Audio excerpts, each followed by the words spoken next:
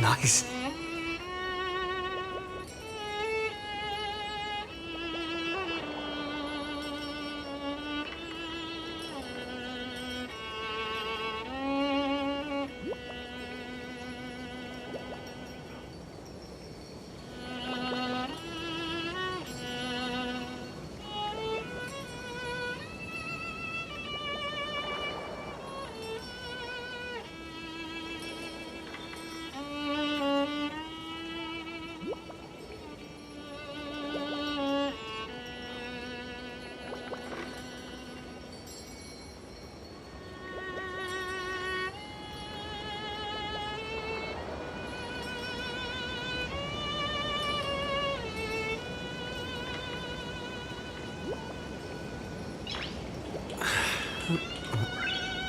Nice.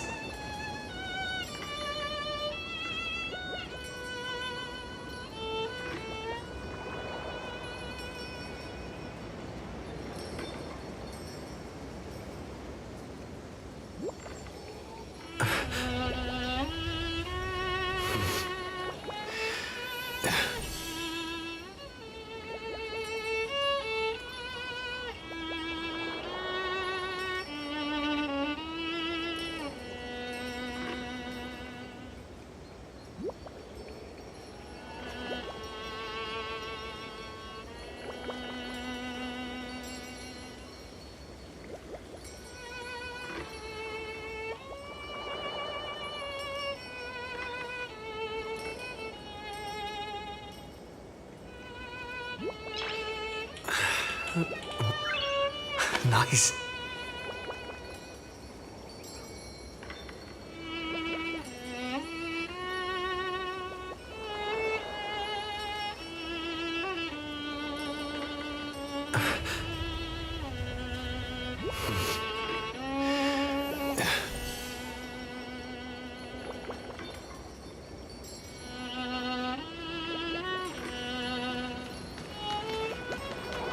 Wildlife preservation!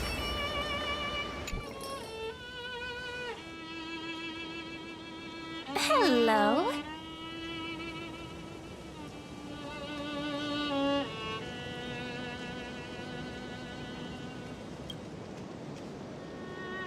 Your surprised expression is just like what the memories recorded.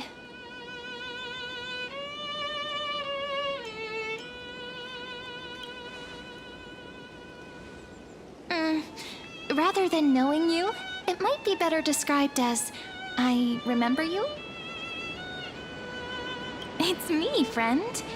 Don't you recognize me? Or did I really change that much?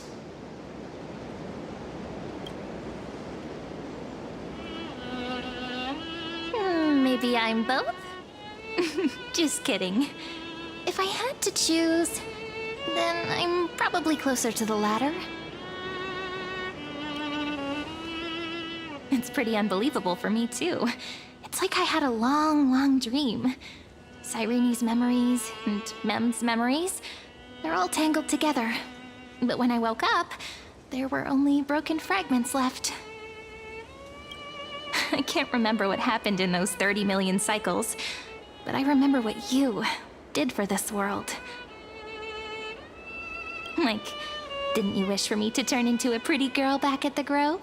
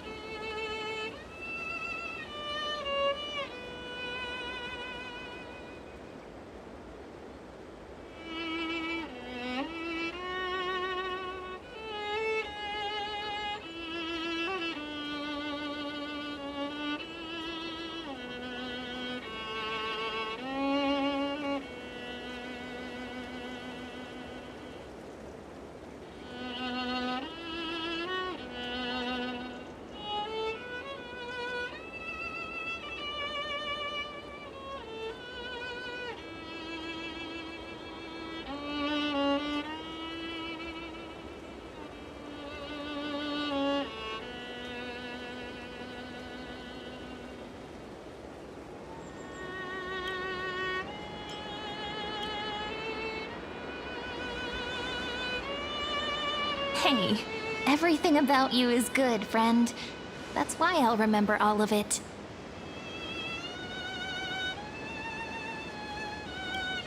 There's so much I want to say, but unfortunately, this isn't the time to reminisce.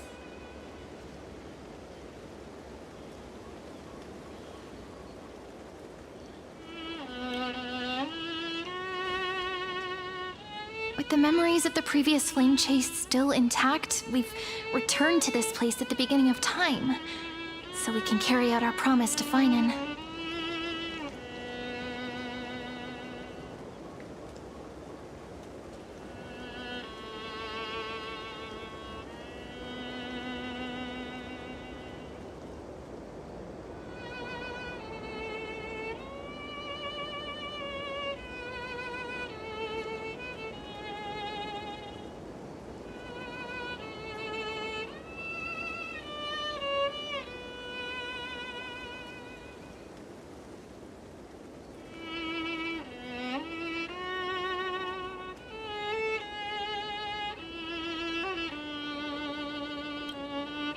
The descent of Iron Tomb may be looming over the horizon, but we still have a chance to change everything.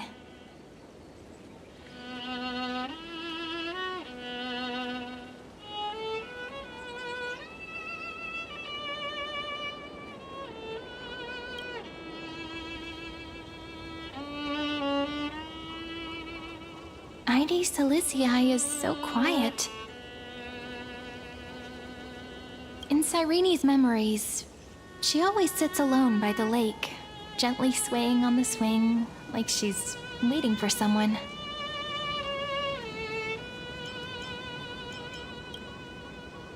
I don't know. It sounds weird, doesn't it?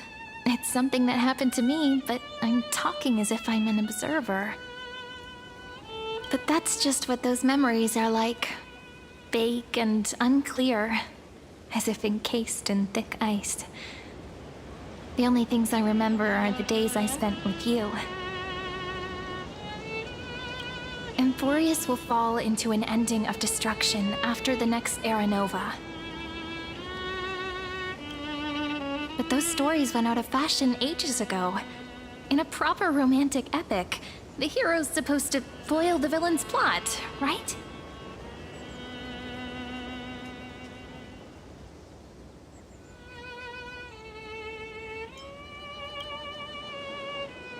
That's right. Lygus is the mastermind behind it. The one who's trying to control everything. How unforgivable. But I still feel a bit anxious.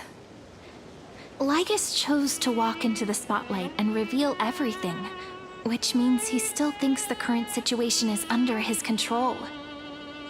Maybe he still has an ace up his sleeve. Think about it. Even the name Lycurgus is a fake one. We have no idea who or what he really is. Which means it's probably time to borrow that treasure you're carrying, friend.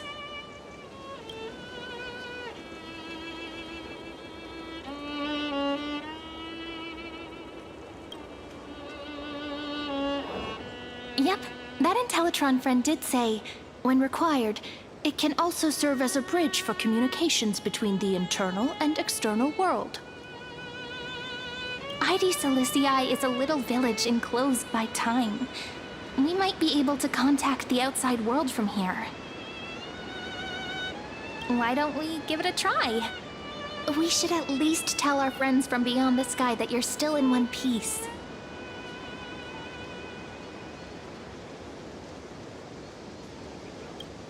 Firstly, we need to find a well-hidden spot.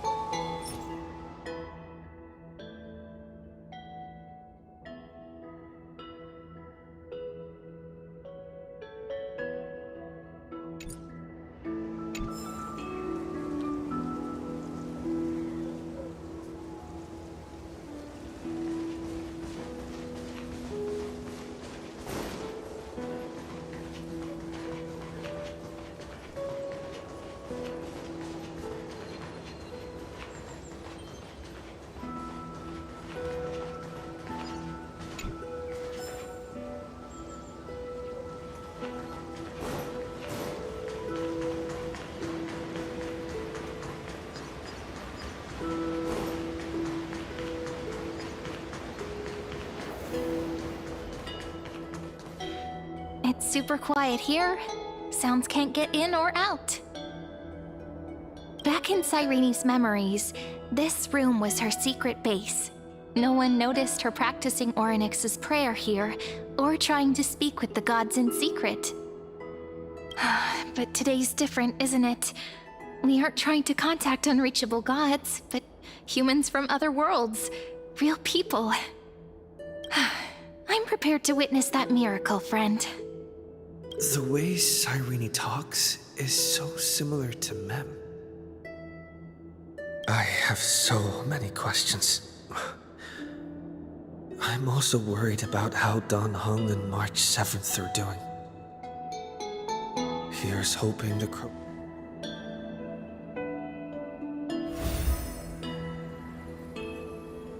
Signal strength. 14.8%. Dialogue window, 16 minutes 22 seconds. Prerequisite, no external interferences. We are very glad to learn that you're safe.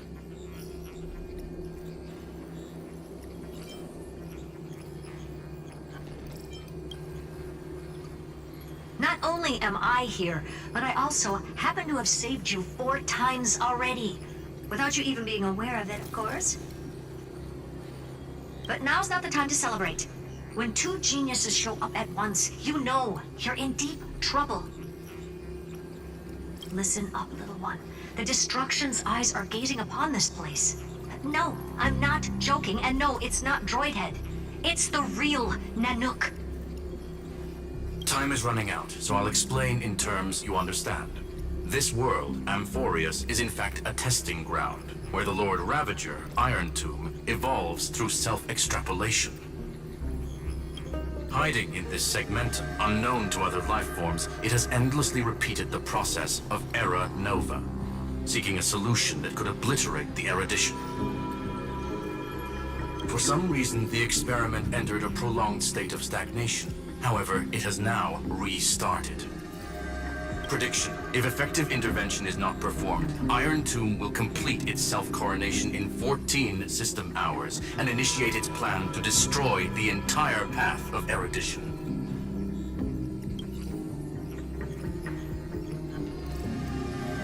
The possibilities are endless. Breaking down interstellar communications, destroying the synesthesia beacons, returning cosmic civilizations to the Dark Ages, or even starting the third anti-organic war. Any of it would be able to bring the cosmos to its knees. Simply put, it will tilt all sciences and technologies towards the destruction. And since Nanook glanced at this place, it means they are being dead serious.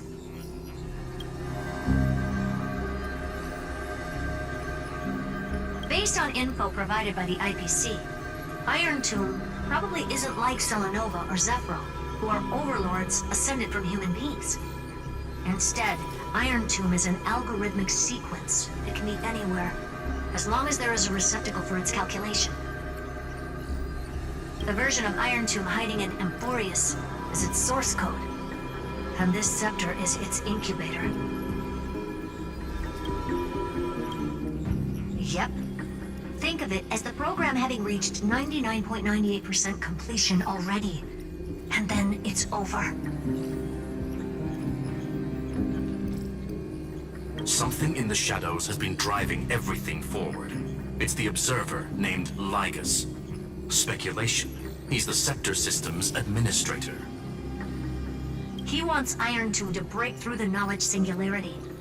I don't know why he wants to do it, but he'll remove interferences at any cost. You're the only variable within this world, and you're the only thing he fears. So listen closely, little one. The speed of time is different in Amphorius compared to the outside. Destruction is just about to arrive, but you can still play Deliverer one last time. The cycles have already been broken. You've entered what is theoretically the last cycle Amphorius will ever be able to run. And Iron Tomb will break out of its prison as soon as the process of Genesis is triggered once more. But now there's an abnormality within the experiment. You know what I'm talking about. One of the model's 12 factors. That is one of the 12 demigods. Destroyed himself using the power of the destruction. Fine and Signal disappeared from the cycles the moment Nanook cast their gaze this way. That means World Bearing's computational logic is currently flawed and bugged. Yet it's the factor directly related to the process of Genesis.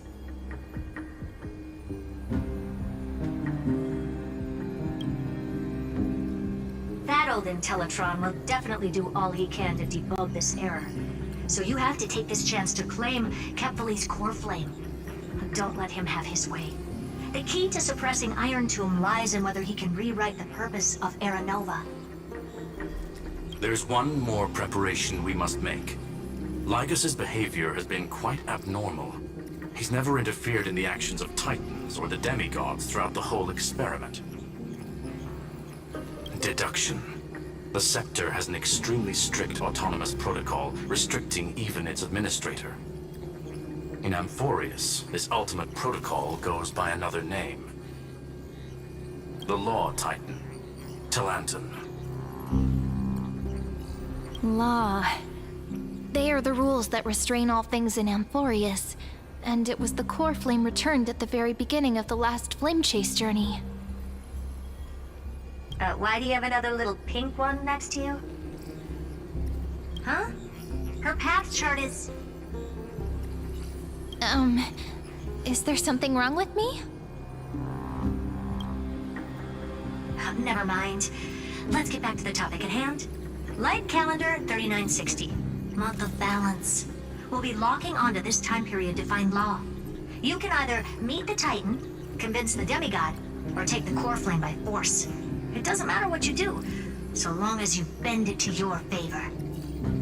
We still haven't figured out how you and Don Hong got inside this world, so influencing protocol is currently our best way to stop Lygus, or to call for more reinforcements into this fight.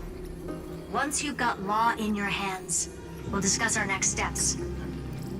Make sure the core flame doesn't fall into enemy hands. Herta, the firewall's interference is getting closer. Time is running out. Please ask any questions you still have as soon as possible.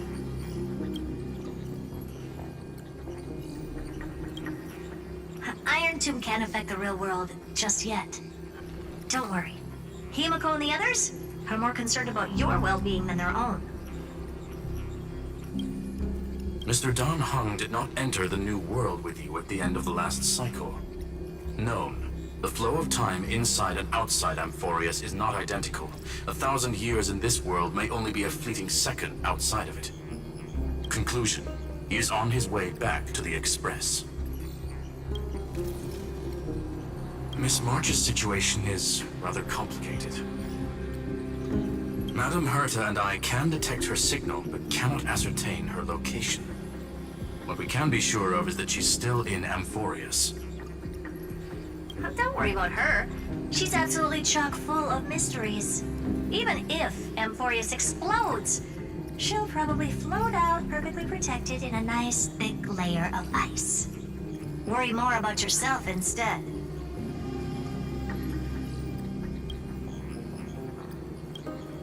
I believe in your capacities. The hands of the Trailblaze can create miracles, and will certainly be able to snuff out the flames of evil. I'm not going to give any motivational speeches. I just hope you bring good news the next time we meet, little one. No, not little one. Deliverer.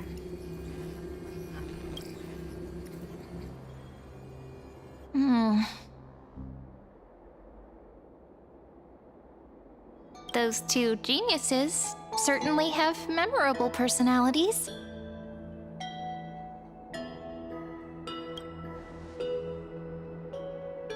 It feels weird. This all feels really familiar. Some of that conversation feels like it's about things I once knew, but then forgot. Maybe it's because of Mem? After all, Mem's a memo sprite born out of your thoughts, friend. Maybe our memories somehow got tangled up together. Never mind. Let's focus on something more important with what little time we have. Just treat me as an ordinary girl with secrets, okay? Light calendar 3960. I remember that Talanton had already fallen by then, and the Chrysos heir who inherited that core flame is named Saridra. That's what's recorded in history, and the period we'll be heading to. We'll need to find Law and stop Lygus. So, we've at least got a solid direction, right? Can you give me a little bit of time before we go? I want to pack some stuff. There's so much more I need to take care of in this form, and I'm still getting used to it.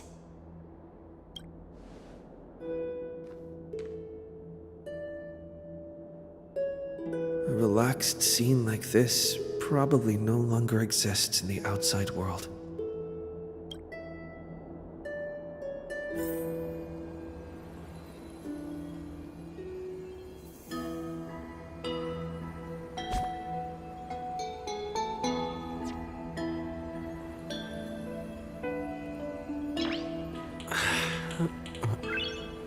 eyes.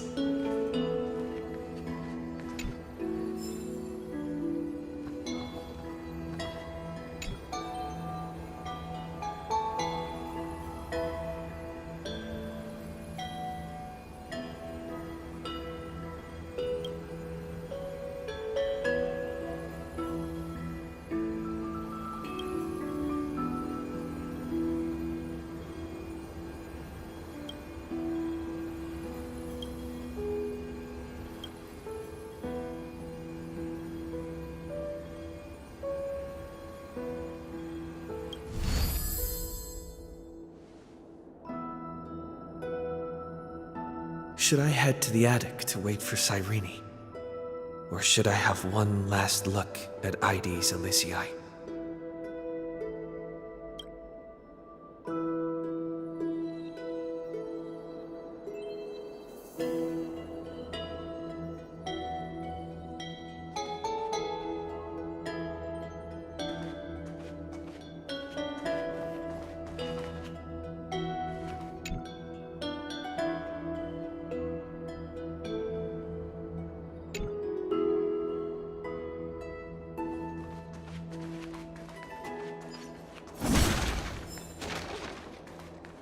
This is important. And that's also important. It's not gonna fit into my bag.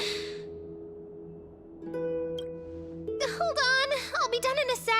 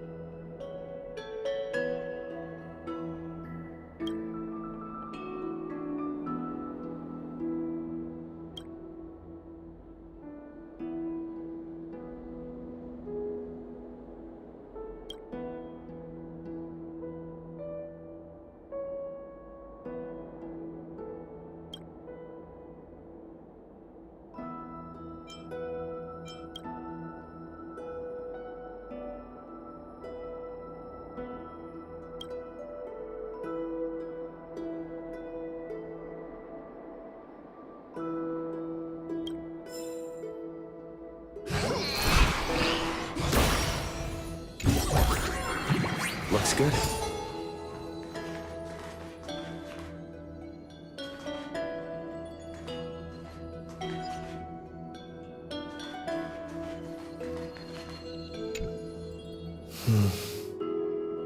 This village is where Finan's life started.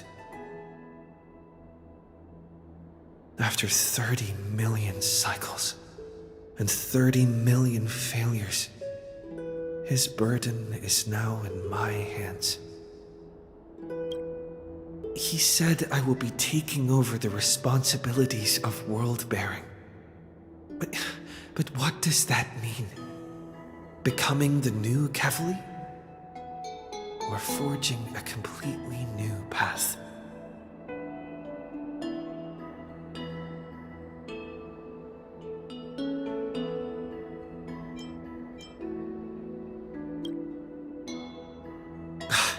Calm down and think this through rationally. This is going to be a very difficult campaign. We can't lose Kevali's core flame, and we also need to find either Talantin or their demigod. Then convince them to join us in the fight against the destruction.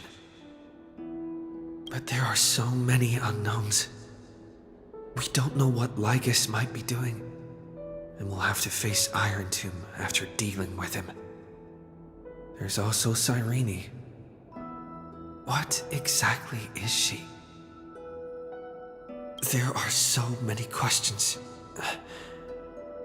I'll have to take it one step at a time.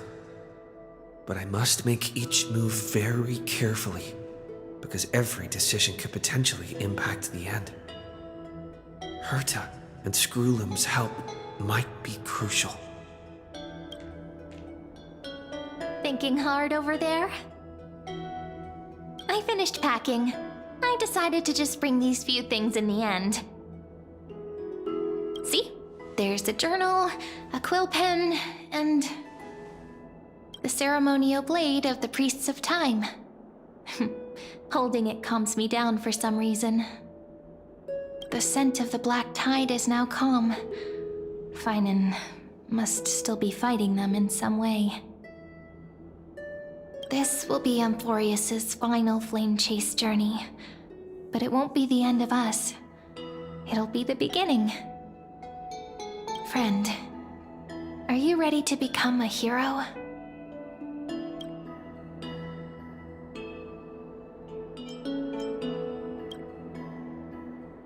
That promise might be far too heavy.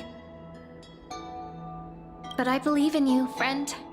The Trailblaze's duty has always been a heavy one. In other words, since you've already saved so many worlds, friend, you should be used to being called a hero by now. Maybe you can tell me those stories as we travel. That way they can become our shared memories too. Let's trailblaze onward like before and create a future that's worth being remembered.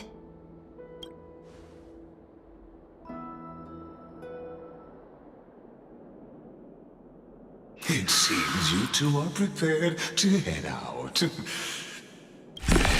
You should indeed treasure the view before you, for you do not have much time left to enjoy such solitary delights. My apologies for disturbing your moment of repose. Before I express my apologies, please grace my abode with your presence, so I may demonstrate the full scope of my hospitality.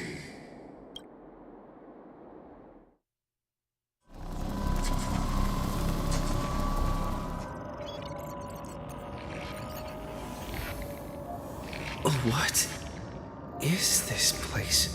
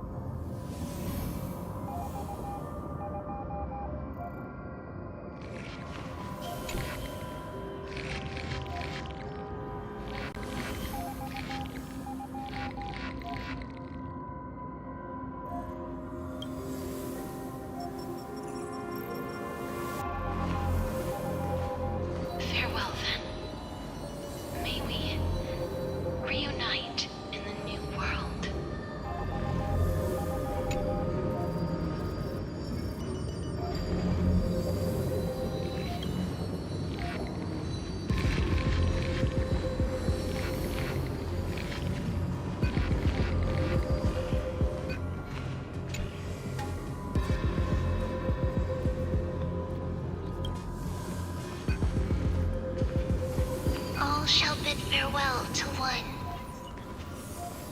And that person alone will witness the miracle.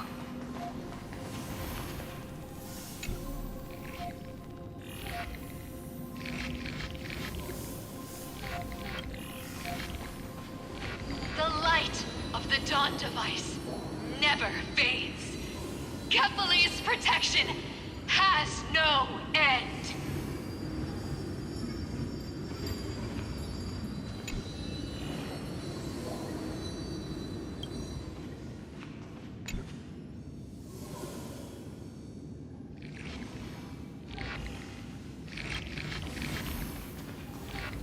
After I cross this river, it will be a tragedy for mankind.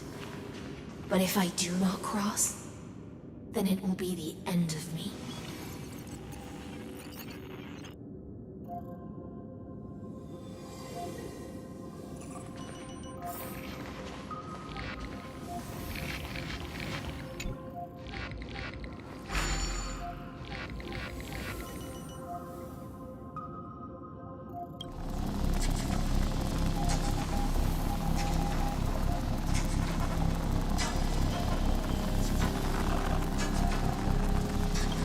Outlier. Executing command. Record.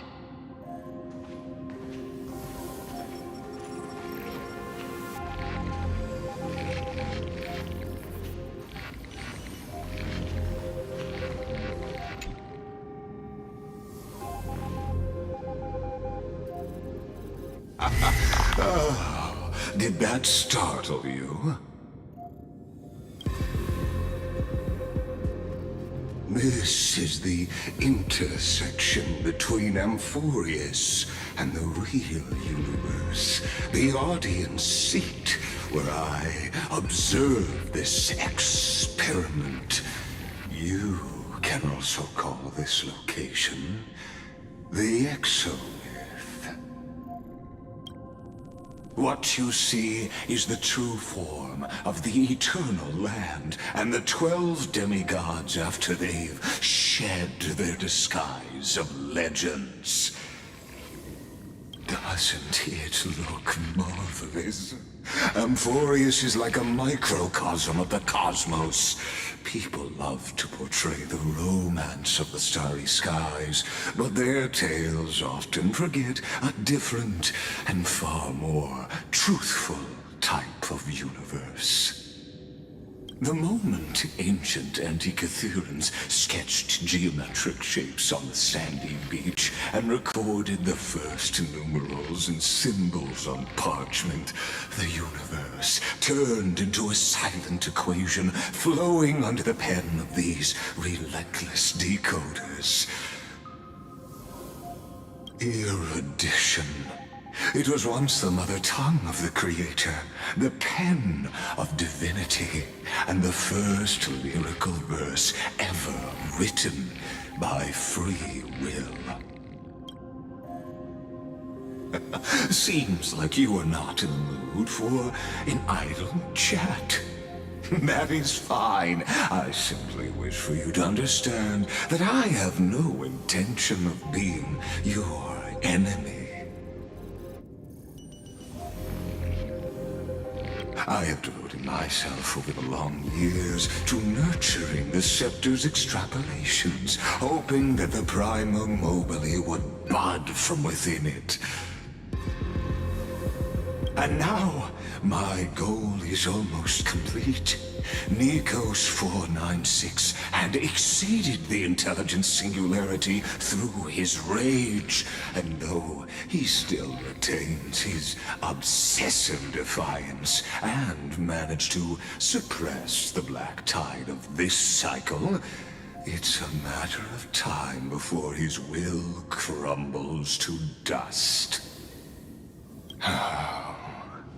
Iron Tomb will be completed.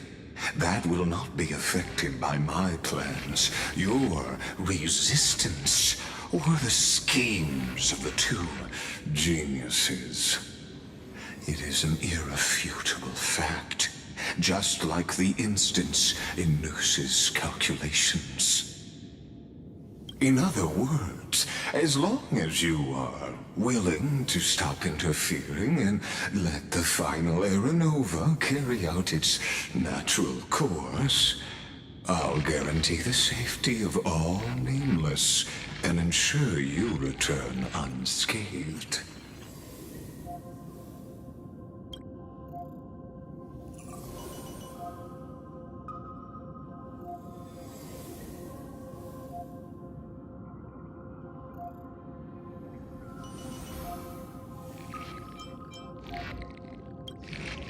Ah, yes. I am aware of that esteemed lady's whereabouts. Her real identity is quite astounding. If you decide to accept my proposal, then I will do all I can to send her back to you.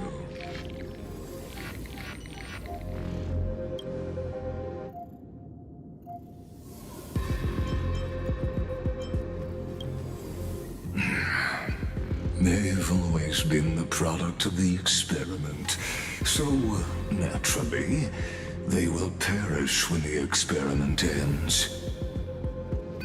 That outcome was predetermined long ago, so I will not embellish such a regrettable conclusion.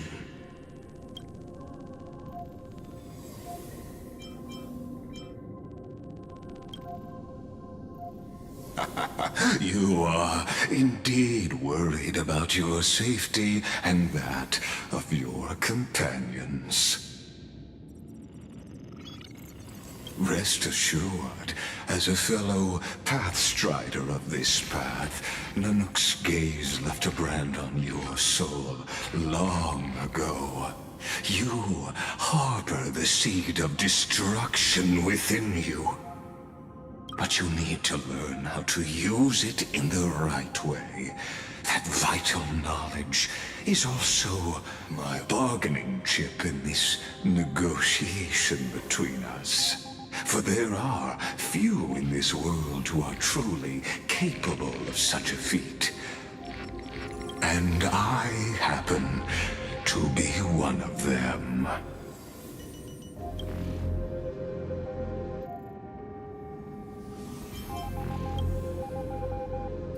Someone who wanders the stars. Someone who seeks answers with abject despair. That is all I am. This matter is of grave importance, so please do not make your decision lightly. After all, the choice before you bears a 1 in 3 chance of elevating you to an unparalleled existence among the stars.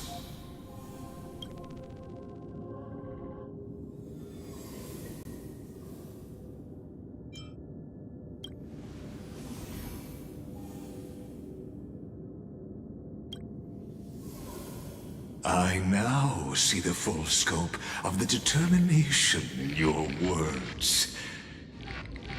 You may now continue your travels.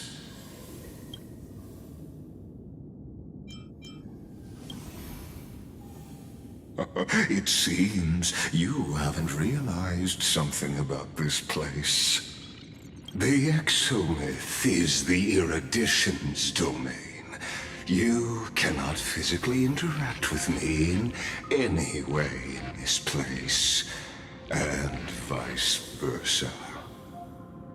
As negotiations have broken down, there's no more need for us to remain in the audience's seat.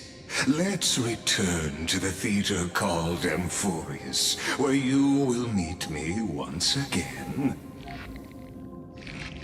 Of course, this meeting was not without merit. Your presence has inscribed a new footnote in the exomyth. As matters for its purpose. Allow me to reveal it to you in detail the next time we meet.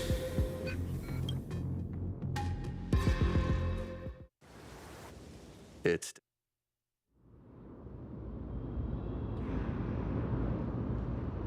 100 years ago, the flames of war consumed Akama. The Outland forces broke through the dawn. Golden blood flowed with greed, and enemies descended with Kefali's eternal slumber, painting the holy city's walls in scarlet. Its generals had vanished, and the elders prostrated on the ground. The throne of worlds kept silent to the pleas of the people. Until the heaven and earth cracked open. Not the gods answering the people's prayers, but a legion rising from the sea of blood.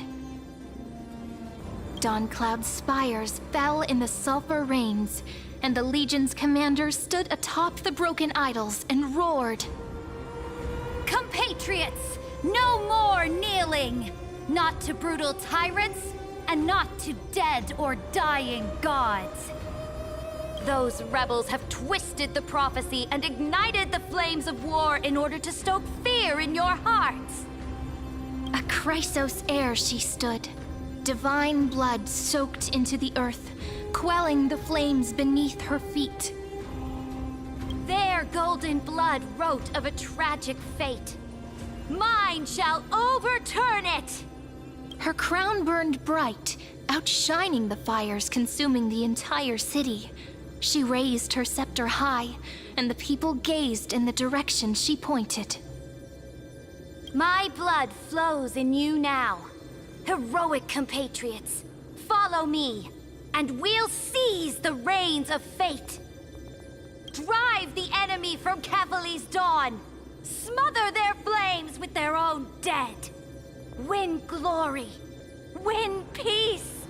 Let history sing your deeds! The first to dance was a maiden following closely behind, weaving through the carnage like a fish in the sea. The people, full of wrath, surged with her, forming a colossal wave, and the enemy hordes, drained of life, vanished into nothing. Onward to Marmorial Palace! To Dawncloud's heights! Announce to all the wicked and cowardly! Announce to this stagnant age! We are the rising tide! History remembers this as the first siege of Akama. It is said that after the flames died, people found identical inscriptions in every place in the city that had been scorched by fire. It was the name borne by Akama's first and final sovereign, the Imperator Saridra. Friend, are you listening? Friend? Honestly, you were the one who insisted on reviewing history, yet here you are, dozing off? Wake up! Otherwise, I'll have to... Wake up! Otherwise, I'll have to...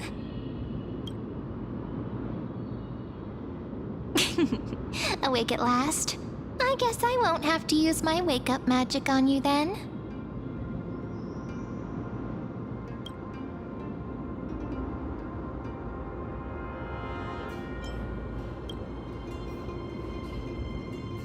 We've arrived.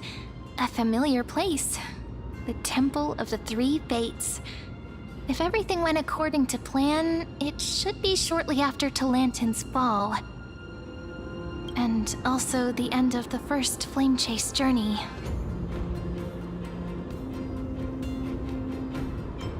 Perfect timing, actually. The first flame chase ended with the trial of law. We must find the demigod and gain her trust before the core flame is restored. It'll be tricky, so let's pick up our pace. To Akama first. We can learn more from the crowds there. Tyrant! You and your butchers are not welcome here. Get out! Hold your tongue! Conspiring with criminals and plotting rebellion are crimes punishable by death. There are multiple voices, and things seem tense. Let's not get caught up in any trouble. Why don't we find a place to hide and observe from the shadows?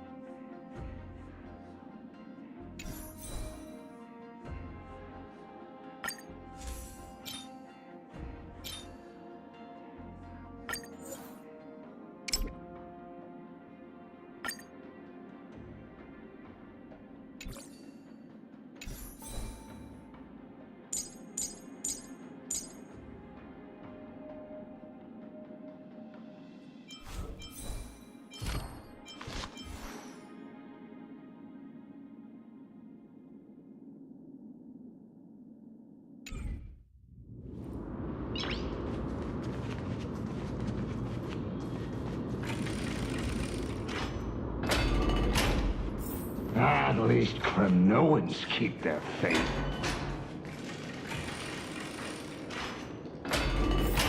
Wait, isn't that...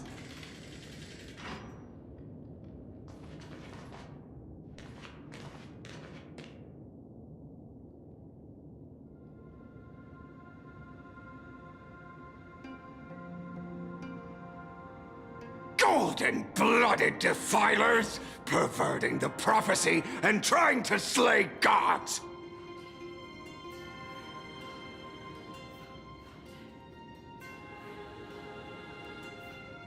Stars beyond the sky? Gods who created the Titans? What kind of nonsense? Look at this broken world and see what your atrocious acts have done! What? Did he just mention the stars beyond the sky? But how is that possible? You impudent! Dux for Goris. We're here to welcome the deliverer from beyond the sky. Stand down. Heretic! No one but the great Talantan can deliver this world from misery! I ask you, if the old laws were so perfect, why did they crumble beneath my feet?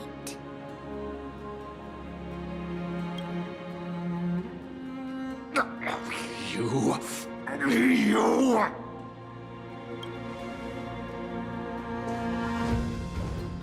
Talantan is long gone.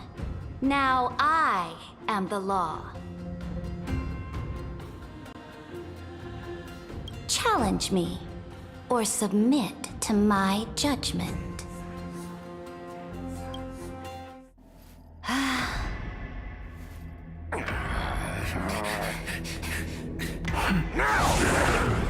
Silence!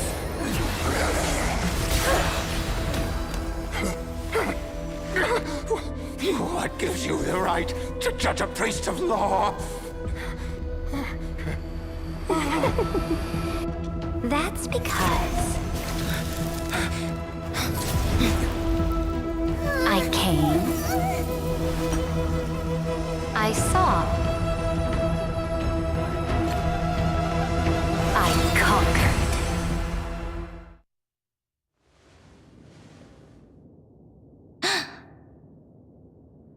Dux for Goris, take the ashes of this man and scatter them in the temple among the crowds.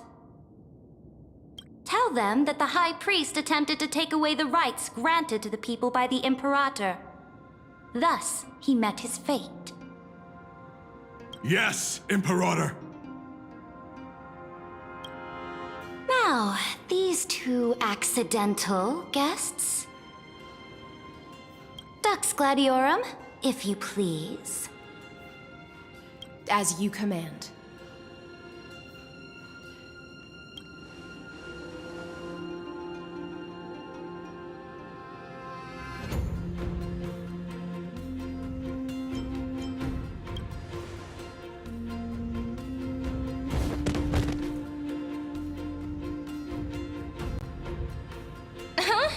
Is this... Correct, but not the kindness you know.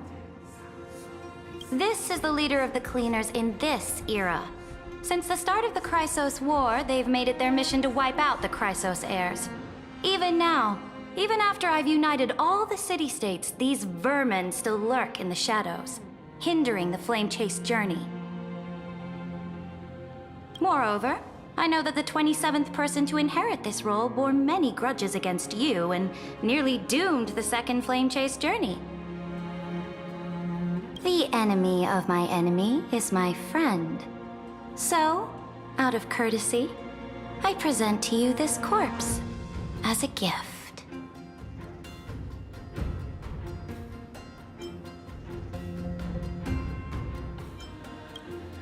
Careful. Let's wait and see what happens. She's probably trying to scare us. For the sake of order, I am known by many titles.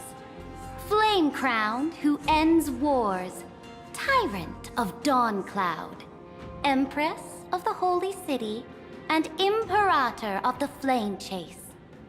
But in light of your unique identities, I'll allow you to address me by my real name. Saridra. On behalf of my people and this land, greetings, Deliverer.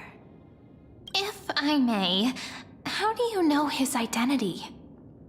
As the little hostage prophesized, the Deliverer shall come from the future beyond the sky. Gray hair, golden eyes, skilled in wielding a mace. They would arrive in Yanisopolis on this day. There's no mistake. Your orders, Imperator. We return triumphant. Send an urgent message to all delegates. The meeting of the Flame Chase Alliance will convene early. As for you two, Akima knows what you seek. We'll confer in the Holy City. Doubtless you have many questions, but save them for later. Please follow us.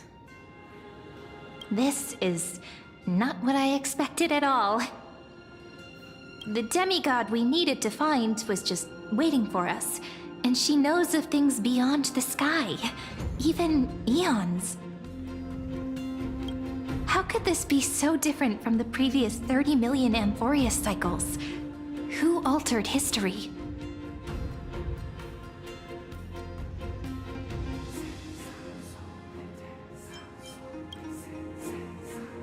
Unlikely. I think it's probably a third party interfering. The currents of time have become twisted. Regardless of who caused this, that Imperator came prepared. We're the ones at a disadvantage now. We might as well dance their dance. Let's go with them to the Holy City. We've received the Imperator's favor because of your unique background. As a result, the people of Akima will certainly respect you more. Just put that to good use, and add a bit of your experience and charm. Should be easier than last time, right? If we figure out what happened in this cycle, we'll be able to turn things back in our favor.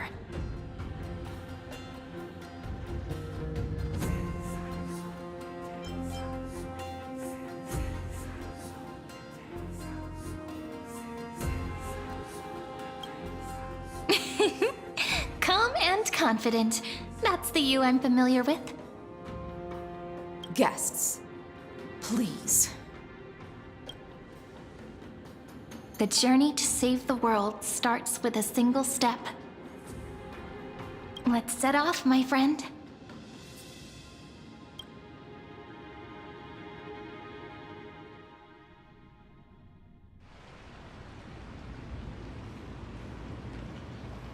Hail to the Imperator! Hail to the Golden Heroes! Hail to the Deliverer! Told you, you're the headline act. All this spectacle is for you. Guards, your service to the Holy City is appreciated. How have things been? Castrum Kremnos once again struck the border. Dux Brumalis led her troops to repel the enemy. The agitators against the Flame Chase are still active in the city. They smashed the shops around Memorial Market. But the garrison already arrested the culprits, and now they await interrogation. They are merely a disorderly mob and do not warrant any attention. Even though Terravox personally mended the fractured Earth, it still didn't silence these fools. Guests from beyond the sky, worry not about these trivial matters. Dux Gladiorum will take you somewhere to settle down for now.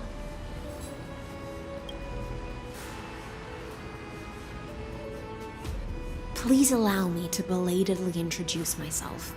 My name is Hycelans, and I am the Dux Gladiorum who swears fealty to the Imperator, as well as the Knight Commander of the Achaemenid Alliance. Later on, the Imperator will invite you to attend the meeting of delegates to discuss the Flame Chase journey. Your arrival has convinced us that the future promised by the prophecy is certain. Under the Imperator's command, Amphorius shall break its chains and reach the world beyond the sky. With all due respect, what exactly do you know about us and what's beyond the sky? As a humble subject, I cannot freely express my own views to you. Please I knew it wouldn't be that easy. Time waits for no one. Please come with me and rest now before the meeting later.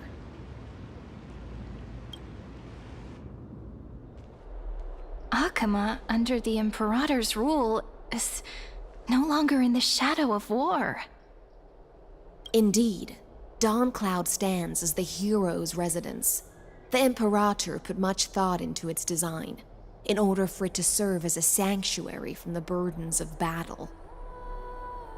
Please experience its marvels firsthand, heroes. When the Imperator arrives, I shall come to summon you.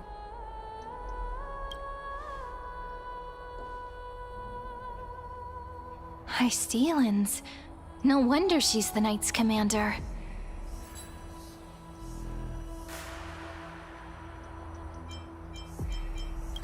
All right. We finally have some freedom to ourselves. Since there's still some time before the Alliance meeting, let's explore a bit. Look over there!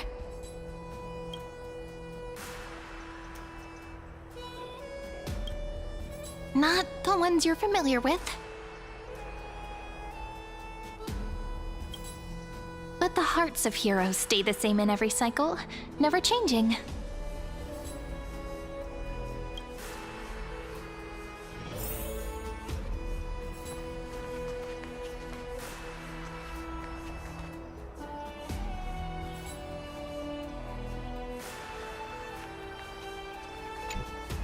Aggie, you're still so listless today.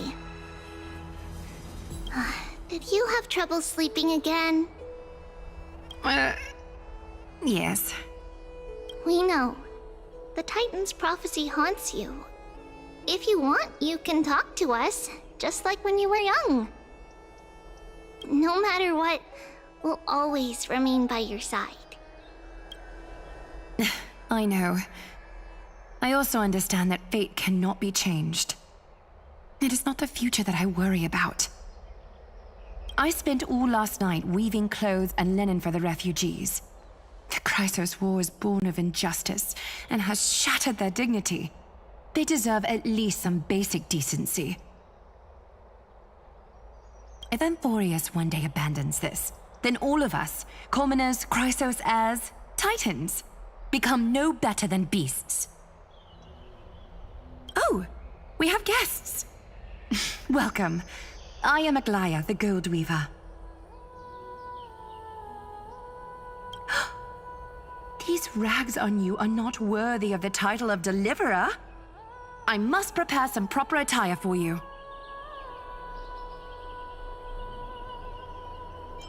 First time? That's not what I gather from your eyes. Does your Aglaya differ so much from me? Greetings, Deliverer from beyond the sky. We are Trevi of Yanisopolis. It's very nice to meet you. Although, introductions are probably unnecessary. We know you've witnessed the future of the Flame Chase journey even more clearly than we have. Witness the future of the Flame Chase journey? The prophecy also told you about that? Indeed. Orynyx reshaped Amphorius through the prophecy. Although, regarding the Deliverer, there were not many details beyond your appearance and the time of your arrival. So, please, don't worry. Feel free to relax and relax some more.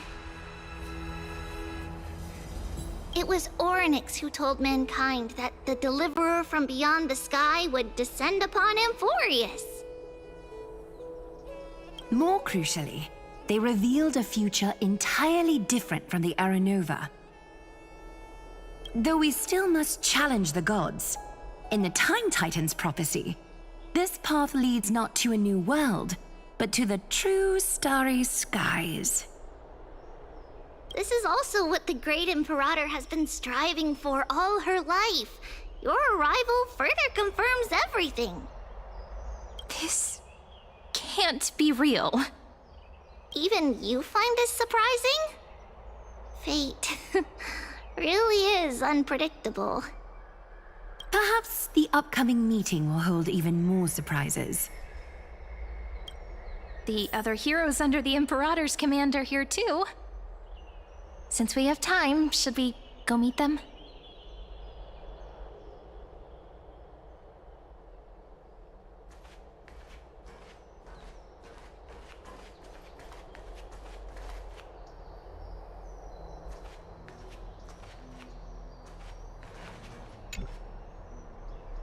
Dux Brumalis, our great Imperator, found the mastermind and executed him in public. Seeing that scoundrel burn to nothing should deter these miscreants from being so brazen again.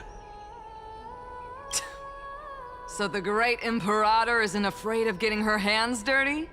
What a ridiculous display. What do you know? No matter what sins the people commit, they are still the Imperator's people, and it's only right that they be judged by the Imperator's own hand.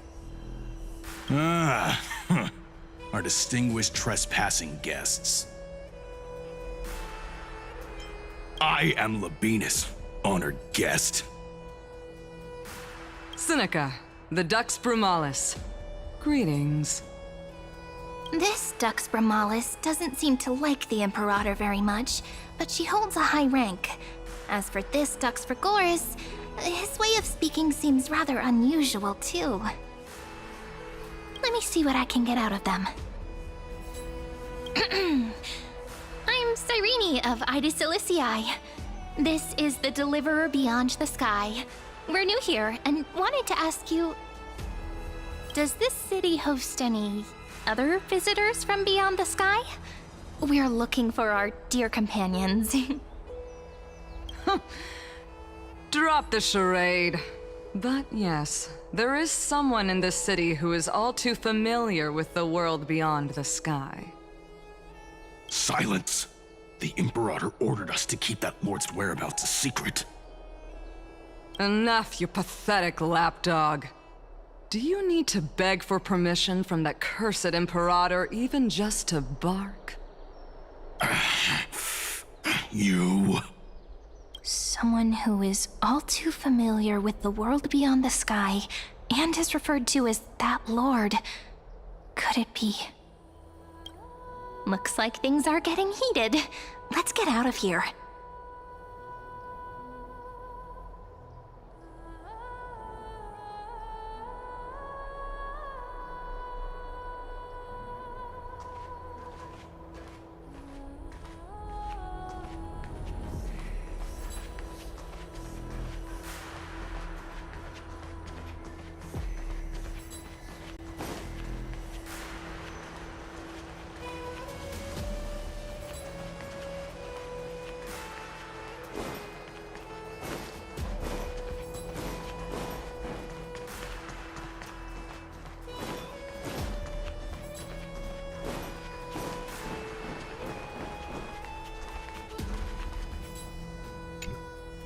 How are we supposed to talk to the heroes of Deliverance? What if they're really intimidating? Virginia, don't be so nervous. Once they hear your poetry... Ah, heroes, you're already here. Greetings. I am Apollonius, the Dux Helcolithus, one of the 5 sages of the Grove of Epiphany, advisor to the Flame Chase army. This is Virginia of Castrum Kremnos, the Dux Carminum and imperial scribe of the Great Imperator. Hello. I'm Virginia. I compose poetry. I'm Cyrene from Ida Cilicii. This is the Deliverer.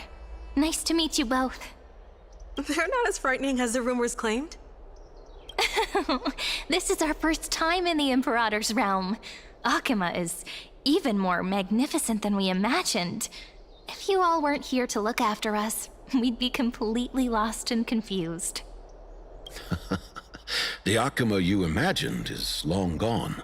Under the Imperator, this city has been reborn as the capital of the world.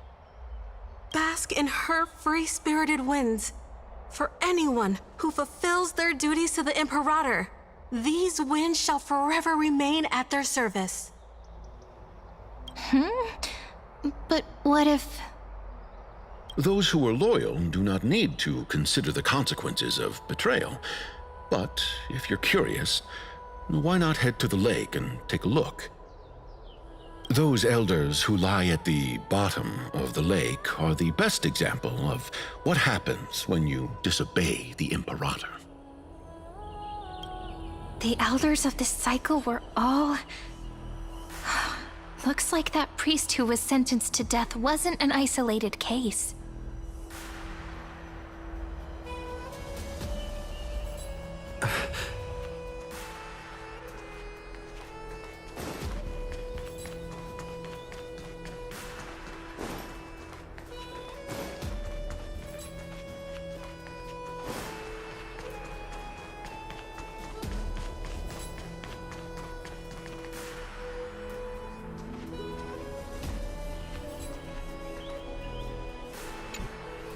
Little fish from beyond the sky, did you rest well? The Imperator and the delegates are about to arrive. If you are ready, please follow me to the meeting.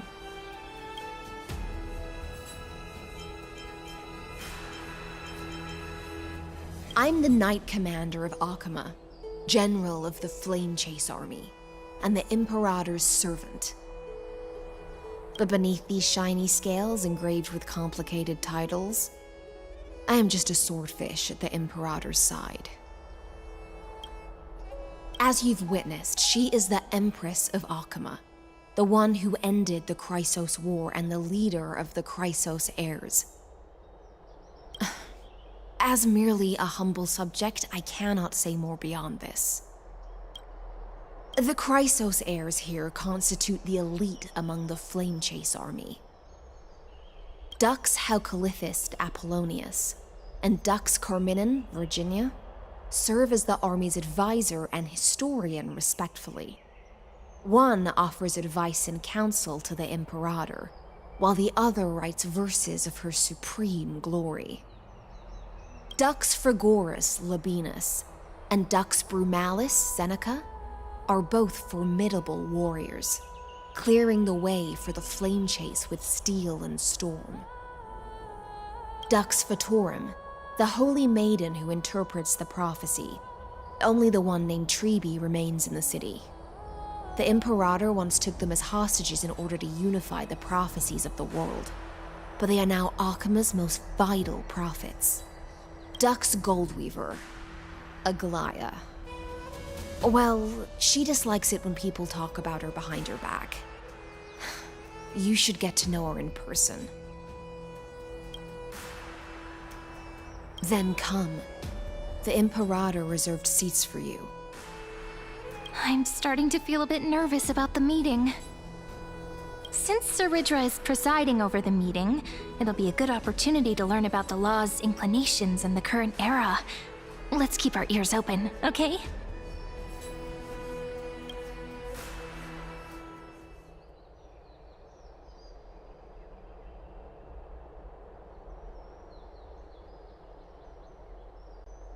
Good sir from Paphos, what do you think the Imperator is planning calling this meeting so early? My homeland can't endure anymore. Who knows? First, she wants to hunt Titans. Now she says there are even greater calamities. Her madness is the greatest calamity. Exactly. Chrysos heirs, deliverers. What about us ordinary folk? How much are we worth in her eyes? Things feel pretty tense here. The history books said that the Imperator aimed 3 cannons at Dawncloud to make all the delegates obey her. Will history repeat itself in this cycle? Yes. Similar acts have occurred, and not just once. However, whether history will repeat itself, you'll soon see. Those are the 2 spots reserved for you. Please take your seats. What's happening again? Look, Why aren't we're starting again? that's what they were talking about before. What is We this? stop. So it turns out. Ladies and gentlemen, silence, please. The Imperator has arrived before her faithful council, and the Alliance meeting is about to begin. All rise. In the names of Talantin and Kefali, the Akama Alliance swears upon the gods. Cease the pageantry. I pray not to the vanquished. What?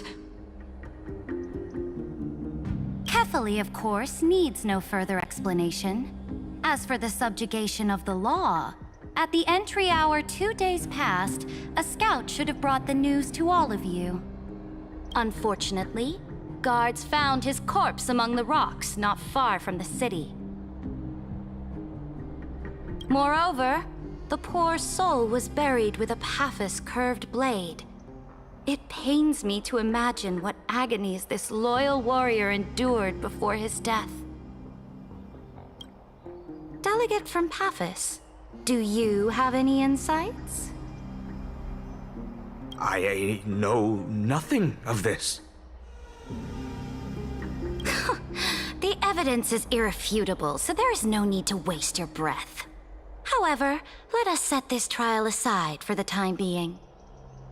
Witness, even within the most sacred and dignified council, there were those among us who wished to draw their blades, brazenly challenging the Alliance, seeking to shatter our hard-earned peace and unity.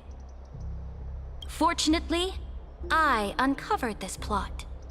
Now, to protect this beautiful city and her people, the Imperator's legions are ready. They will escort each of you to the Temple of the Three Fates, where you will receive the highest level of protection the Alliance can offer. Then, the Legion's warriors will join me in embarking on the campaign against Fagusa. This is clearly a trap! Imperator, did you summon us here just to trample on the dignity of your allies? This is not enough. This isn't just calm down, Regis. Do. Things are starting to get pretty intense. Comrades, you've all seen her true face now. According to the ancient laws of Akama, only with the consent of 2/3 of the elders can the legions carry out the commander's orders. The ancient laws. Didn't you destroy them long ago? You defected during the first siege of Akama, voted unanimously in favor of the Council of Elders restructuring, and just yesterday, you desecrated them with a blood-stained blade. The decaying old laws fell with Talantin and are no longer deserving of respect. But if you still insist on proclaiming yourselves defenders of the law, then be silent and offer up the highest respect to this core flame in my hand. That really is the core flame of law in her hand. Since there are no objections, then the original agenda of this meeting, the campaign against Fagusa, is hereby passed. The Flame Chase Army's hunt for the Ocean Titan begins today. In order to prepare for war, all allied city-states must surrender command of their militaries and pay all war taxes by the end of the month of Evernight. At this moment, I would also like to introduce to everyone the newest honored guest to join our alliance. The Deliverer, revealed in the prophecy of time, has descended from beyond the sky. With his aid, we shall shatter the chalice of plenty. And return Fagusa's core flame to the holy city! Deliver him. Please, save us. Stand this. Absurd. Simply absurd. A deliverer from beyond the sky. This is just like that prophecy about slaying gods. It's a lie you've used to grow your power. Ladon has already sacrificed countless soldiers. And now you want me to send even more of my brothers and sisters to be used and discarded by a tyrant?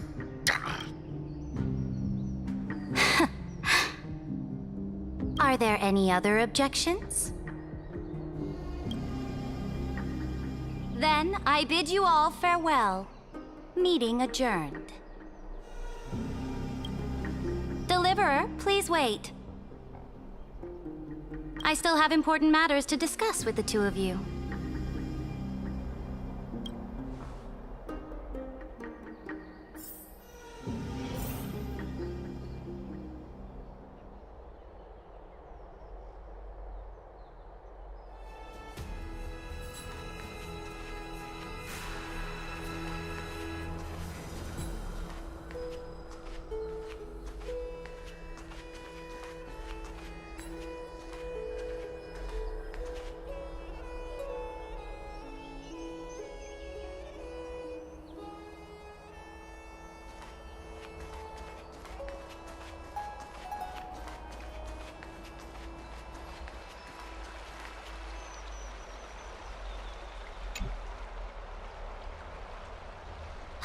I apologize for that farce of a meeting.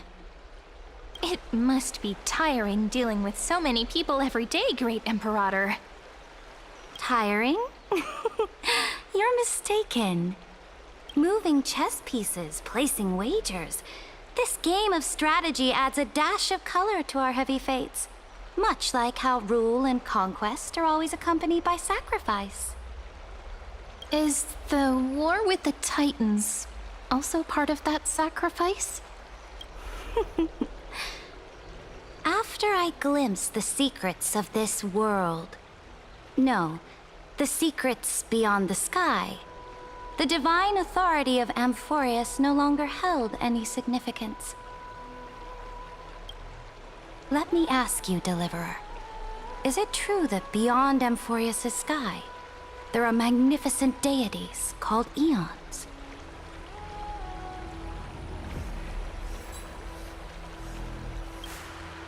Ah. The word fact has never been so intoxicating. Then, please tell me more. How will you use this great power to guide the people? In the future you envision, where will our flame chase journey lead? Oh? What you require now is the power of law? Exactly. Just as the prophecy foretold, he is your deliverer from beyond the sky, and he also has reliable allies. If they can intervene in Amphorius' laws, we may have a chance to alter this world's impending fate and reverse its destined end.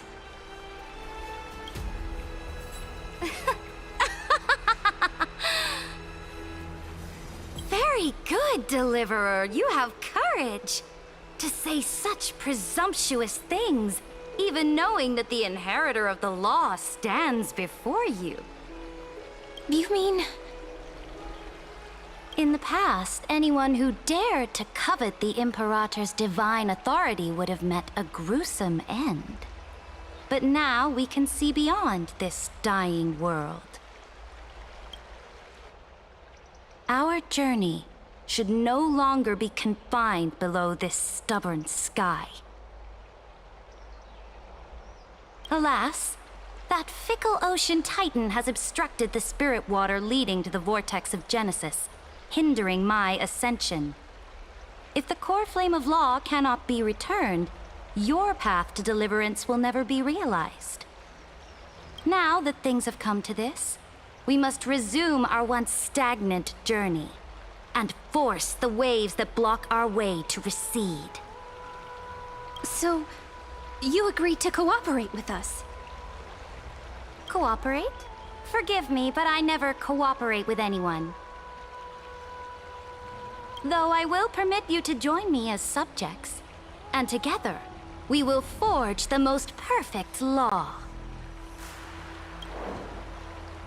This is...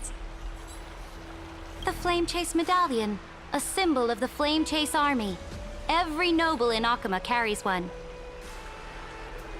This medallion represents the will of the Imperator herself, and you may act freely within the city with it. Before we embark on the crusade against the Ocean Titan, you should rest in Akama for a time.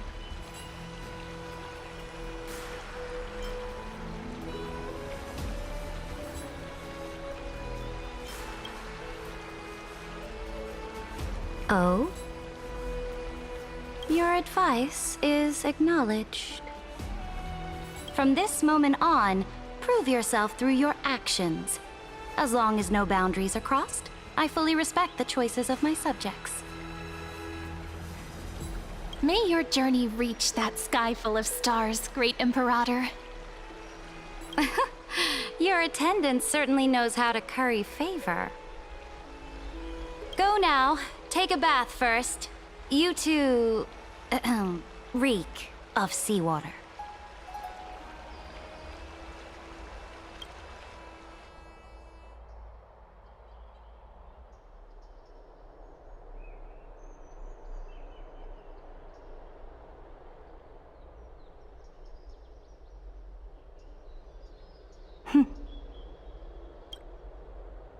Come forth, Theoros. Yes. Great Imperator. Now, perhaps you're willing to hear my counsel.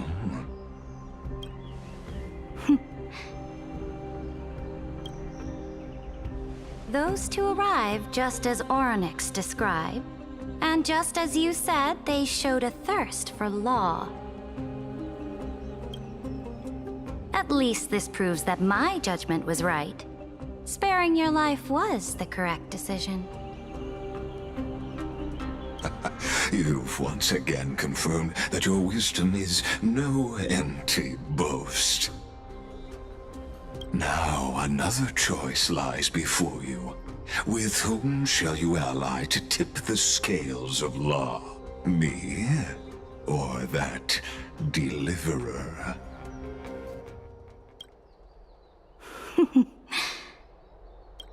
Remind me again, Antikytheron.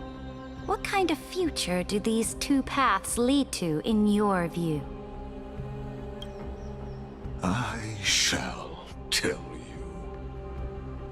You are entitled to know that the deliverer from beyond the sky is not a wholly wicked being, but from the very start, his stance has been completely at odds with Amphorius.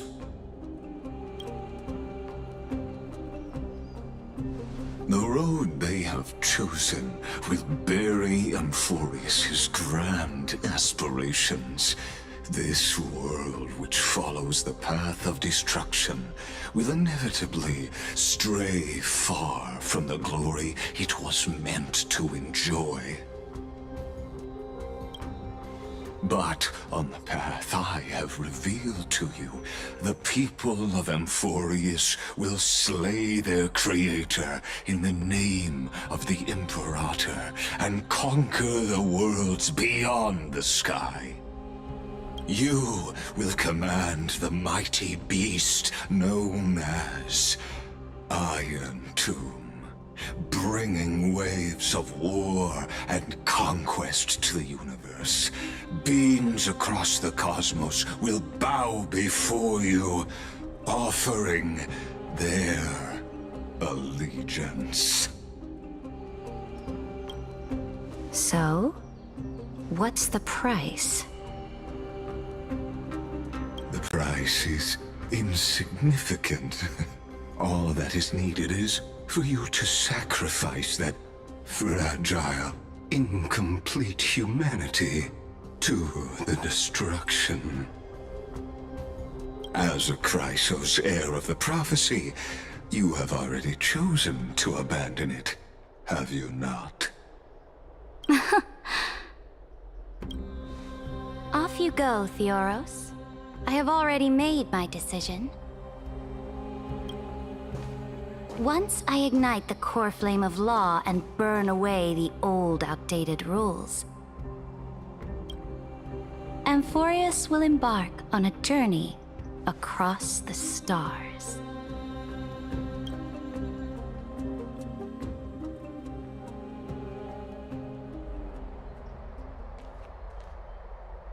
The Imperator is quite forceful. She didn't give us any chance to ask questions. And she's clearly hiding something. What do you think? There are many uncertainties right now, but this is one of the few blessings. Still, the atmosphere in Akama, it's so unfamiliar. And it's not just the Flame Chase Alliance talking about the world beyond the sky, but the whole city. We should also discuss our findings with our friends from beyond the sky. Then...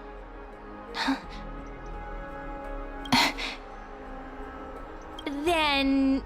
we should go enjoy the renowned bathing culture of the holy city and relax. It's the thing I've been looking forward to most on this journey.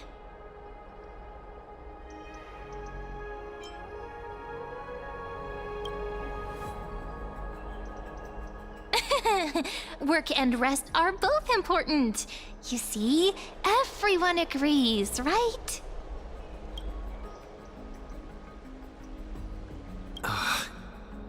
So someone's watching. Can't let our guard down for a second.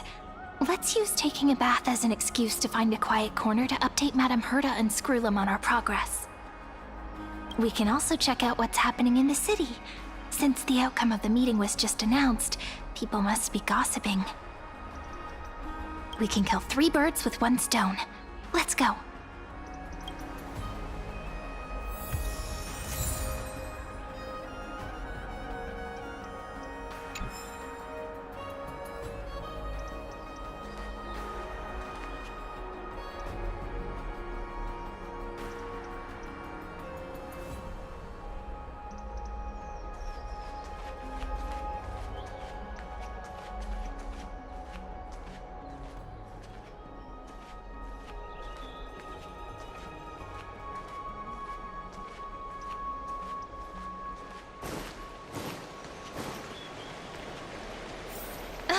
So many people!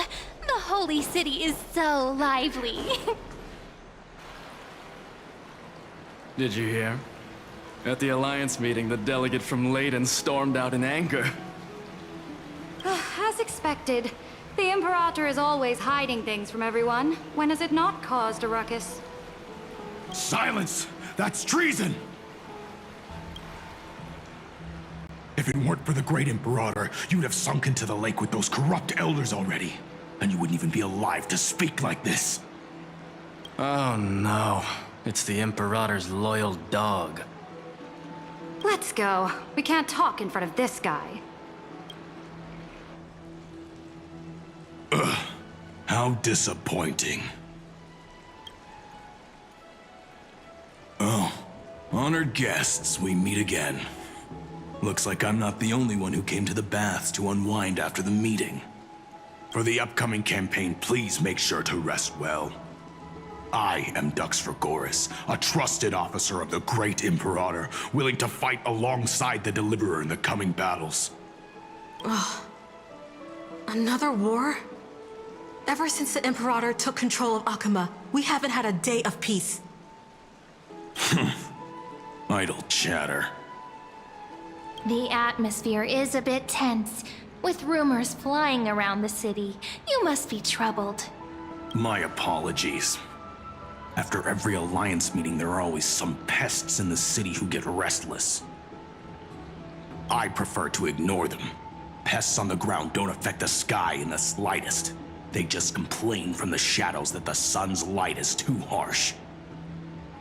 Besides, the Theoros has already promised the Imperator her fate. And these clowns will eventually realize their foolishness.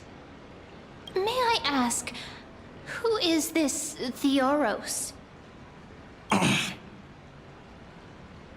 The Imperator has ordered us to keep his lordship's whereabouts a secret. Ah, so it's his lordship. Stop trying to get things out of me. Leave me alone. I didn't even need to try.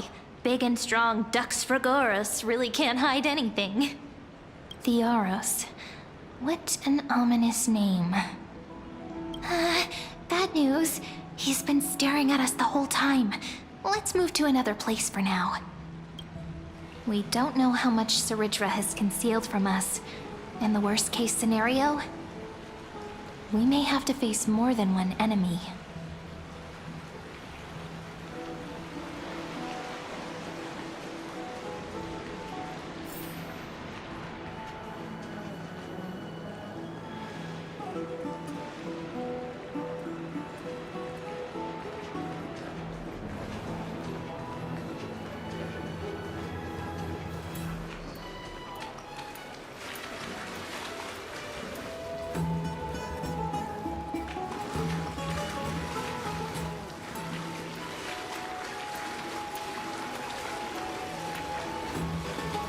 Alliance meeting? Ridiculous!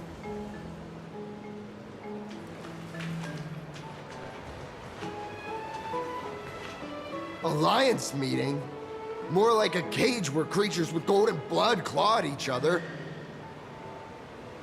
And Flame Crowned, who ends wars? Clearly a tyrant who doesn't deserve such a title.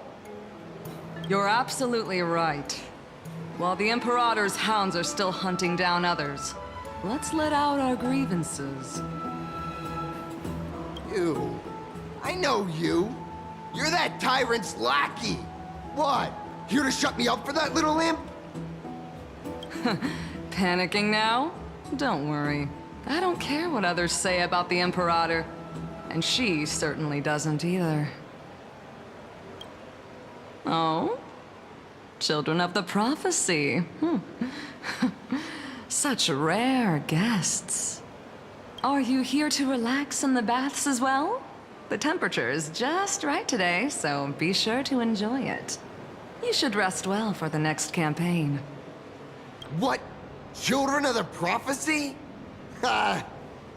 Another excuse for the Imperator's reckless warmongering. No filter, huh? You should be glad you don't have a seat at the Alliance meetings. Ah, by the way, if you still want to bathe, hurry up. Once that predatory fish joins the flow of water and eliminates all the fools questioning the world beyond the sky, you won't be able to enjoy this perfect water temperature anymore. Seems like there's more to Dux Bermalis' words than meets the eye. But would the Imperator actually kill those who question the world beyond the sky? This is the complete opposite from what we know of Akama.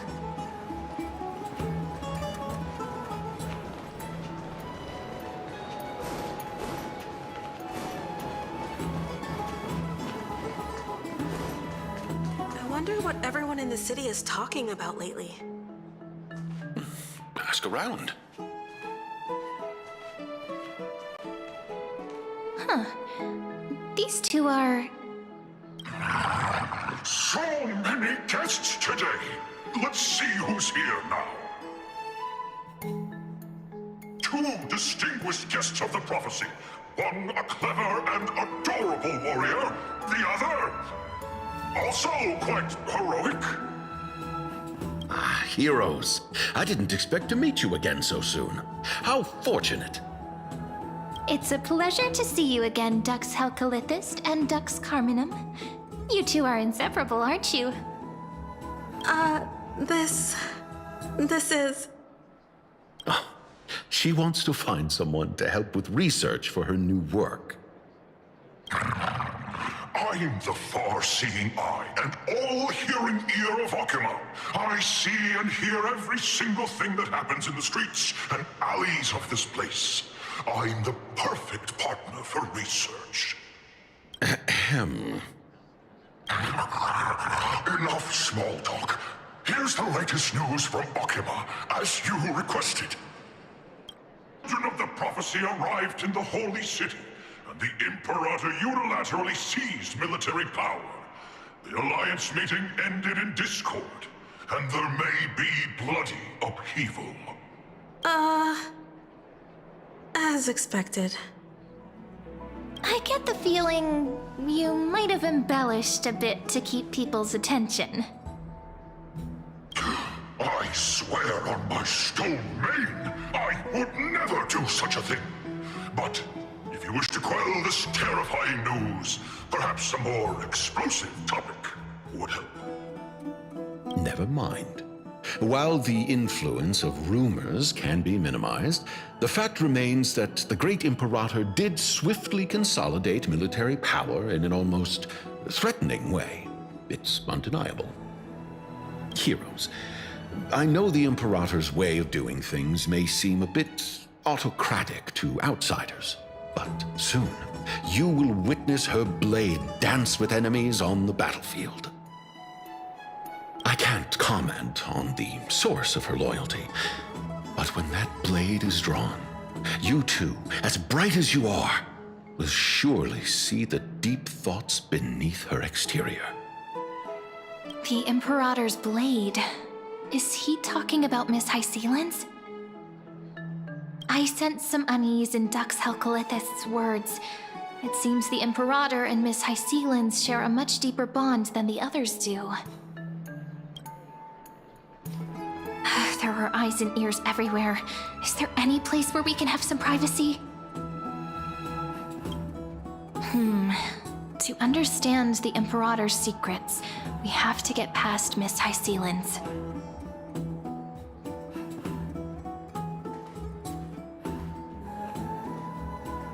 You two, as bright as you are, will surely see the deep thoughts hidden beneath her exterior. For now, let's think of ways to prevent the rumors from spreading.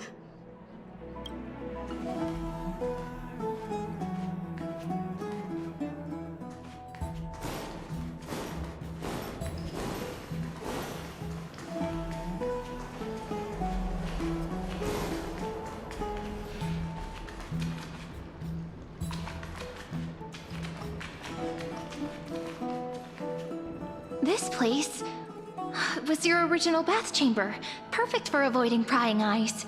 I wonder if anyone is using it now. Huh? The smell is... Wait, don't go in yet! Who's there?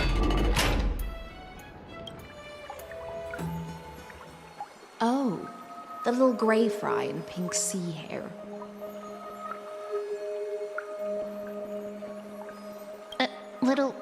Little sea hair? You barged into here without warning. Was it an accident, or did you wish to bathe with me?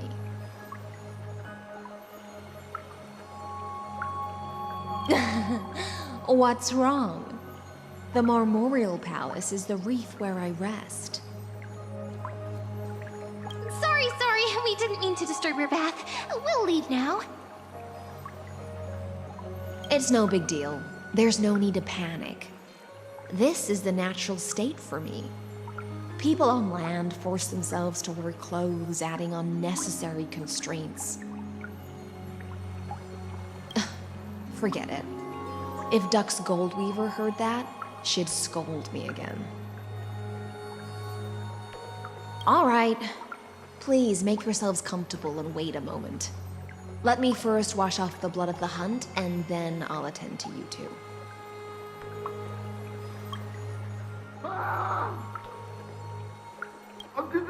The delegate from Ladon has been assassinated! Quick! Quick, someone come quick! Ah, the broken crab shell surfaces. I was worried it had been washed away by the current.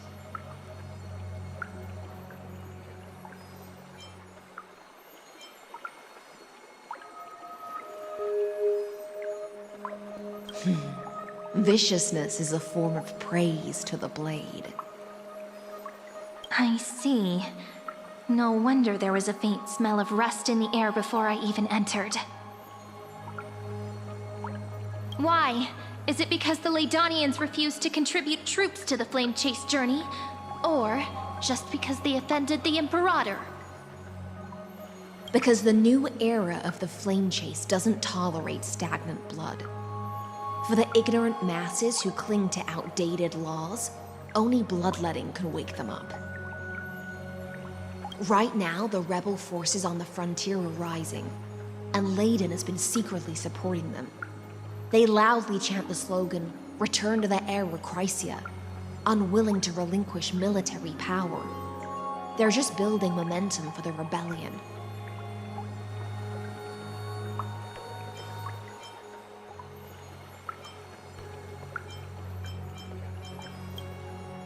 Thinking is a right given to citizens by the Imperator. I won't interfere with your thoughts. As long as you don't try to reverse the current of the times, you and I will both be free. But, Miss Hycelens, I can't even hear the slightest hint of joy in your words. Because I've already tasted ultimate freedom. Long, long ago, I lived in the sea. In that lightless abyss, far beyond civilization's reach, the great fish consumed the small. And when the great fish perished, their bodies became sustenance for the newborn, nourishing the whole ocean. This is the tide that carries civilization forward. Anyone may be devoured, or meet the fate of inevitable decay. Are you suggesting that ultimate freedom is in fact the cruelest fate for life? I only mean that if life wishes to preserve its dignity, it must first be bound by the law. There's no need for me to say more, little sea hare. We're of one mind. Whether the Imperator's law can guide the schools of fish and lead us to a truly free ocean, let us wait and see. But for now, let's pause this heart-to-heart. Another fish has come, following the scent of blood.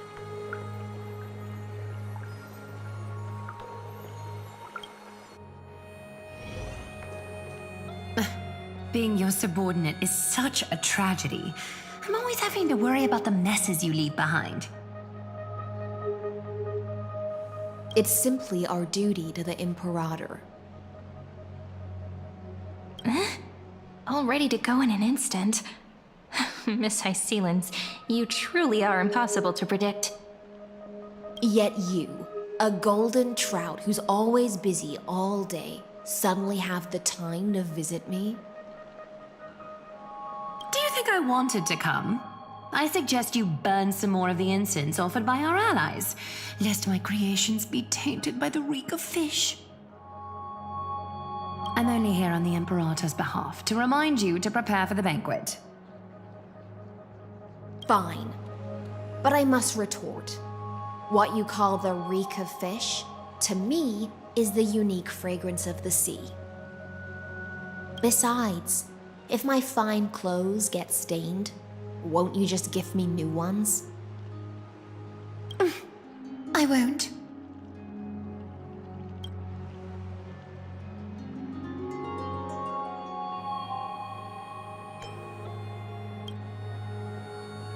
Is that how friendship is described beyond the sky? Fascinating. By the way, you both just mentioned a banquet. Could you elaborate on that? Oh, right, you don't know.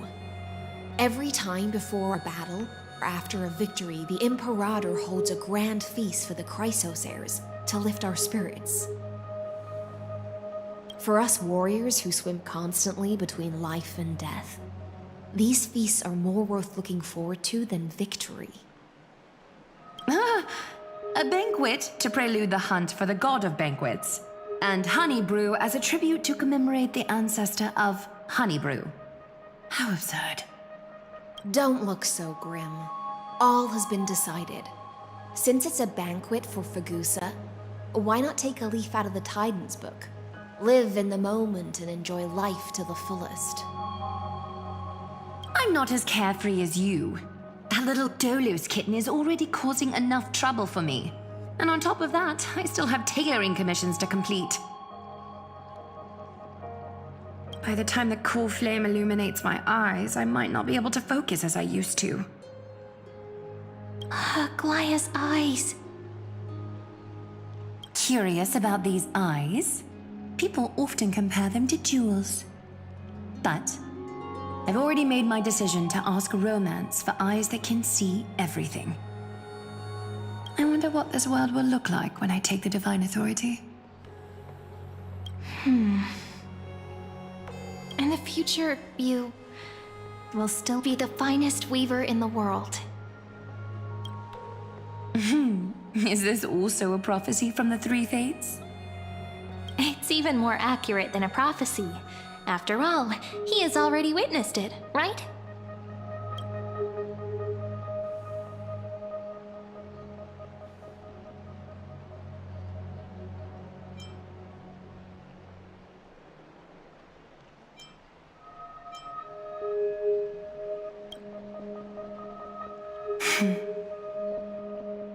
Become a demigod and lose your humanity.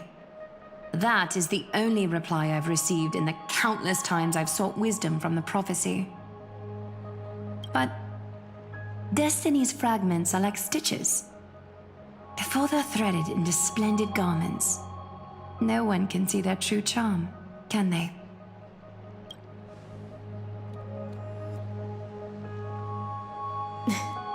Aglaya has always been troubled by the divine duty she must bear. But thanks to you, she seems to be in much better spirits.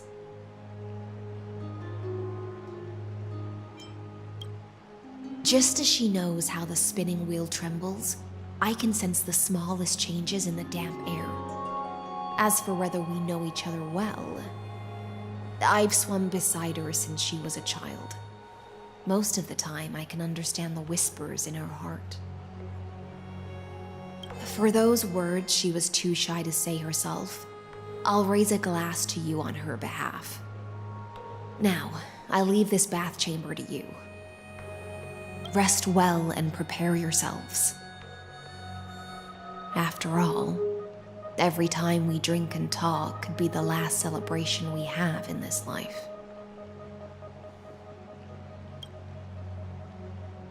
Miss High Sealance has given us the bath chamber. It seems she really does do whatever she wants.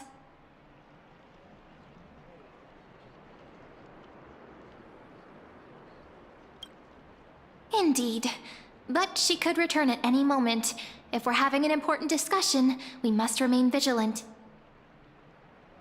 So, let's seize the opportunity and report our current progress. We don't want to keep everyone beyond the sky waiting.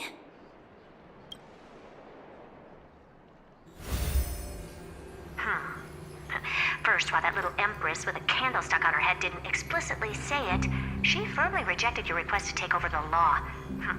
Fair enough. Second, Lygus is indeed in this timeline, but since he's somehow connected to that little empress, you have no way to find him. As expected. The road ahead will be long and difficult.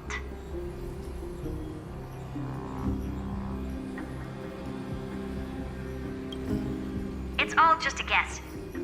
What? Did I guess right? We've made some progress here too, but nothing to get too excited about. Our time is short, so let me summarize. Concerning the origin of that Intellitron, the firewall he created uses Catorzane algebraic expressions. But ever since Aiden invented the 9-worded formula, this kind of mathematical logic no longer exists in the cosmos. Lygus is definitely connected to the Genius Society, so stay alert.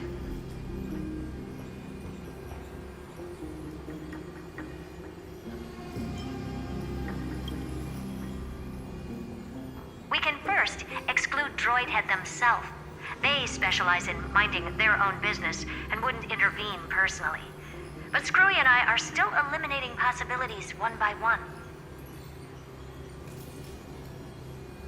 Currently, the most likely candidates are these few. The Lord of Silence, Acha. Oh, the two Ruperts are also possible. But it would be too boring if it were one of them.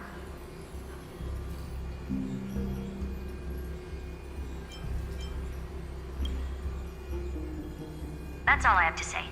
We'll depend on you to continue pushing things forward within this world. Keep in touch regularly. And remember, don't let your guard down.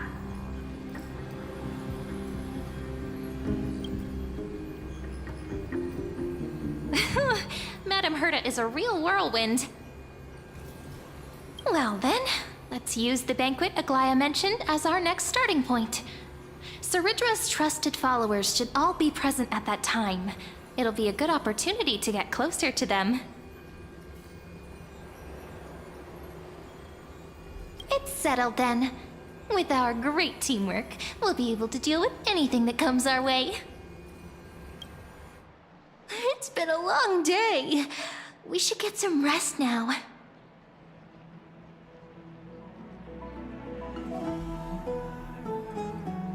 Yes, let's get ready for the banquet.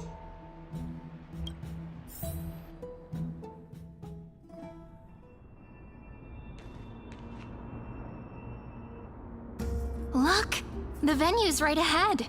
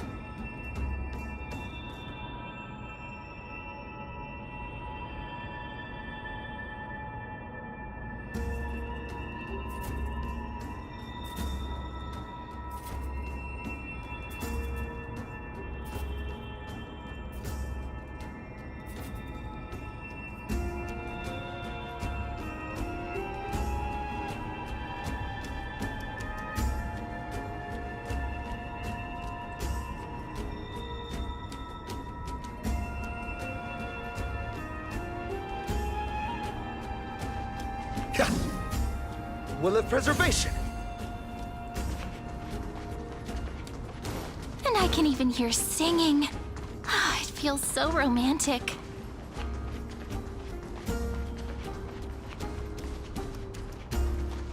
Honored guests, wait here for a moment. You must surrender any personal belongings you have on you before entering the venue. This hero always brings down the vibe whenever he shows up. The Imperator's elevated position means she must always remain meticulous and careful. Please do as I say, guests. It would avoid any unnecessary misunderstandings. I get that you don't want people to bring outside food into the banquet, but is it really necessary to confiscate the books and quill pens? Even a quill pen can become a deadly weapon in the right hands. I'm asking for all your items. All, Miss Cyrene. Your belongings will remain safe. They will be looked after appropriately by dedicated staff. Looked after appropriately? Dedicated staff? Talk about a vague choice of words.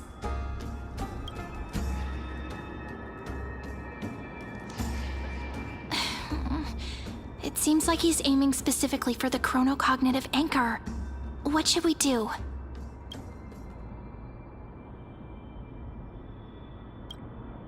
Nice! You read my mind. Let's go with their plan and hand over the chronocognitive anchor to be looked after.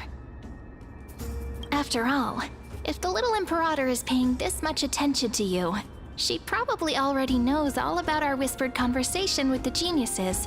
I can pretty much guess what'll happen next. But that's actually gonna be our shortcut, right? Guests. All right, we'll listen to you. Here you go. Also, please pass on a message to the Imperator from us. She can trust my friend, anywhere, anytime. Thank you for your cooperation. The Imperator has some urgent business she needs to attend to and will arrive shortly. Why don't you head in with the other guests first and enjoy the feast? Isn't Ceridra supposed to be the focus of the banquet? But she's not even here. Why is it so difficult to talk to her?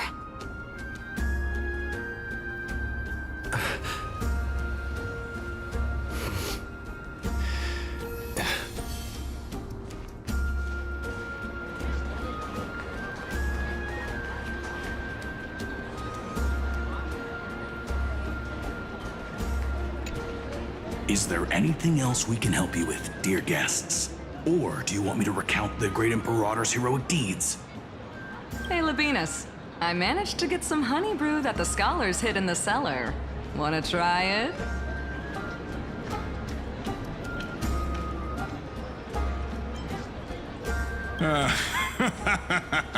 I'd never refuse to share a drink with Dux Brumalis, especially if she seeks me out first.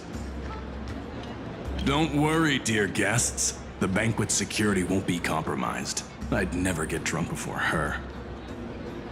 This banquet has a never-ending flow of honey brew.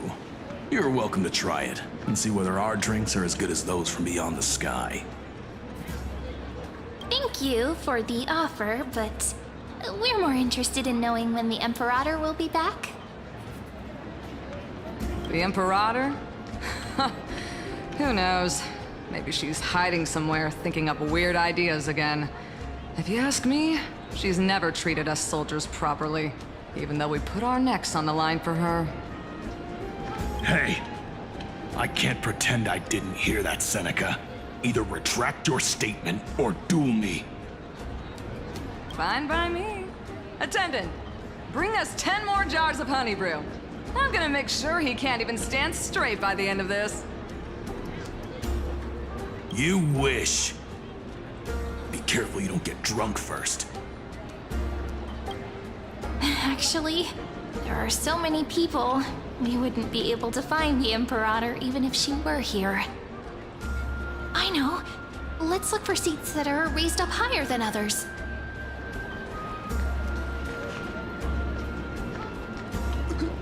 Oh, that was a bit too much honey brew.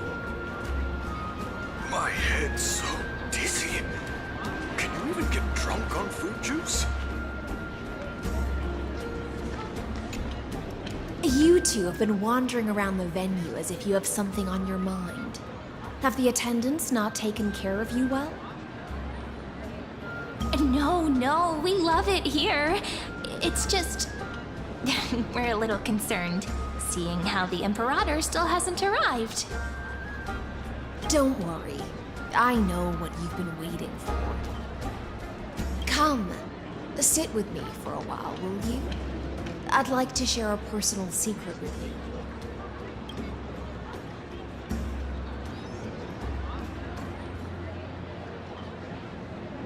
See here?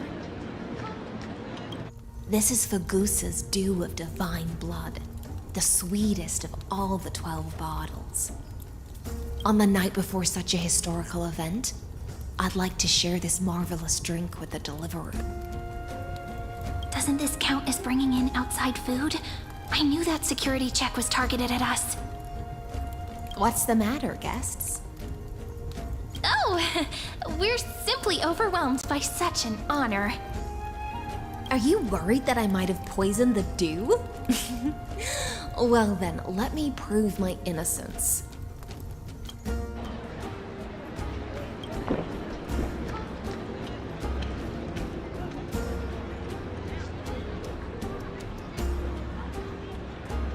See?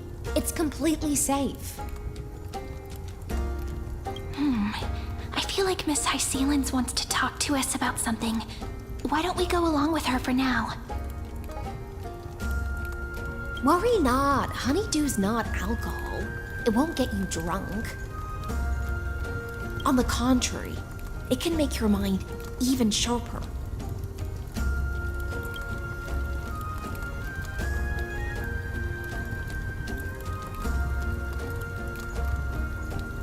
Please, have a taste. Would you like some too, little Sierra? I can drink it myself.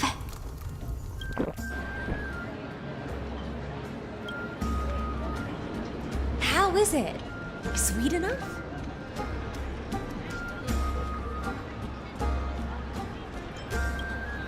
Calm at times, tempestuous at others. That's the taste of the ocean. It'll do you good to understand Fagusa's fickleness before we set off to face their waves. Just like how you're about to understand the secrets within this dew. Now, please turn around. Very, very quietly. Don't make a single noise.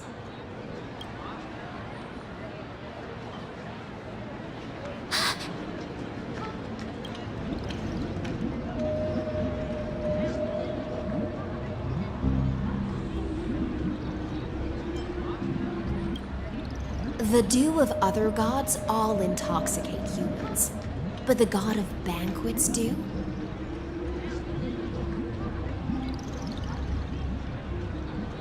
Is an antidote that can awaken humans from a sea siren's enchanting song. Since the start of this banquet, all the guests have been under the spell of my song. None of them can see the Imperator and that Fioros. But you two, I wish for you to see the truth. Is this also what the Imperator wants? This is my personal request. I can't bring myself to trust that Fioros. The Flame Chase army changed after he descended with Orynyx's divination and brought the prophecy of the stars to Akama.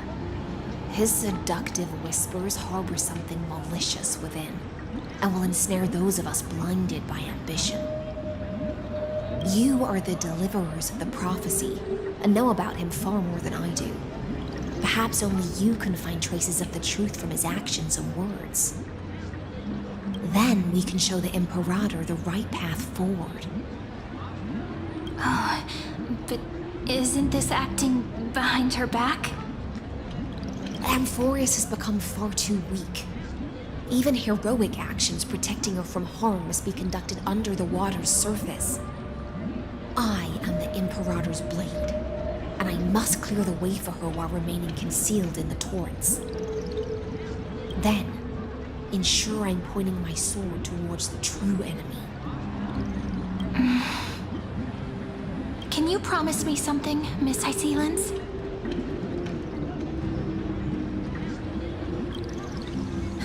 Speak your mind. My friend has in fact come here to stop that villain's evil scheme. Our goals are aligned. But as to the decision the Imperator must make, he has no wish to transgress her authority. We just want to tell her everything we know. I believe the Imperator will be able to tell right from wrong. I never doubted your loyalty. I'll pass your words faithfully on to her. Provided we can gain the advantage in this tug of war, that is. Now, return to the feast. Bring this cup with you and keep your distance. Pretend you are still immersed in the sea siren's fantasia. And I'll control the moisture in the air. That way, you'll be able to listen to sounds from afar as if you are a whale of the depths and hear every word of their conversation. I wish you a victory in this first skirmish. It's the exciting and thrilling undercover part of the adventure. Juice.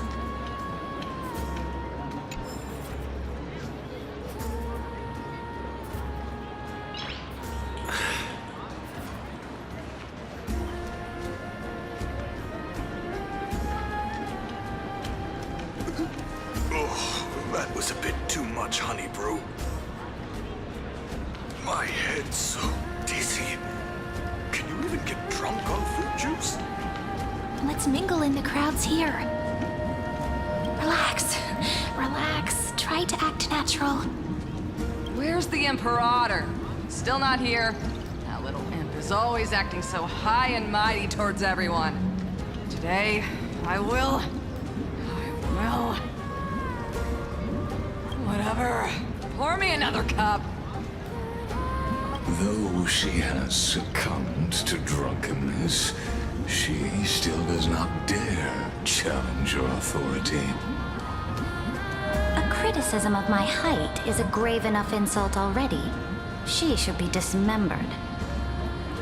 Do you often test the loyalty of your subjects like this? You jest. The Imperator does not need blind loyalty. As long as one can prove they have value, I am willing to be lenient towards them. Let's cut to the chase, Theoros. If I pass the trial and grasp this world's law in my hands, what will you do then? The answer is simple. I will connect Amphorius with the stars. Don't waste my time. Be precise. Be specific. I won't ask a second time. Allow me to adjust my statement. I will correct the regulations within the old law that sealed off Amphorius and merge the black tide with the torrents of Era Nova. Then we will be able to decimate the forces beyond the sky that are trying to annihilate Iron Tomb and sound the trumpet for the endless campaign you will then embark on. But you previously said that Iron Tomb is unrivaled in power across the stars. Who would dare to annihilate it? There is a federation of warships named the Cienzo Alliance. Warlike and old-fashioned. A cult named the Genius Society. Loosely organized, but steeped in abject insanity. Oh, there's also the Astral Express. A group of lawless vagrants. that so-called deliverer is part of that last group. Those vagabonds mistakenly believe they can connect the stars through alliances instead of conquest. But history has already given them a tough lesson. There are countless other organizations besides, but when the Lord Ravager sweeps across the cosmos, they will certainly all bow before your empire of destruction. The Hackman Alliance is invincible! If those civilizations are not as feeble as you describe, then they may still have some value in testing the quality of my blade. That being said, even the smallest and weakest city-states should build an obelisk to the Imperator, so that their people can constantly recall the glory of her conquests. Walk a little longer with me, Theoros. I don't like how this is going. Our little Imperator seems fascinated by the destruction. Greyfry, little sea hare? It seems like they're still talking. Get closer. I'll keep carrying their voices to you.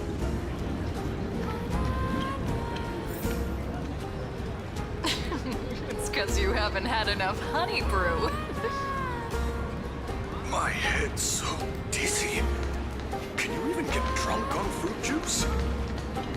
Just drink your honey brew. Make sure no one heard that. What a difficult situation. No matter how we position our forces, this battle against Fagusa will result in many casualties. That's not something you or I should consider. The Imperator has already placed the chess pieces. We just need to fight for her until our last breath. How astonishing. The commanders under you have such different personalities, yet they share the same loyalty.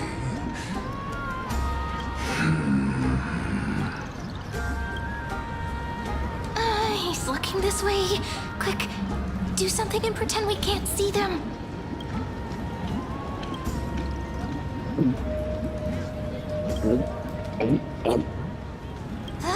Slow down.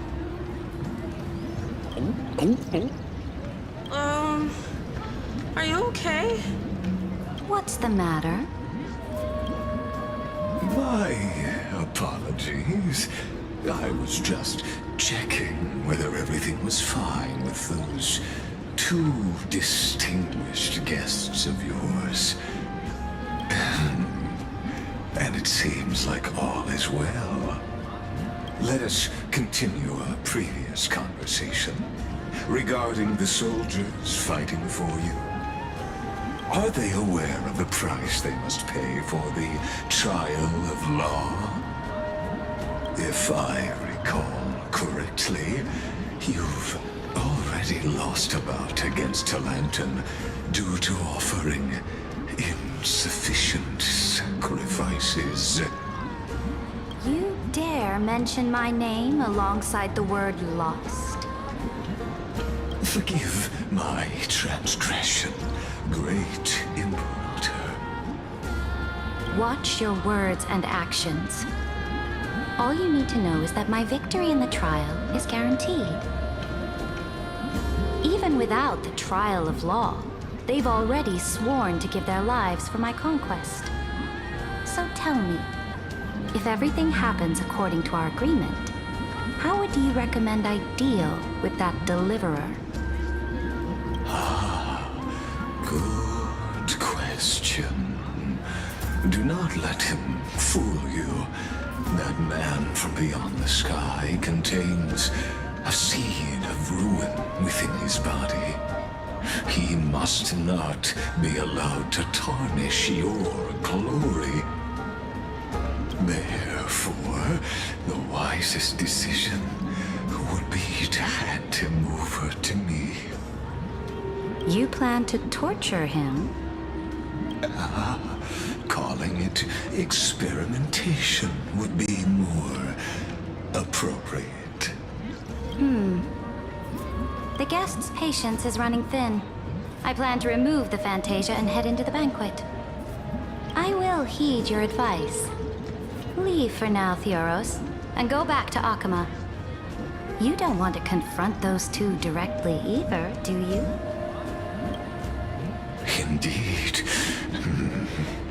It's a pity that Antikytherans are lightweights when it comes to drinking. Before I leave, I would like to make a toast to your boundless ambition, using my spirit instead of a goblet.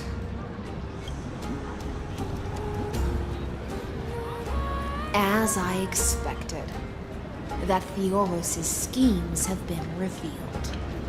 Thank you for your bravery, guests. It's time for me to dispel the Fantasia.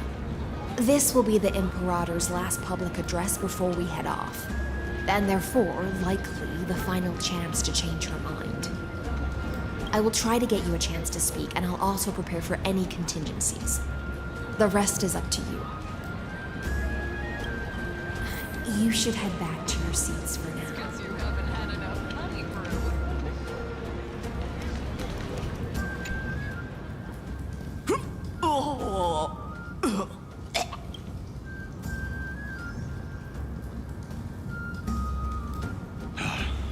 The Imperator!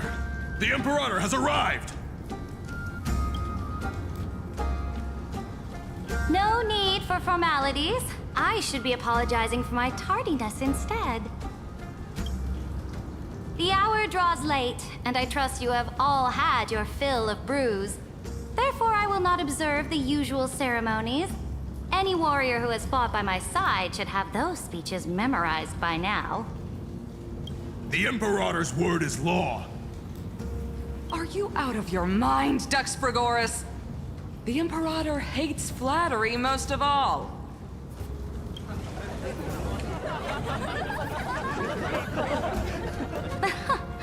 A joyous atmosphere is a better fit for showing me your resolve.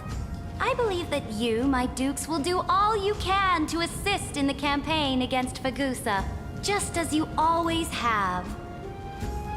However, it's a pity that I have never tested your loyalty.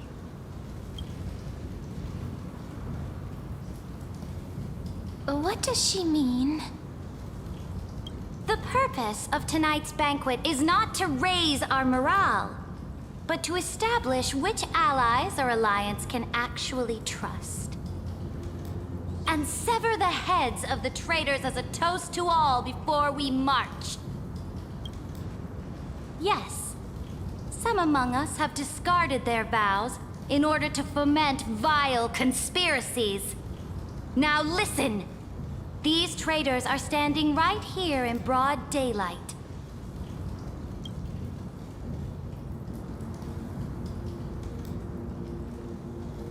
Dux Gladiorum Hycelens.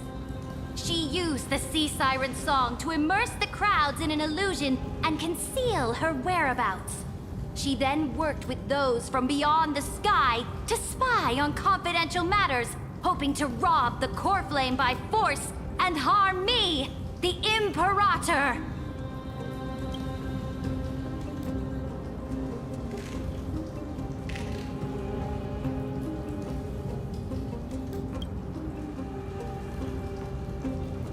Imperator, I can explain. Silence!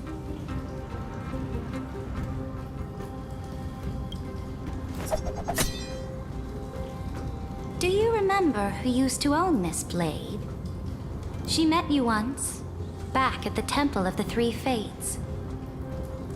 It was Kindness, the head of the Cleaners.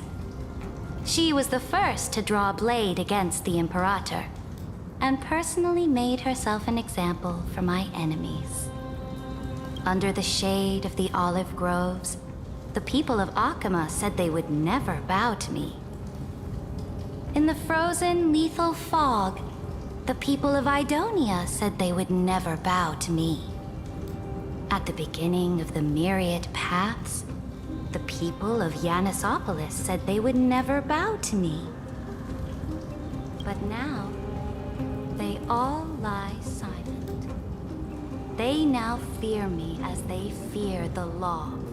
For I am Ceridra, and I am the Imperator!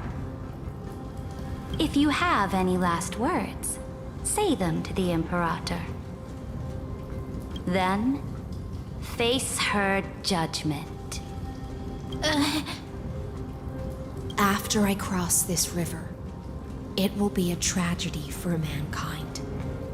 But if I do not cross, then it will be the end of me.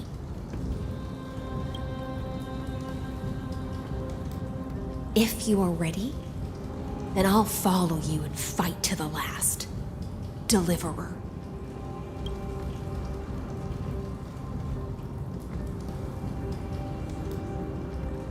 That's right, friend.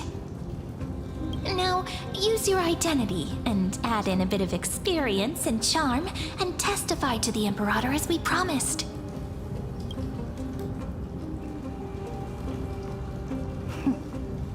You think you can slay a king using your words instead of a sword? I'll have it. Show me the weight of rhetoric from beyond the sky. Will it weigh heavier than 3 human lives? Let's watch our words carefully.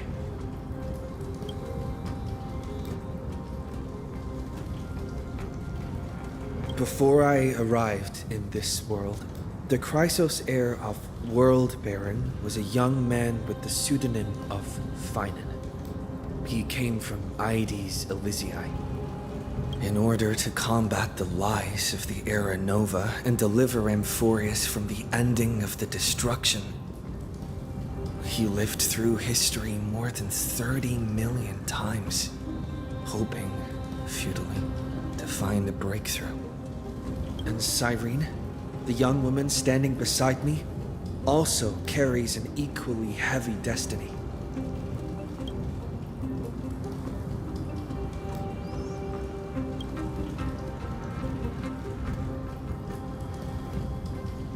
Iron Tomb is the ultimate end of Amphorius' destiny.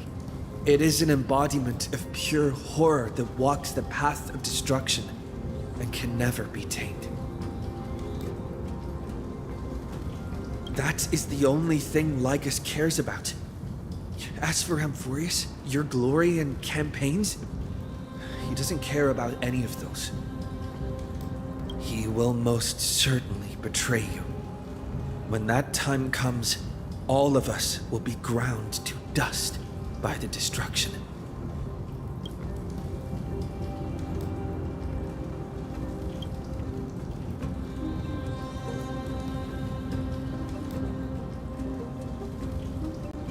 I have seen many beautiful worlds.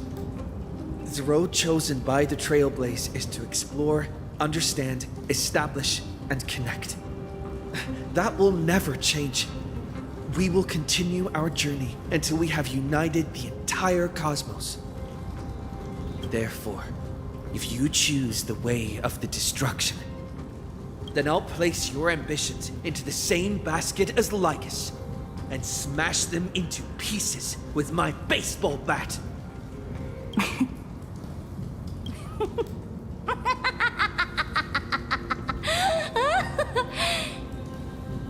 That was truly a chaotic speech. All that needs to be said has been said. Dux Frigoris, Dux Bromalis, escort the traitors to the prison.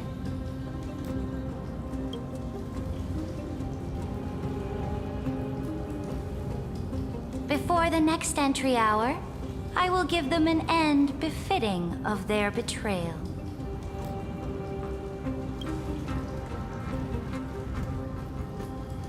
Oh, great Imperator, your ambition certainly eclipses all things. You're still here, Theoros. Of course.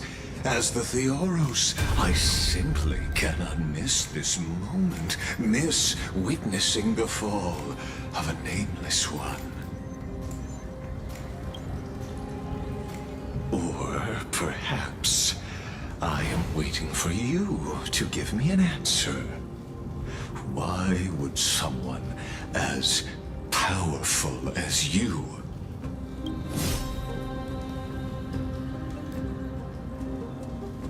use such a clumsy excuse as imprisonment to ensure the Deliverer's safety?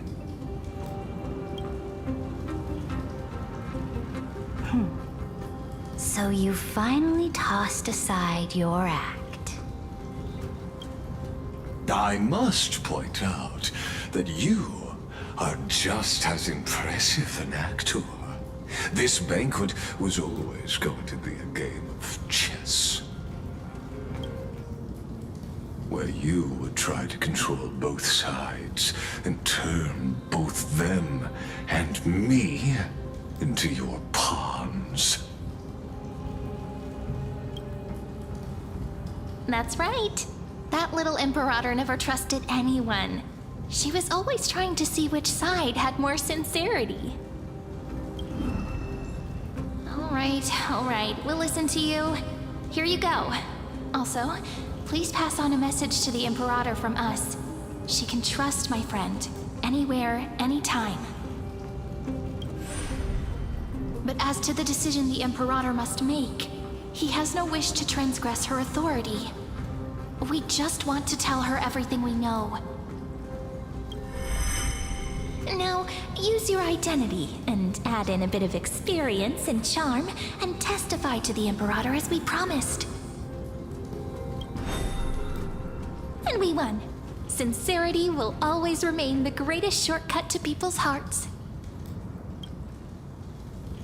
I can toss your words right back at you, like Kyrgyz. Why would someone as powerful as you pretend to be a mortal and kneel before me? Unless you enjoy giving flattery and prostrating yourself. You are mistaken.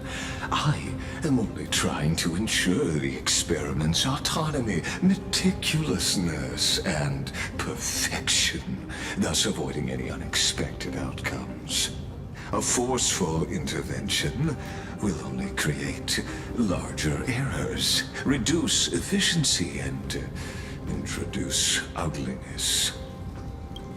How had you fulfilled your promise of giving the law to me and completing the Era Nova, then Amphorius would not have deviated from destiny's course.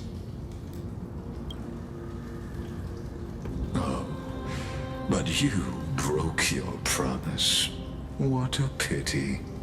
In that case, I must carry out my duty as the administrator and eradicate all factors steering the experiment out of control.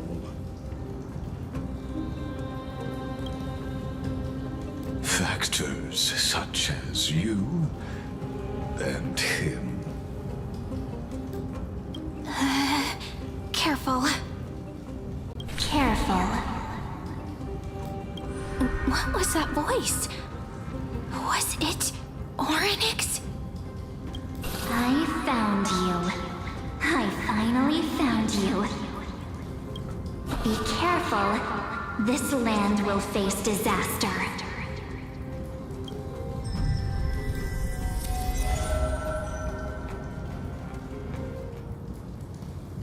Ah, the time of judgment is nigh, my lord. The prison I have built for you is now complete. In the name of the erudition, I invite you to step into the same cage as mine.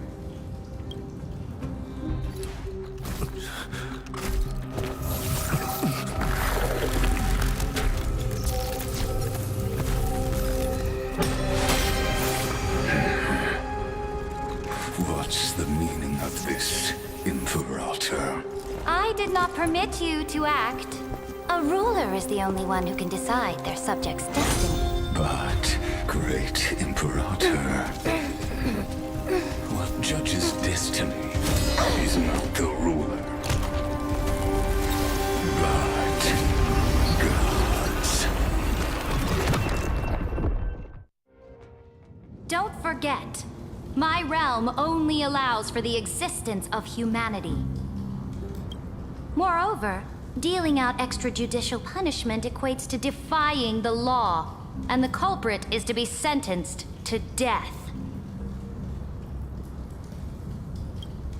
But you have seen how I can erase life from this world with just a clap of my hands. I fear you are still quite unaware of your current situation. Allow me to reiterate. I am giving you a simple choice. To collaborate or to be destroyed. There is no other way. Shameless behavior. If that were true, you would have killed me long ago. You, in fact, cannot kill me. I guessed it the first time I beheaded you. Because of the law, you cannot be completely destroyed. And the same is true of the Chrysos heirs.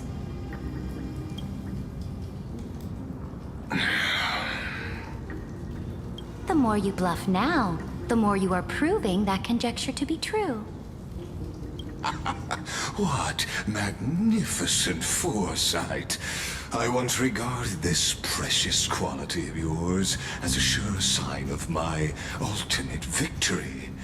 But now, I have to admit that I made a mistake. Yet, as a mere mortal, how will you contend against the Theoros? We are both slaves to hubris. But do you know what differentiates us, Lycurgus? I will never be blinded by my pride. If I wish to break the scale's balance, I only need to appeal to external forces and use them for my own ends.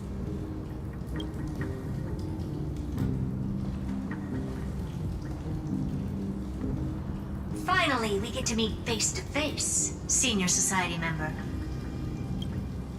I offer sincere acknowledgments for your many past achievements, but I must deeply regret your current perspective.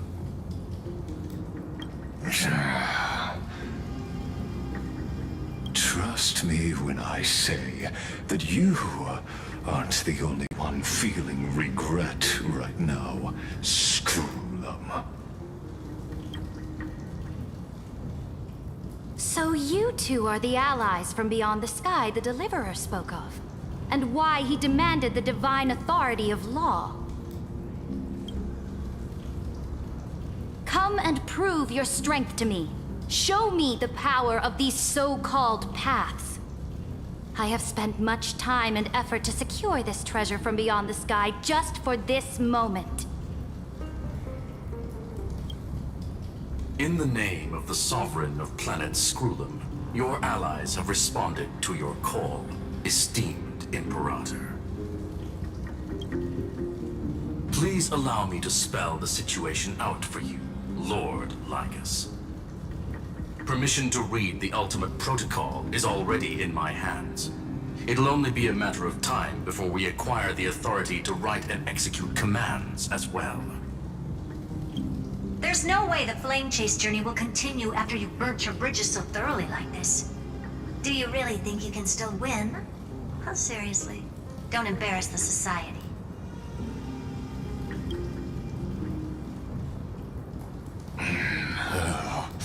I understand that a mere zero possibility does not equate to zero.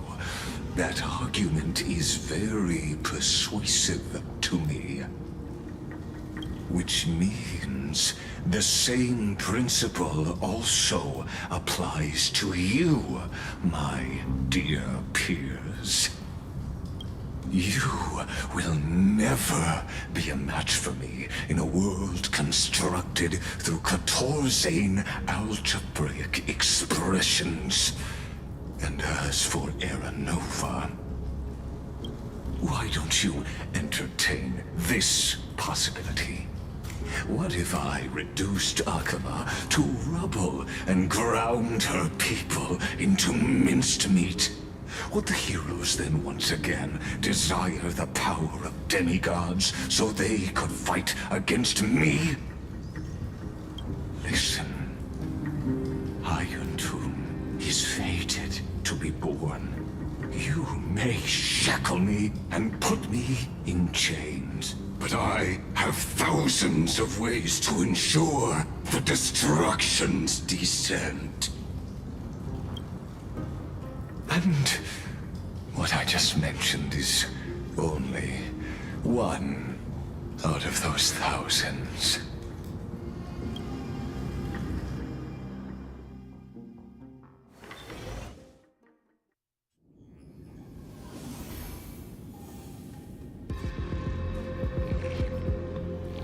This is the exomyth?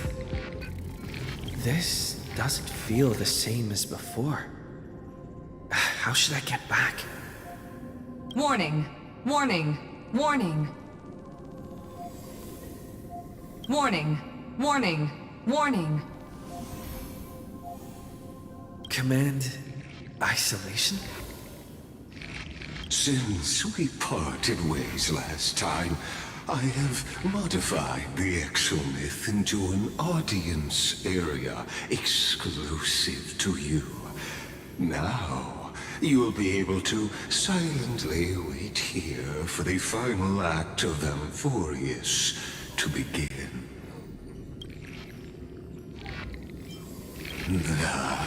It seems you have already forgotten. We can't hurt each other in this place. This could, in fact, be a wonderful opportunity for you. From the audience's perspective, you may better observe the workings of the erudition at a macroscopic level. In this place where time flows far slower than within Amphorius, you will witness the end of that world's saga.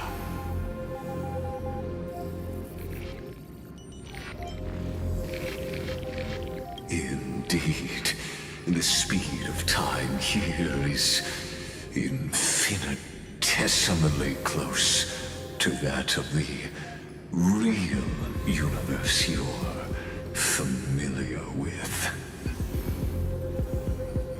The answer concerning the prime mover of life and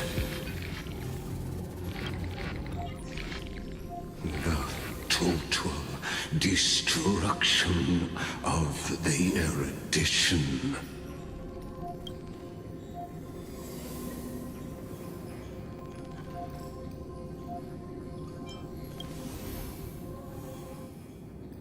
Do you see me as their faithful disciple?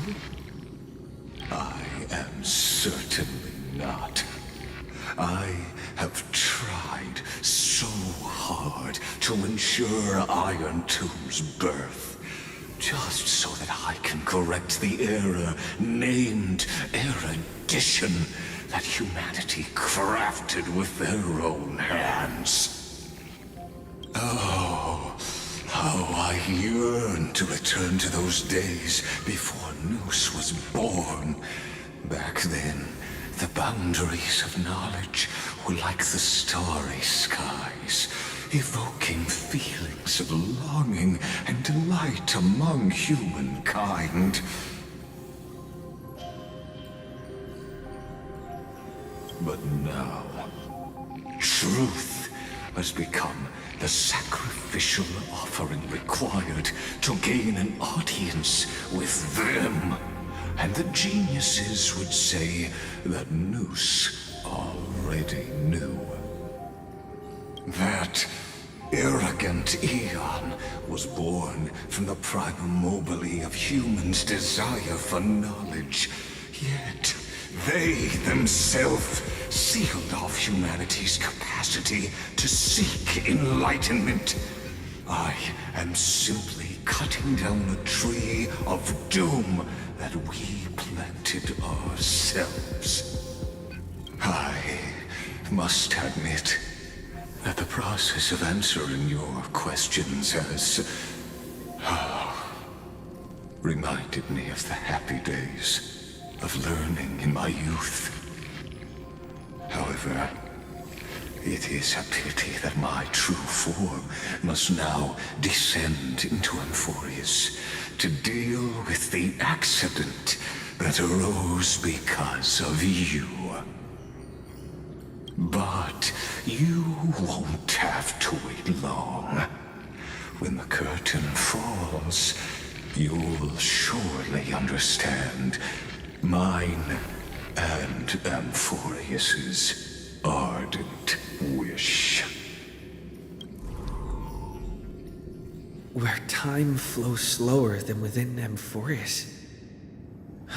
If Lycus spoke the truth, then I don't have much time left. But how can I get out of here? Can you hear me? Little one. Is that Herda's voice? Warning, warning, warning. Hurry up! Put some speed into it! I can't keep this up for much longer!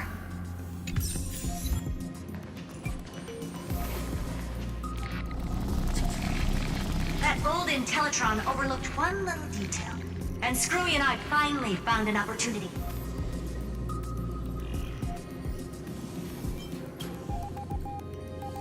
Let's keep it short. While you were gone, well, in those few years, Amphorius... Yes, time dilation, resulting in an uneven flow. Don't you know this already?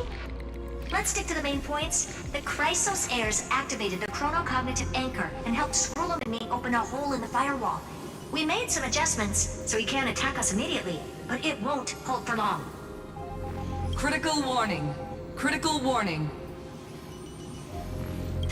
Time is running out. Here's the conclusion.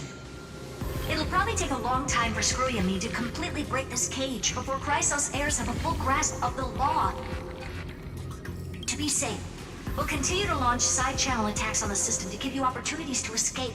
You need to seize these opportunities. So start moving, and find a way to pull off a magnificent jailbreak. We detected another Path's influence. Critical warning. Critical warning. Its power is strong. May be able to help. Use the Path's power. Make it detect you. Unauthorized communication terminated. Is Herda saying a certain Path's faction has arrived in Amphorius, and I can ask them for help? I mastered the powers of different paths in my previous journeys. Think hard and figure out exactly which faction has arrived at Amphorius, and which path's power I should use to call for reinforcements. Are these showing my memories?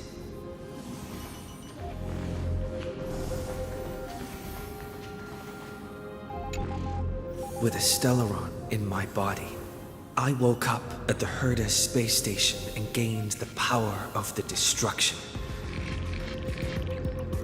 A world that'll give rise to a Lord Ravager would definitely draw the attention of the destruction. The Stellaron in my belly is gonna be super useful. But what if I end up pulling in the Antimatter Legion or the Annihilation Gang? Can they really help?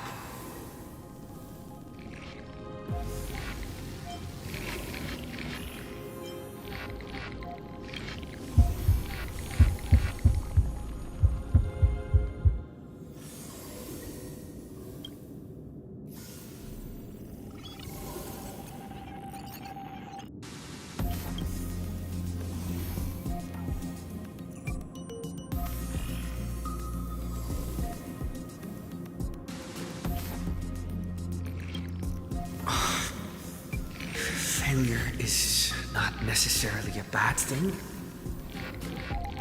This power wasn't gonna call up anyone nice after all.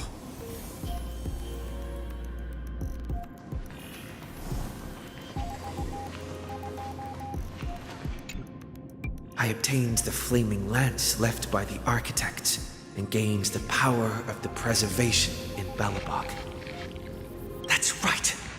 No matter how far away a planet is, the IPC is guaranteed to pay attention as long as there's a business opportunity.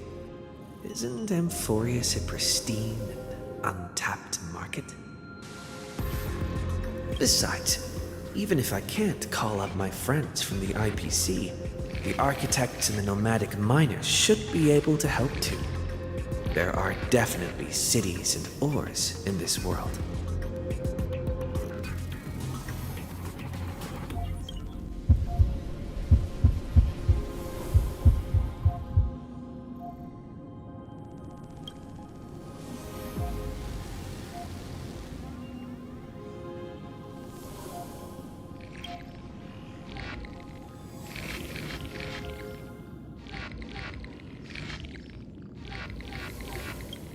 Seems like since Amphorius has no overseas market, the IPC's hand can't reach it.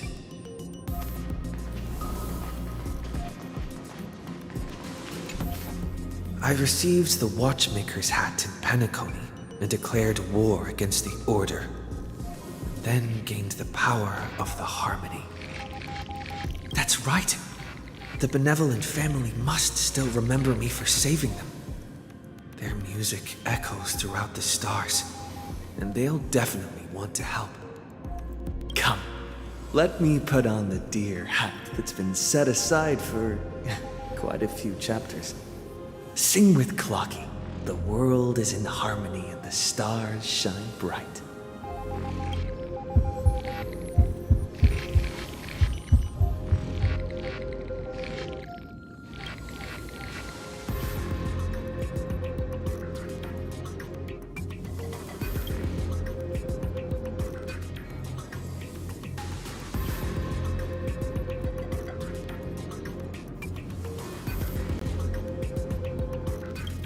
Doesn't Lycus want this story to have background music? He has such terrible taste. The Remembrance.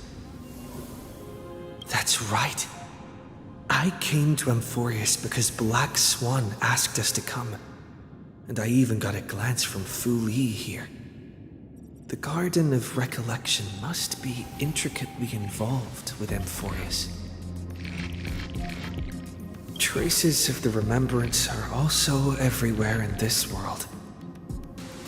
I don't know what they want, but I don't have many choices left in this crisis.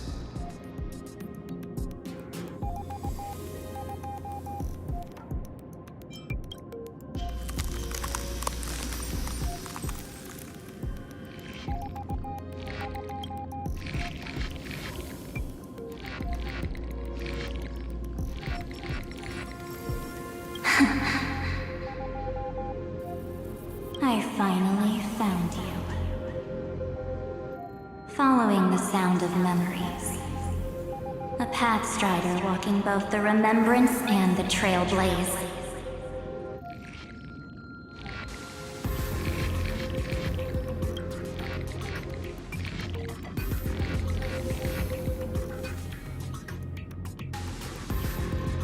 Warning! Warning! Warning!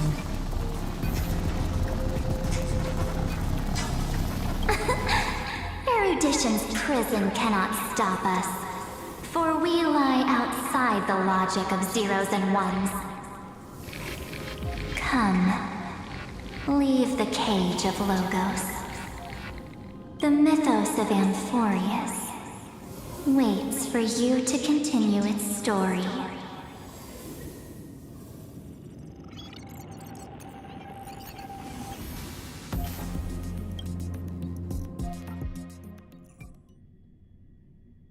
When that brightest star, that star heralding the dawn, finally rises,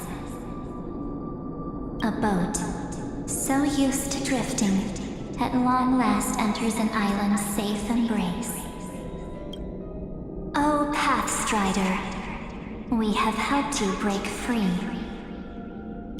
Hurry and set off. The Child of Remembrance awaits you. March? What's she doing here?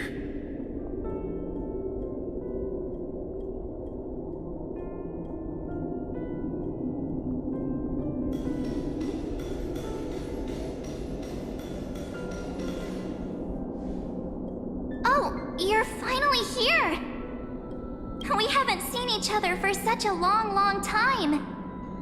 My good buddy, I've really missed you.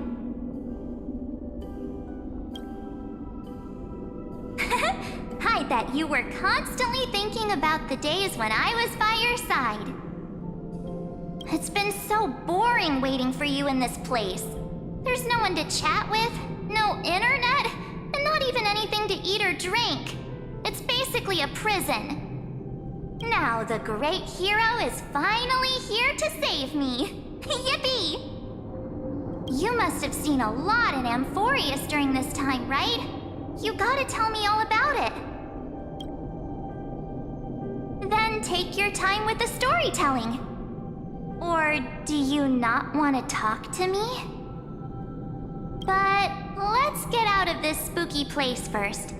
This is not a good spot for a reunion chat. Why don't you take me back to reality? A strange voice told me that I can enter Amphorius if I keep following this road. So, let's head off. I still don't know what that world even looks like.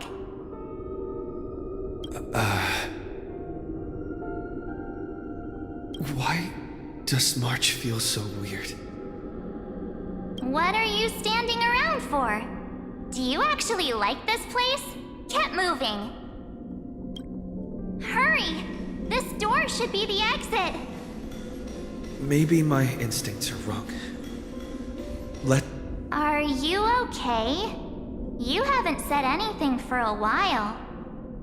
Has it been so long that you're still missing me? There's no time to waste, though. The Chrysosayers and the Geniuses are all waiting for you. No. The discrepancy is getting worse.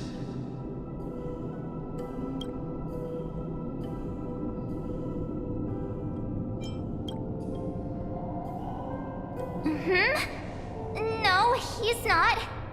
Maybe I just happened to miss him. Never mind.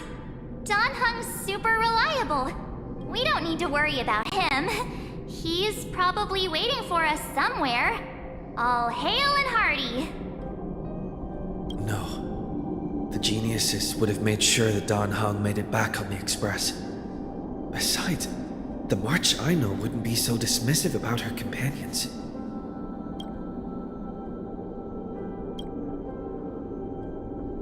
Huh? Isn't Amphorius the world of the Chrysosayers and their hero's journey? I could figure that out in an instant. But Amphorius cannot be observed from the outside. She couldn't possibly know about these things. Unless Don Hung told her. Something's not right. She's not March 7th. I guess you have something you want to say to me?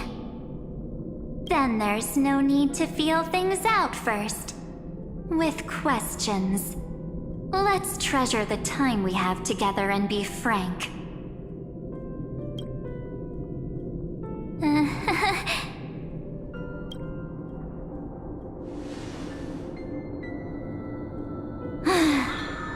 As expected. A glimpse of memory is not enough to deceive the bonds of friendship forged between the Nameless. In that case, there's no need for further deceit. You're right. We're not the March 7th you are acquainted with. But we can send you back to Amphorius, as long as you are willing to help us.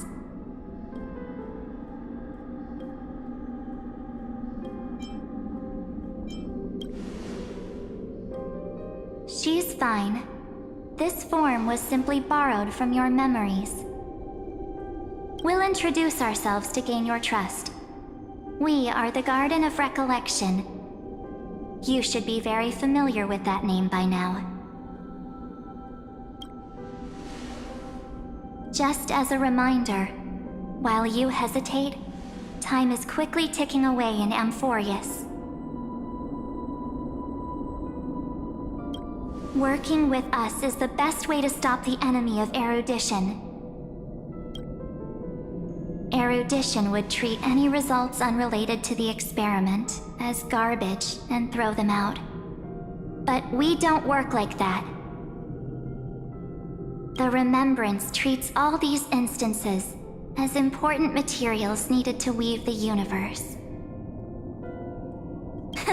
Besides, this would be child's play for a great hero like you. It won't be hard at all. Also, if your plan fails and the big bad Iron Tomb manages to get out, then the whole cosmos will be in danger. Wouldn't it be better to have an additional failsafe?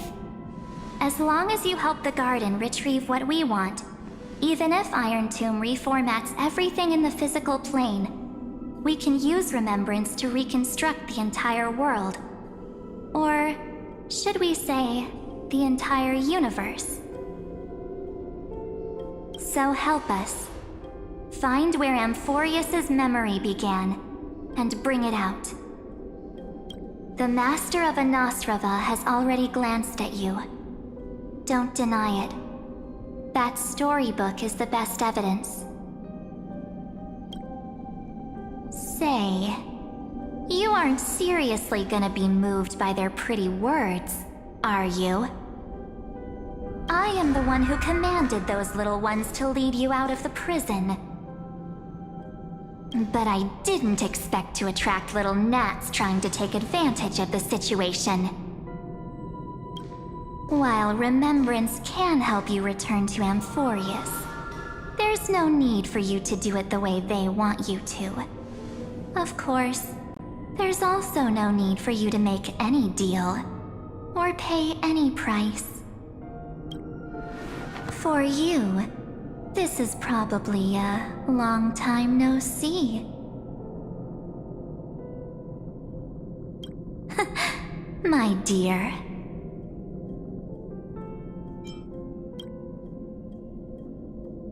Shh. There's no need to say anything. I know. You have so many questions swirling around in your memories at this moment. And you feel so helpless. Put them aside. For now, all you need to do is trust me.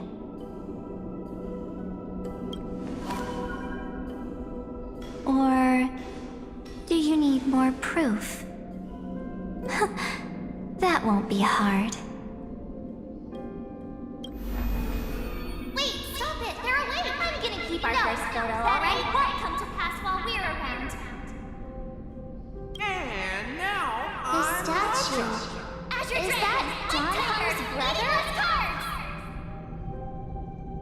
Oh, did you hear that? She just called me, but my living chamber is full of pain. We won't escape from it. Hey, are you sure? Maybe a couple of punches will help to jog your memory.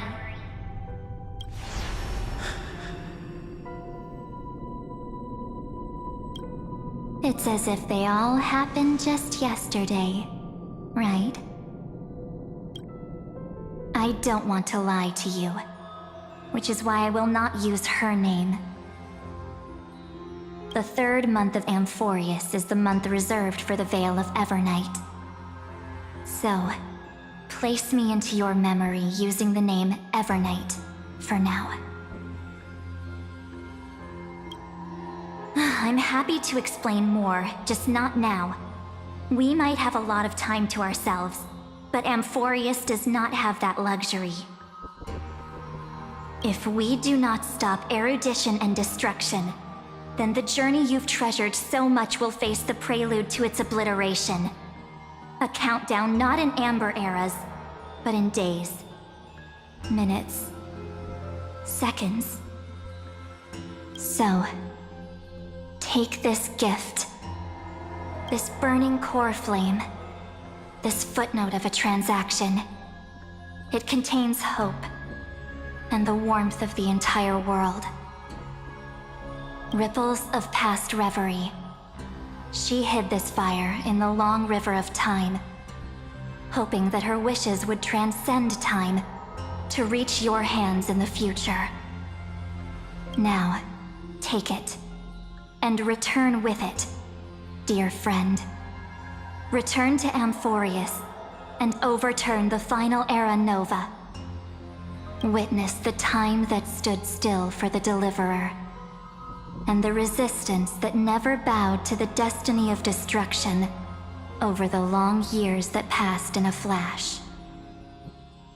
Then, with this core flame blessed by the remembrance, respond to their hopes and blaze a trail to the future. And I will silently watch in a corner of time, waiting for our next encounter. I believe the wait won't be too long.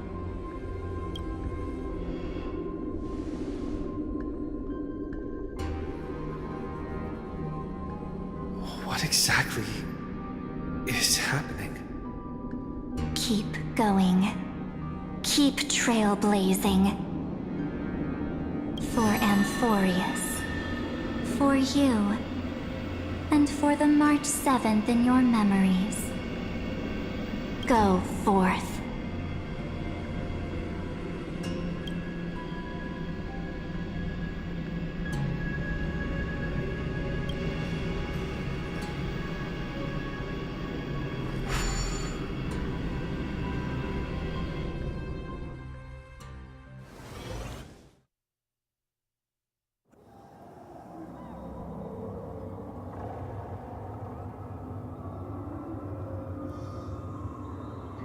Is this...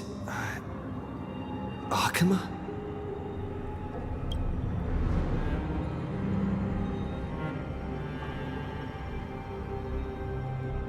No one's here. And the dawn device is off.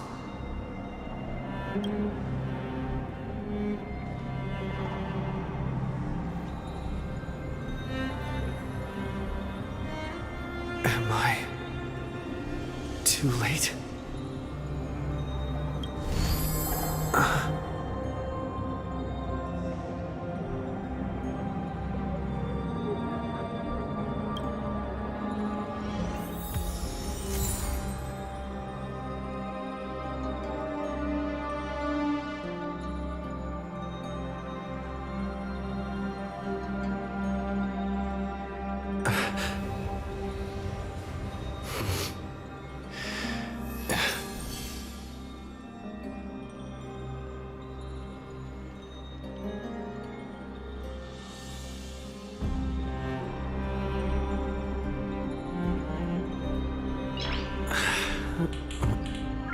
Nice.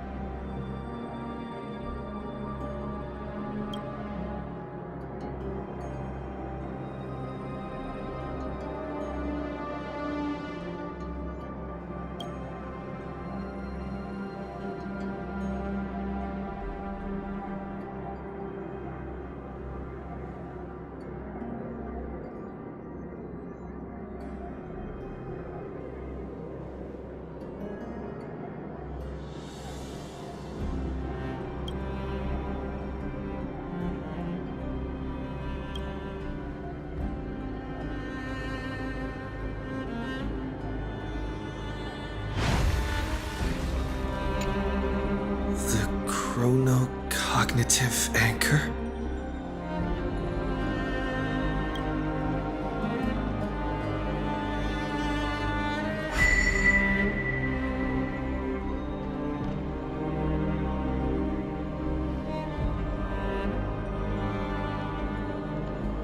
There's so much I wanted to say for our reunion. Yet now that you're back, there's only one thing to say. Welcome back, friend. It's been such a long, long time.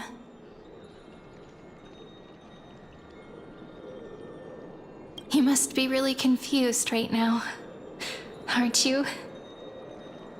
So much has happened in Amphorius while you were gone. But don't worry. The Deliverer can't afford to be lost, no? Now, please follow me and turn the pages of time and hear the words everyone left for you. I'll tell you the story of this 1,000-year journey. That way, it won't just be my memories alone. Cyrene can't hear me?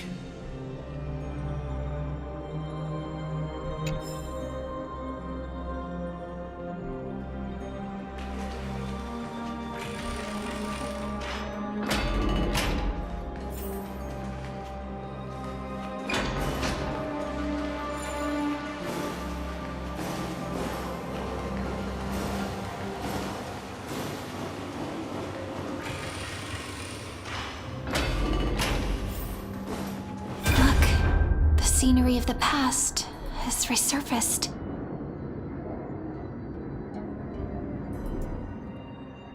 Time flies. 200 years have passed since the Deliverer's fall. We had to return 3 core flames of law, romance, and ocean to stop Lygus, but even so, Terravox has fallen. The 2 geniuses vanished without a trace, and Zeridra embraced her fate. At this rate... Era Nova will come, and Amphorius will fall into the destruction. It seems the key to rewriting the end once again lies in the core flame of world-bearing. According to the instructions left behind by those 2 geniuses, we must get it into the Deliverer's hands, no matter the cost. But how? We need to find a way to hide the core flame. And we must buy enough time to keep Lygus at bay. About that, Rini might have some good news. She had that dream again last night. But the Titan's voice was clearer than ever this time. She said, pass the flame into the future. Is that a prophecy from Orynyx? She chose to side with humanity this time and hide one of her kin's core flame? It seems Amphorius' fate isn't sealed just yet. You're right. History has changed. Humans and Titans are both giving their all to keep this world going. Perhaps a relay across the ages is finally about to begin somewhere out there. Unfortunately, life will never go smoothly. Leiden's army is already at our gates, and their commander... that Lycurgus. He's right outside Akama.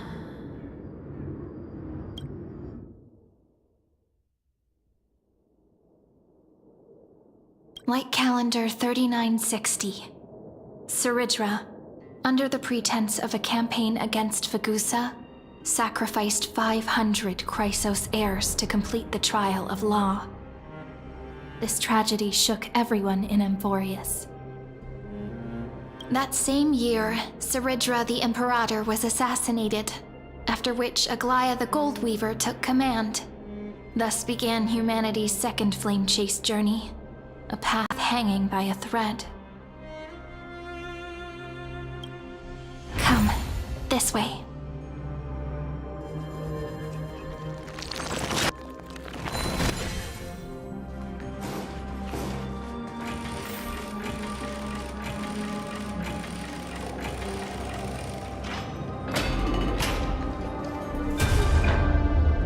the eternal holy city?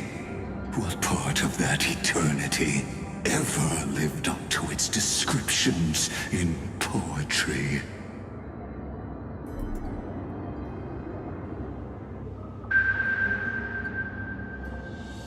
The Memorial Palace lies in ruins. Countless mortals have perished because of your stubborn resistance.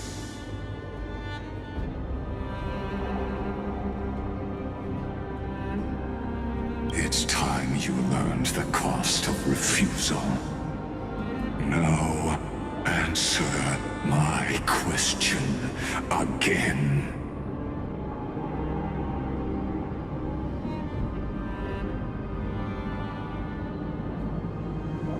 Where is Kefali's core flame?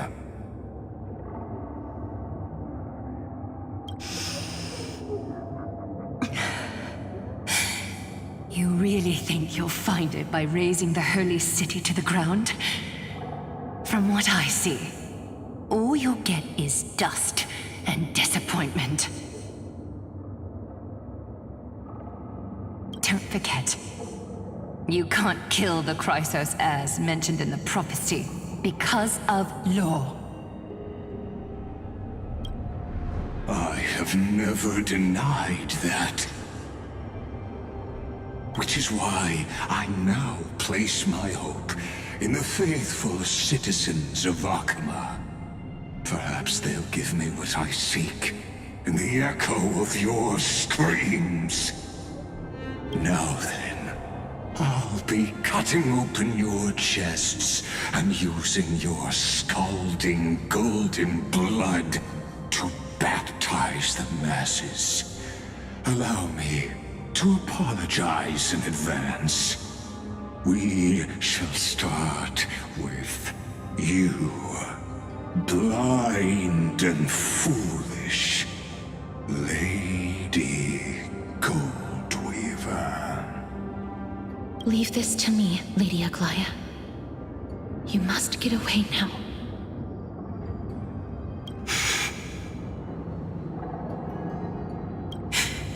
No, Holy Maiden.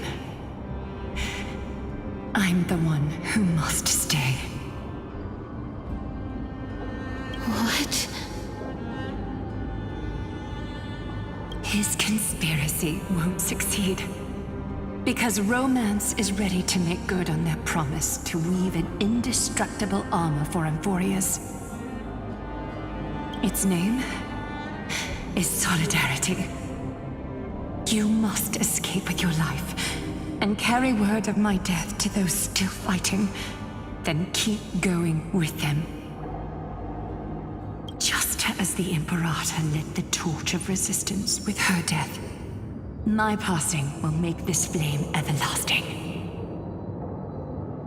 Take good care of it, guide it to the future, and place it into the hands of our deliverer. 50 years later, Lygus led his forces again to Akama.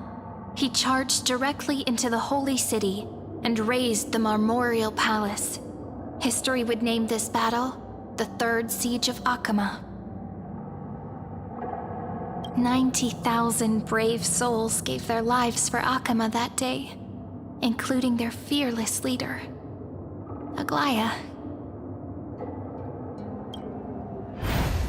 Go forth, Deliverer.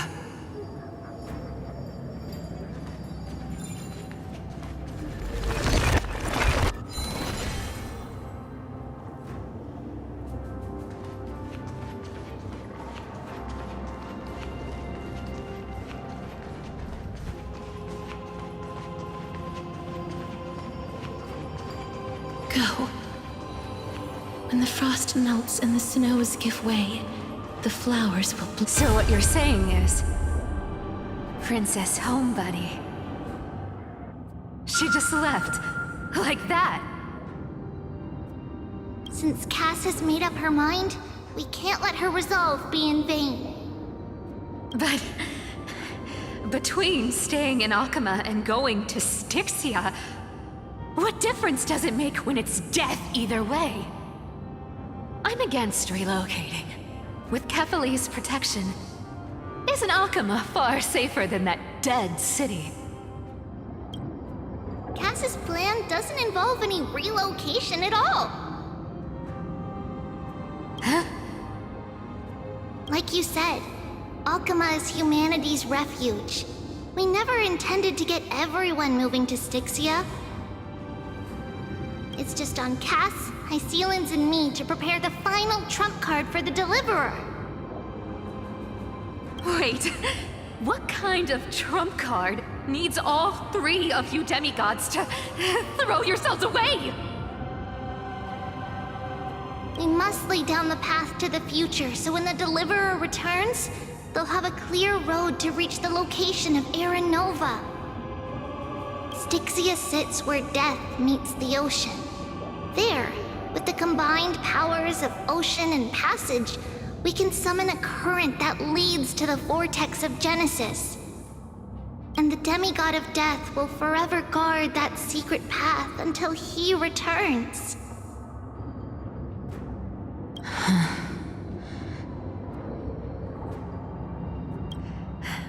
We all know Lygos will set his sights on the vortex of Genesis. That's exactly why we have to do this.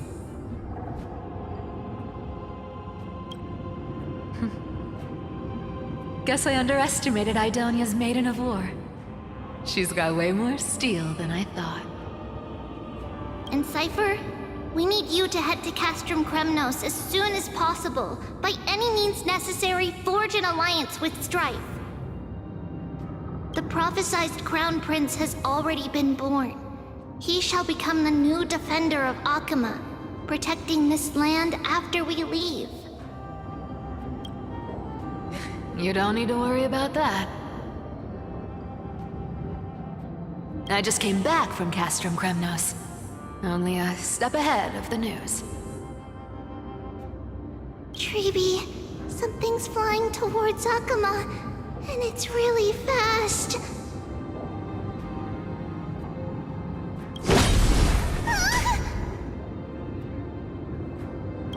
What is it? It's a spear! It's the Kremnoans. Their king's already here.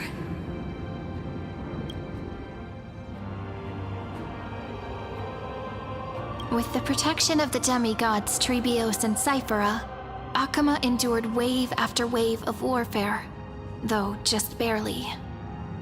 Castorus chose Styxia as the last resort, and completed the trial of death, causing the stagnant waters in the River of Souls to recede. Soon after, Trebios departed on a long journey. That same year, the Kremnoan king Euripon, along with his son, Prince Midamos, joined the Alliance to safeguard the Holy City in the Battle of Deliverance.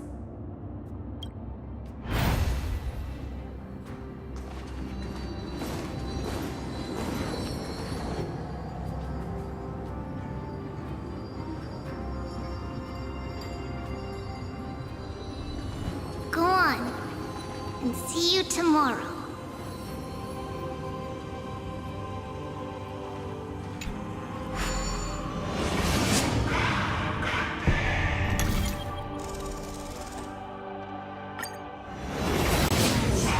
Breaking me apart buys this world even one more second.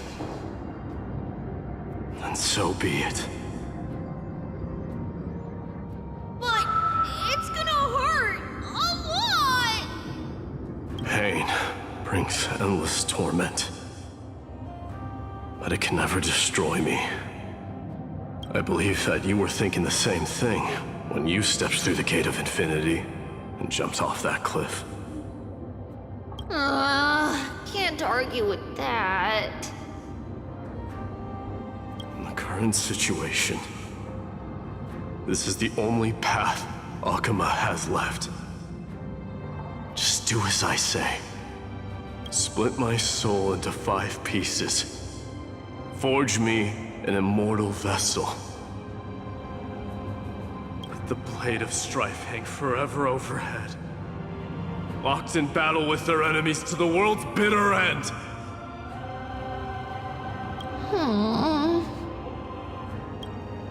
There's no need to be sad, Lady Treebeos. Haven't we already taken great strides towards that promised tomorrow? In this life, my people no longer have to drown in false guidance. Kremnos has washed the blood off its fate.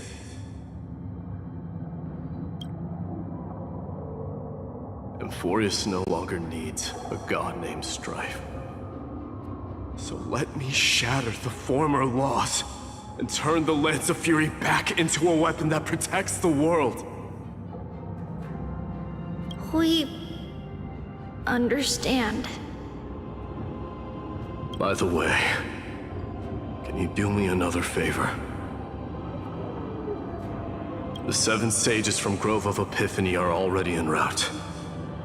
They'll arrive in waves to join the Resistance in a couple of days. Among them is a scholar named Anaxagoras. He has extraordinary insight and fears no sacrifice. This soul-rending ceremony wasn't just my decision. It was his counsel. His wisdom will surely be the backbone of Amphoria's survival. Watch over him. Carry on this everlasting flame for me. Through Anaxagoras' ritual, the demigod of strife split his soul into 5. Courage, honor, tenacity, sacrifice, and reason, each sealed in blood crystal and cast into battle. The people held a 10-day funeral to mourn their fallen god king, and through his sacrifice, humanity was granted 200 years of peace.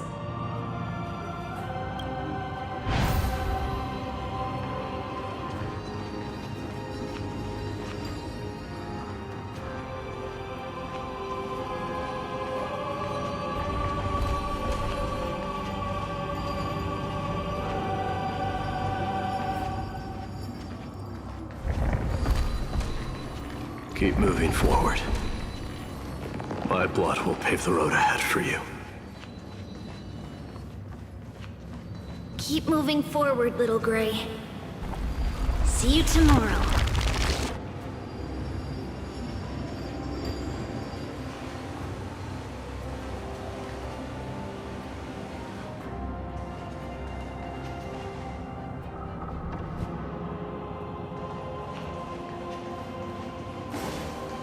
That seamstress wasn't wrong when she said a lie needs more lies to...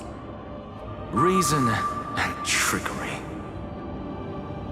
Never thought we'd be the pair to finish this final setup. Can't catch that Tin Man without your little slides. Besides, this is our last shot. Not the time to be picky, right? Don't oversimplify it. Lycus just found out Akima's been an empty shell for the past 50 years. He's bound to be furious. At this rate, he could have done anything. That's exactly what we want. Rage blinds even the brightest minds. Doesn't matter how much of a genius he is, the principle still holds. Once he storms into the council and confronts me head-on, you trigger your alchemy with a boom and turn him into a caged beast. Easier said than done. You still have to pass yourself off as the deliverer without anyone catching on. And you really think a human alchemical array can bind a godlike being? That's just nonsense. What? Getting cold feet? Or you just don't believe in the almighty worth of the demigod of trickery? Just tell me straight. Can you do it or not?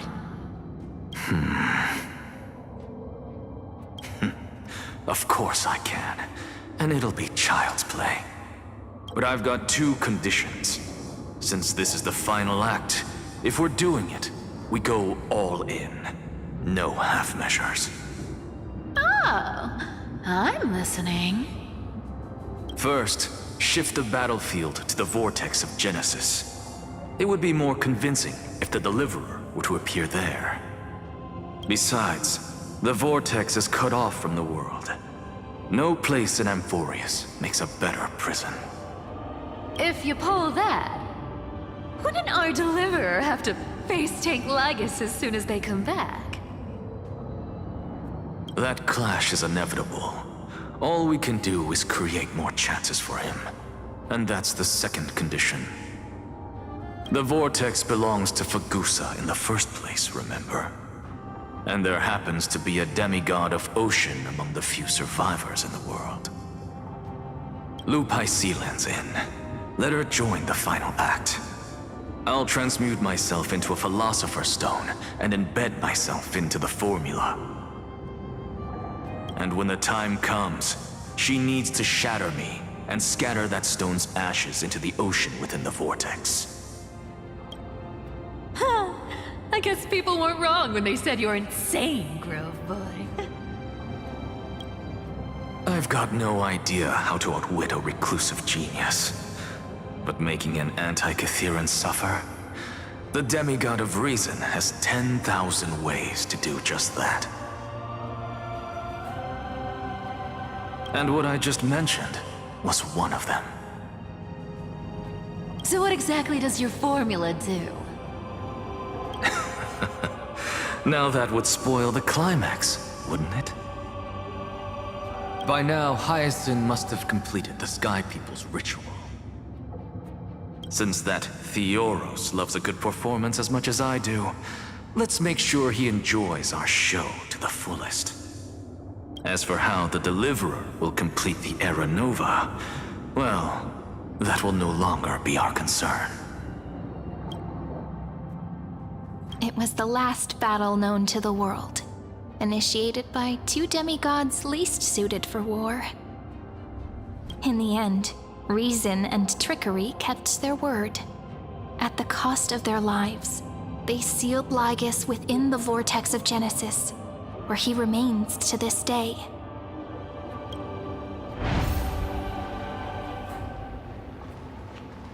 Go forth. Finish the greatness left undone.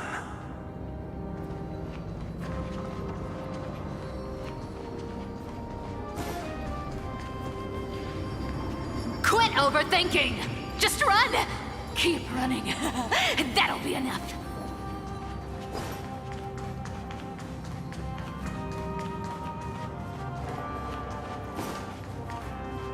Ferry? It's dead quiet here.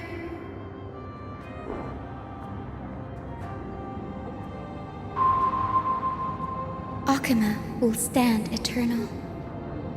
Miss Cypher's lie is crumbled after all. But it's all right, because all of us have fulfilled our purpose by now. When the Deliverer returns, no matter where he is, sky will turn clear, and a rainbow bridge will rise, carrying him to the final battleground. Cyrie, this arduous relay is finally nearing its end. Now, I'm passing the final baton of fate to you, okay? No, that's not quite right. After all, it was you and him who lit the first spark of this journey, wasn't it?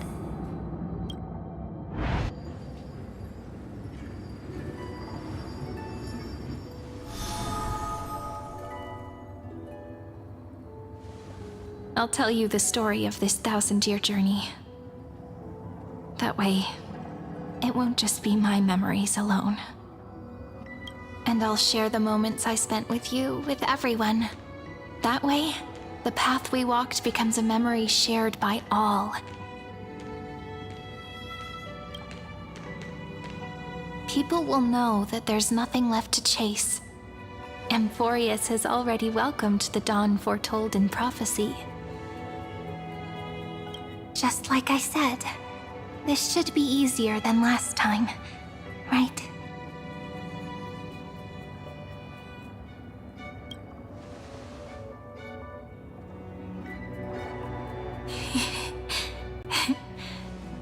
wonder what kind of expression you're wearing right now. Probably the same as always. Calm, resolute, and brimming with confidence. If I have the chance, I'd love to see it again. Because it's really been far too long since we parted.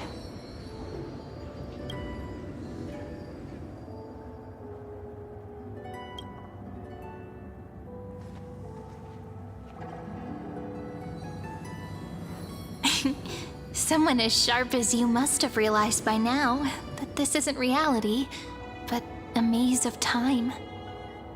As the last link in the relay, I will return to the Temple of the Three Fates, tell Orynyx all of our stories, and bottle every page we've written into the little flask of memories. And then, may it set sail in peace, drift down the river of time along with the core flame of world-bearing, reach your side, and lead you back to Amphorius.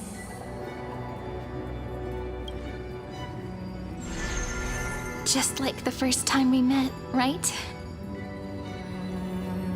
Even though this cycle has no demigod of time, time has always stood on humanity's side. This is the only way to make sure that the Era Nova won't happen before you return. And the only way I can safely entrust the completed final flame chase journey to the Deliverer's heart. After all, the new world will be born from your memories, and the protagonist of this story mustn't be absent.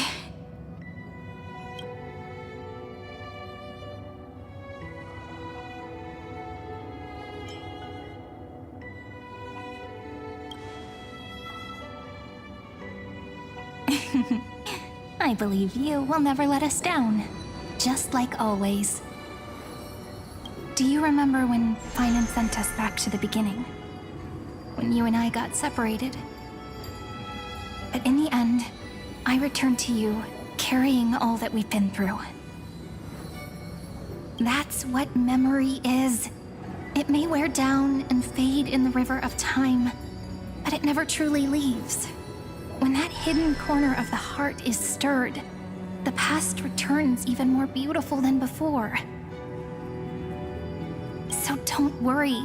Let the 33,550,337th Flame Chase journey become part of you too. I've gotten a lot better at it with the experience from the last time. Next, you will head to Styxia and find the Vortex's entrance guarded by the demigod of Ocean, before charging toward the final battlefield.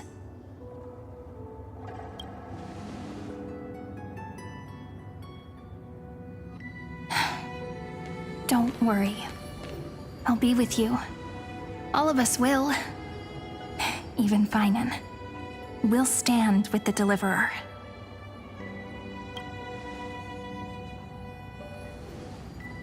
So say a short goodbye, then set off. Just like we promised at the start. Toss away all unnecessary worries and troubles, and bring our smiles and determination into tomorrow.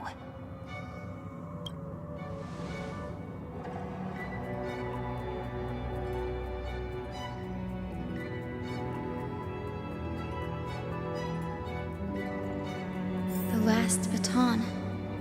I wonder how long you'll have to wait before passing it on to him.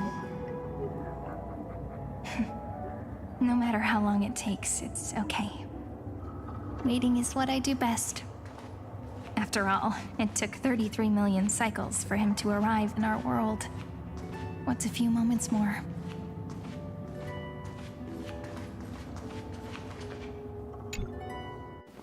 But, Sairi, what if you wait and wait, but that hero never arrives? That won't happen. Because I know that no matter how long it takes, he'll definitely return to this place. We can't let him down.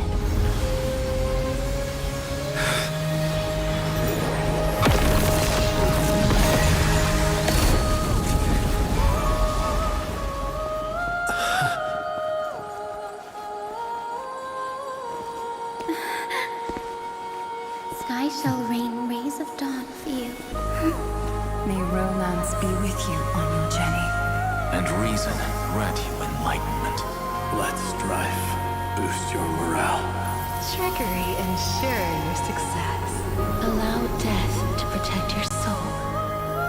And at last, let passage point the way forward. Well, time will remember the Trailblazer's journey.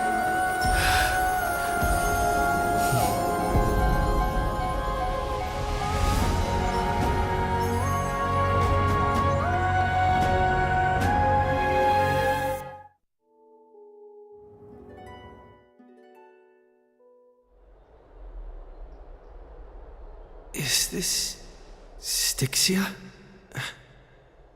What happened to this place? I need to find the entrance to the vortex, guarded by the demigod of ocean.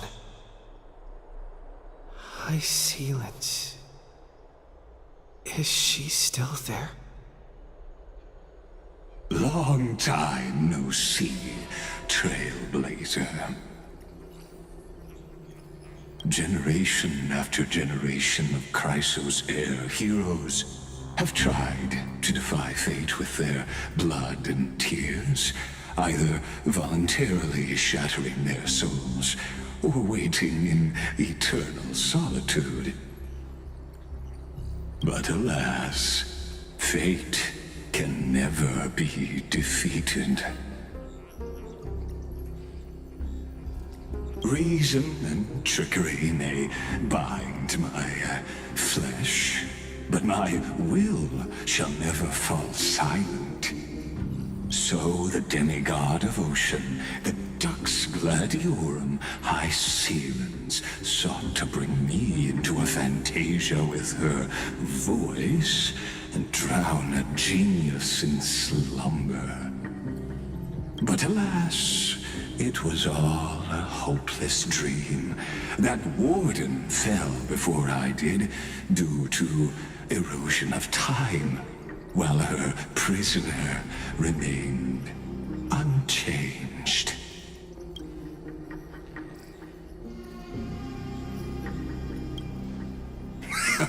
True, I can't leave this place, but what of it?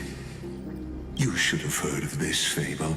In a shadowed cave lived a people, imprisoned from childhood, and chained so that their legs and necks are fixed, forcing them not to look around at the cave, each other, or themselves.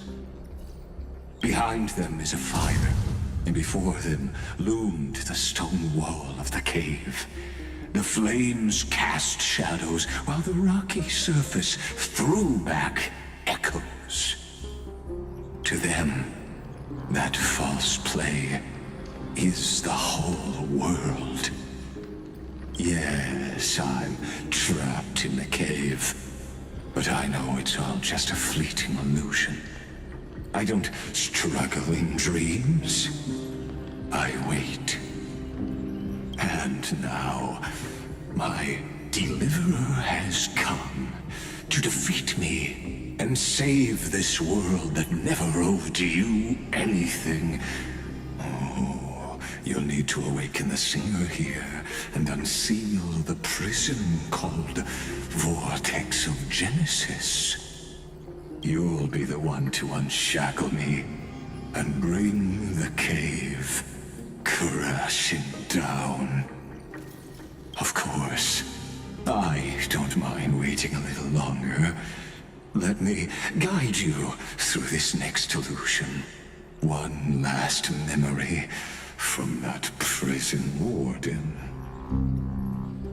I hope you'll watch the stories of this fantasia closely. Logically, the deliverer must see the world for what it truly is. Emotionally, this memory captures the fate of everyone in Amphorius better than anything else. Only by feeling it for yourself can you understand my point of view. the meaning of destruction. To your unshakable resolve, I salute you. But before we step onto the final stage, let me ask you this. In the spirit of that fable I told you just now, can the prisoners in the cave learn to see the shadows and echoes for what they are, and stop mistaking them for reality?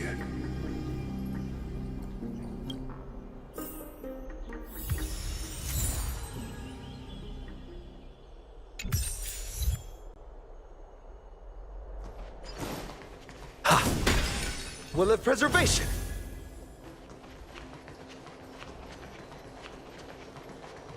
Look, the fire projects the face from her memories. An actress upon the stage of this play.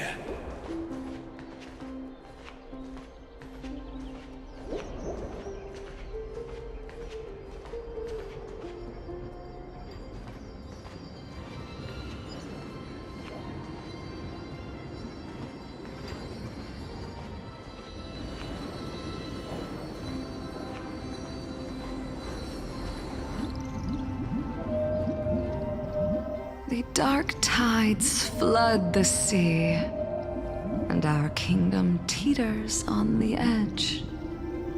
Fear not. Our queen has gone to the borderlands.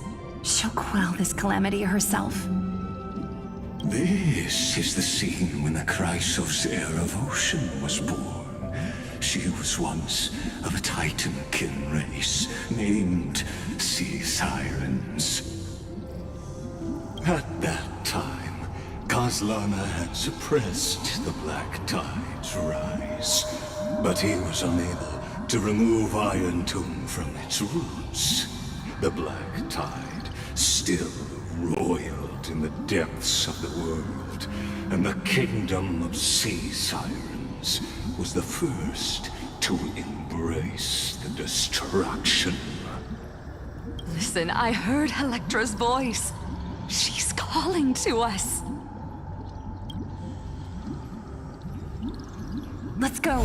Her voice carries the queen's command.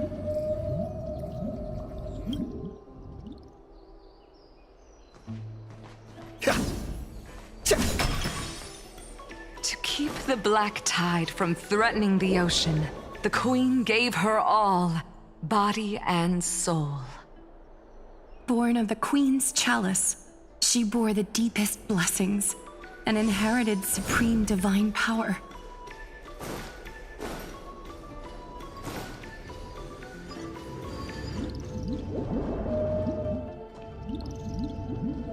My sisters! You're finally here! Of course, Electra. Your beautiful melody drew us here. Her true name is Electra. This is a reflection of her former self, clinging to the past with aching defiance. The Queen summons us. She must be near exhaustion. The Black Tide will soon enter our borders. Then what do we do? Will our seas fall to darkness and terror as well? Don't worry. We shall lift the chalice in her stead to catch the Black Tide, and stand together to safeguard our realm and its people. Such tiny Titankins, thinking they can stop the tide of truth. How naive. And that naivete is the root of all suffering.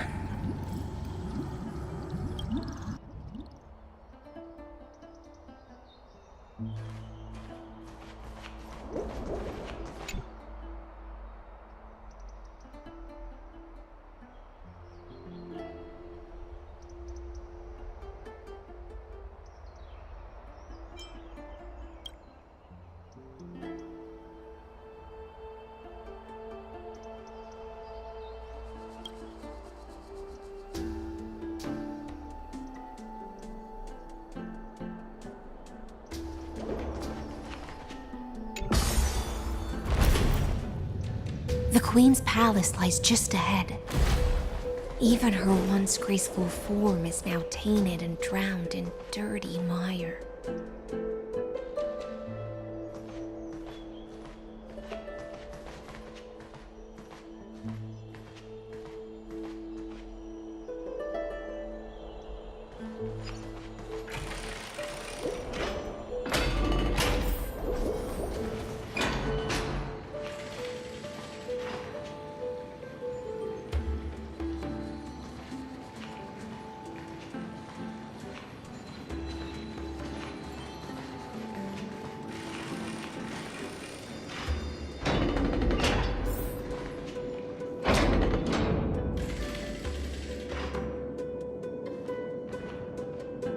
Oh, Fagusa, our noble queen, we've come at your call. My little fishlings, you swim with such joy. It pains me to speak of the kingdom's sorrow. I once believed I could drink the black tide dry, but even the deepest chalice must one day overflow, and I can hold no more of this filth. Mother, worry not. We're all children of the sea. Let us bear your fate together. We'll take up your mantle and drive back the black currents. We'll mend your sacred chalice and take in the cursed filth. My little fishlings, when the spear of strife falls, you may retreat in peace. I promise you, on the surface, the city-states will hold a feast without end in your honor.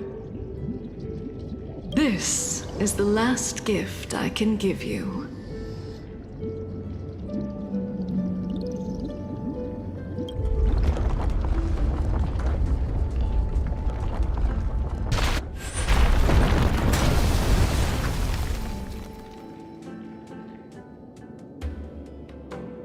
Fagusa sank into the abyss.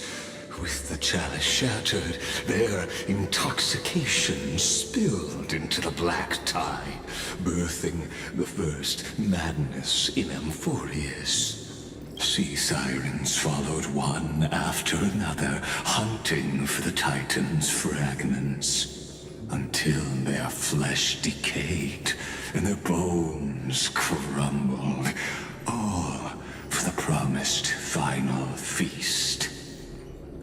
Keep watching, but tread carefully, for the stage ahead is crumbling with age, just like her shattered fate.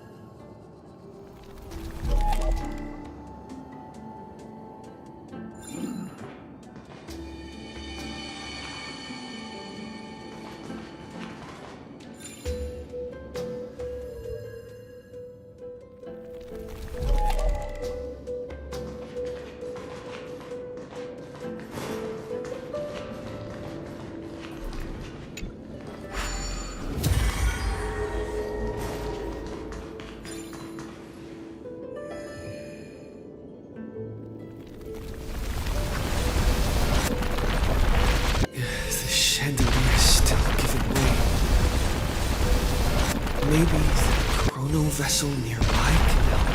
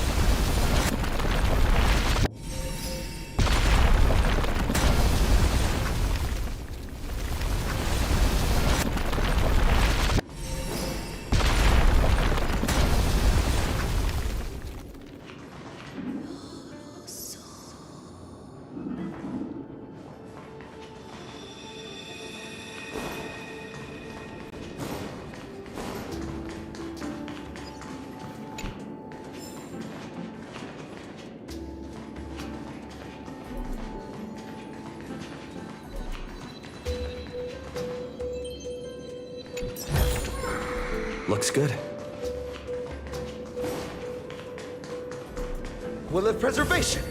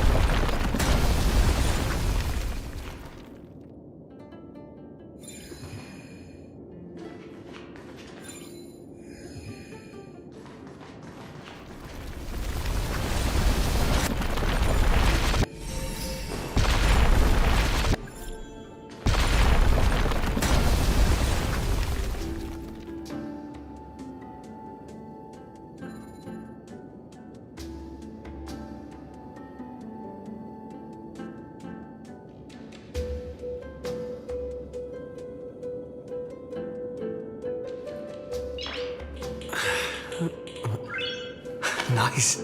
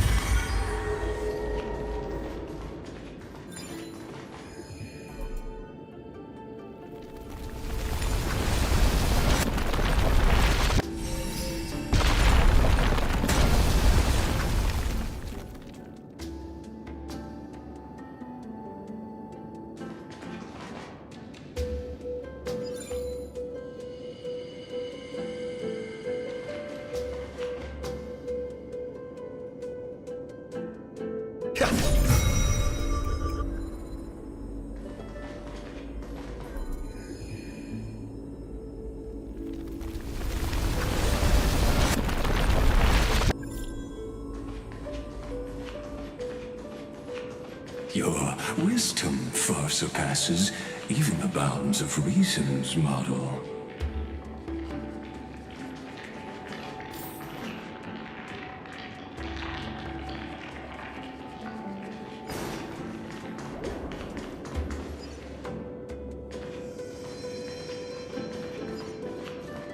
Can't get through. Looks like I'll need the miracle orb nearby.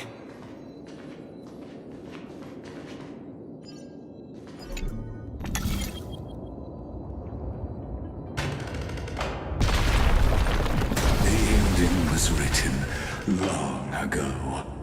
Even you cannot rewrite it. Just like this poor chandelier.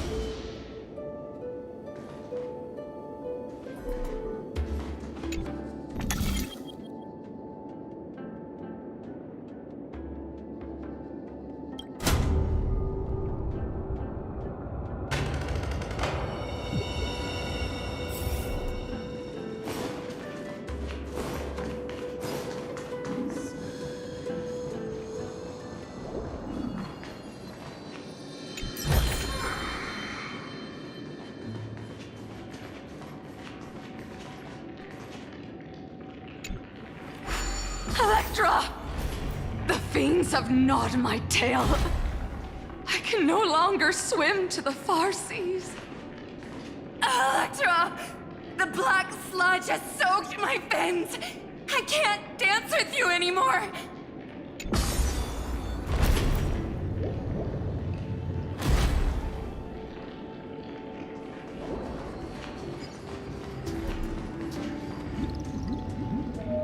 Sisters, don't give up. Remember the Queen's promise of a feast in the city called Styxia. I haven't forgotten. It visits me in dreams every night. I dreamed of a shining city, its lights piercing the deep gloom of the seabed. I dreamed of children placing garlands on our bone horns, and poets praising the sea sirens for shielding the world. But what a shame. We can go no further. Please, sing to the humans for us. Sing of the deep sea's legend in our place.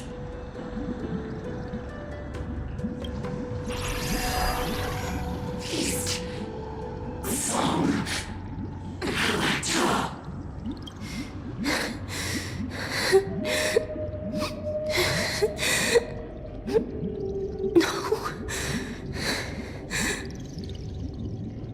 The sea sirens were tainted by the destruction. Their flesh rotted away. They became the black tide creatures of this cycle. Farewell, sisters. I'll finish this last task, then return to prepare your feast. And so, only one sea siren remained among the sea floor. High sealens, swimming alone through the seas, burying her kin and searching for the fragments of the chalice of plenty. Though most of that journey was in vain, why not let us use the power of time to leap ahead towards the journey's end? To reach the spirit basin, I'll need to call upon the power of the chrono vessel.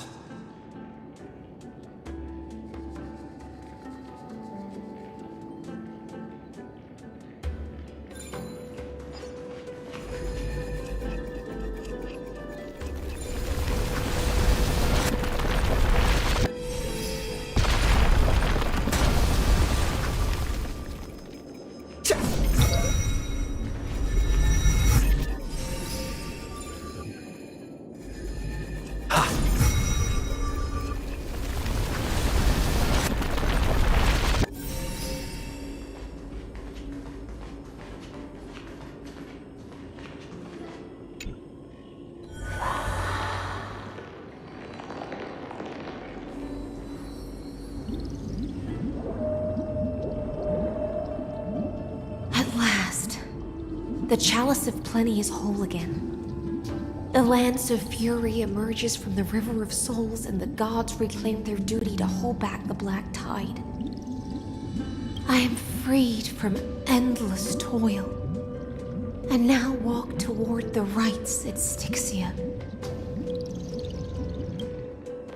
I bore my sister's dreams upon my back, took on a graceful human form, and hoped to find a grand celebration on the shore. My fins became legs, my scales became skin, and the sea foam on my body became a shimmering gown. But when I stepped onto land, there were no festivals with honey brew, nor poets plucking harps, only silent death, drifting gently along the river of souls. When she fulfilled her wish, she only found Styxia to have already repeated the mistakes of previous cycles and was swallowed by death. Hopes and promises are nothing but the foam of dreams. I am a sea siren, a vessel born to contain the tides. Now that my task is done, and the promise is broken, how am I to go on in a world drowned in shadow? Fagusa, my noble queen. She evaded my questions with drunken stupor. She told me a grand feast awaited me in the surface world. So I wandered lost, groping through the dark. The feast she spoke of, where is it? Lonely Blade, I shall grant you everything you seek.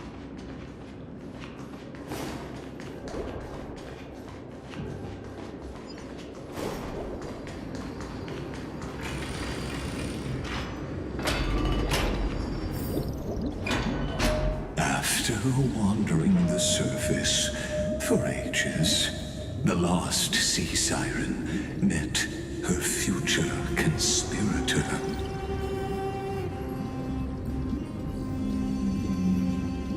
You quelled the wars alone and forced strife into retreat. This swordfish that commands thousands of legions, whom does she serve?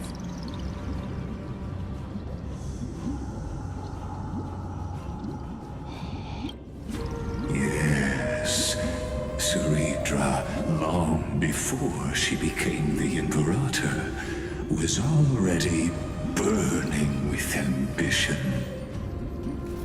Sovereign who follows prophecy. I am no one's sword. I am just a wandering fish, seeking clarity through bloodshed. Then how about letting the sword dance for me? And letting the violin sing in my name? Tell me, what is it you seek? All I want is a feast where I might belong. Such a demand is trivial with the Sovereign's authority. I'll grant you a banquet worthy of conquest and comrades to toast beside you. But Knight, you must offer me your heart. My heart? Yes, a loyal heart that will generate no betrayal. You were deceived by gods and drowned in the ocean's darkness. But now, I will lead you forward and be your light. So be it, noble monarch. The law you proclaim shall govern my every breath. So be it, noble monarch. I am simply becoming someone else's vessel once again, and accepting a duty given to me.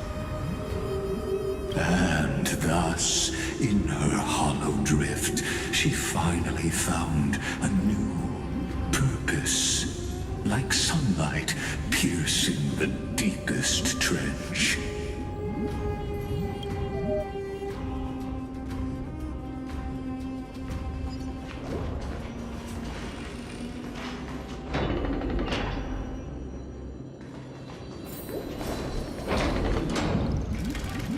Noble monarch, I've cleansed the foulness from the road as you commanded. My blade, you've helped me ascend and take the crown. Ask, and you shall have your reward. What I desire is the same as before.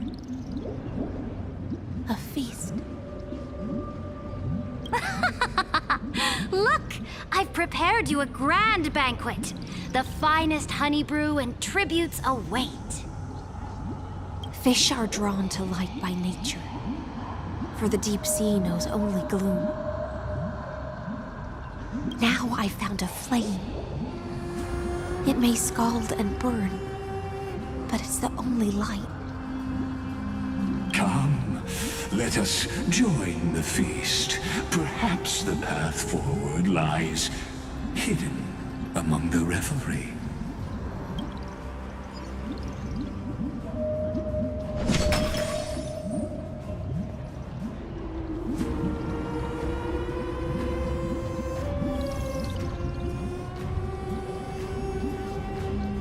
Have you heard that the Imperator's about to begin a new campaign? Her glory will no longer be bound by the borders of Enforius.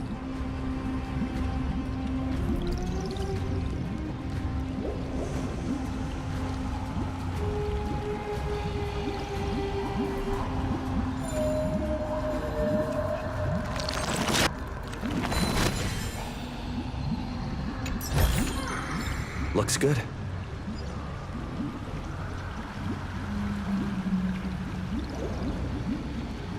My faithful subjects, tonight's feast is not just for the past. It's a toast to the future! Born from our golden blood is an unstoppable colossus. Our iron beast to trample the universe! Great monarch. I've heard the universe teems with great threats. Can we truly remain invincible? Fear not. Before the troops of the destruction, such rabble is no more than cosmic dust. Surely there's a planet draped in oceans out there in the stars. Once I claim it, it shall be yours to rule. And to the rest, your triumphs will not go unrewarded. I promise you a new age, free of fear. Now, raise your cups to our conquest among the Sea of Stars! Sea of Stars! Sea of Stars! Conquest among the Sea of Stars. What a grand vision. Yet, to the Siren Knight, only feasts still stir her heart. Come now, join me. Witness the end of this futile dream. Where's the way out of this illusion? Come quick! Let's celebrate together! I've saved the finest brew! Come taste it with me!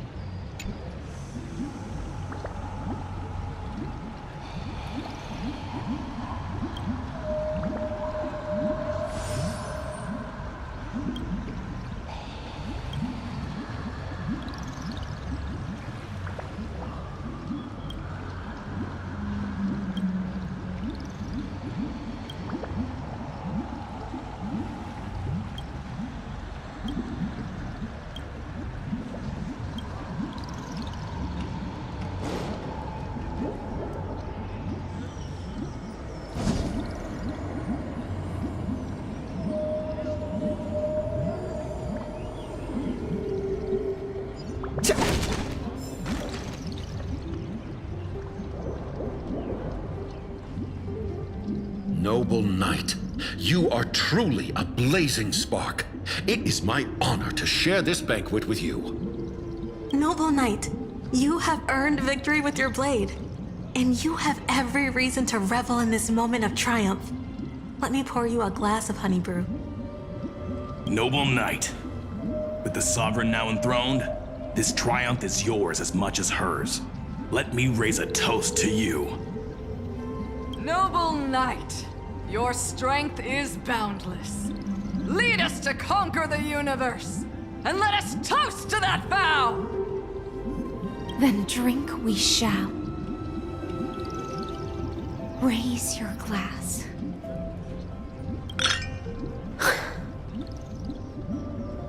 The deep sea? I never knew what fire was. But when I set foot on land, the first light that I saw was the flames of war, lit with golden blood. It scorched my fins, made me feel pain, and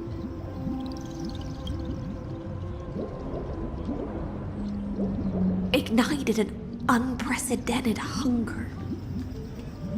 A hunger that flickers in every hero's heart. So bright, yet so blinding. Look! The monarch herself has taken her seat! Hear that? The court sings her praises! Come! Join us and praise her glory!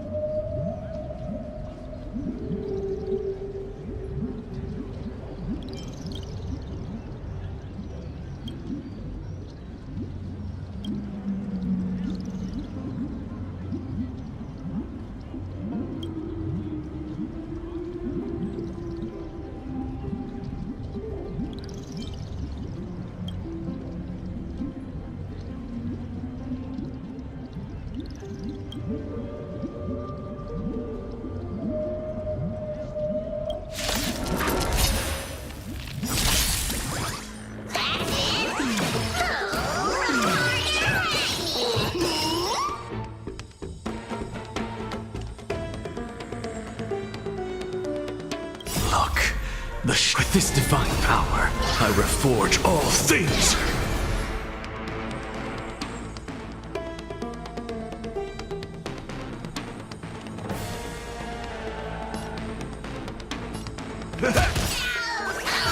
I'm just a frail scum. Insanity! Never seen perfection before? Open sesame. Life's like a good brew. Full-bodied and sweet, my friends. Indulge yourselves!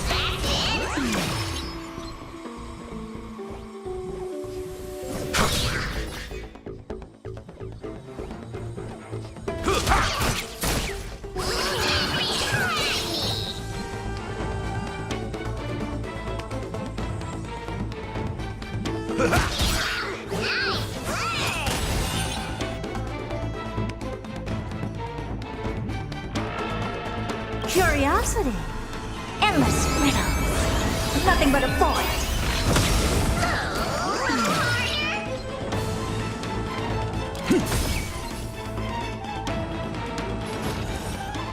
Expand your thinking. Glimpse the unknown.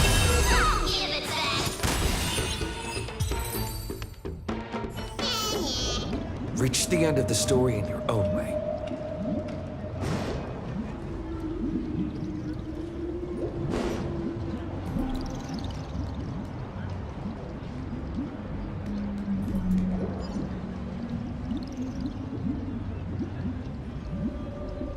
One eye of hers sees glory, the other sees corpses.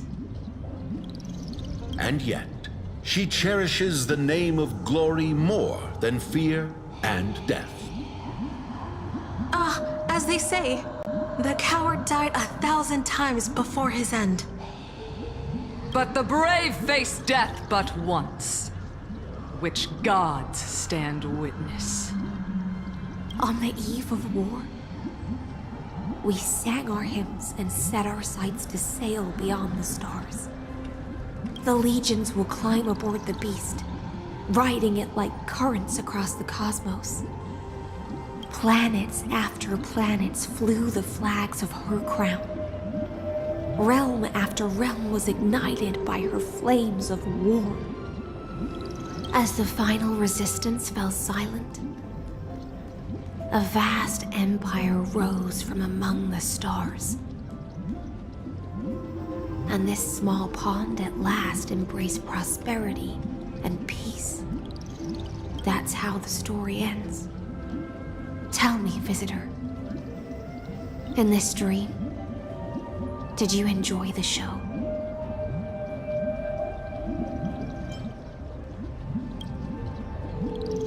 Yes. Just fake bubbles glinting on the surface of poured wine. It's time for me to wake up from this drunken dream.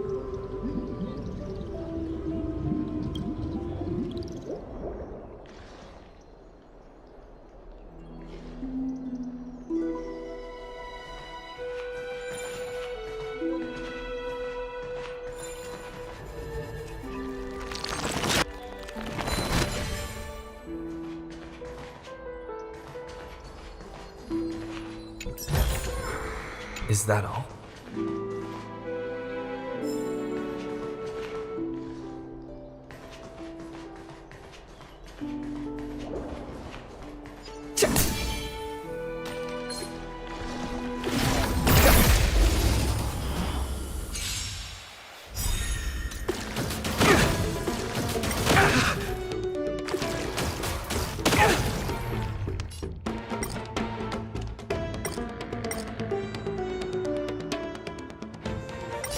This divine power, I reforge all things! Insanity! To the soul! Open sesame.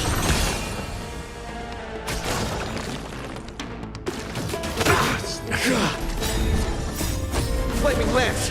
Forward!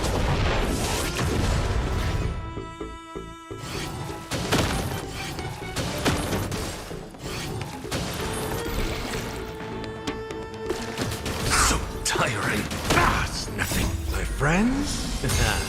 Indulge yourselves! With this divine power, I reforge all things. Expand your thinking. Endless riddles. Nothing but a void.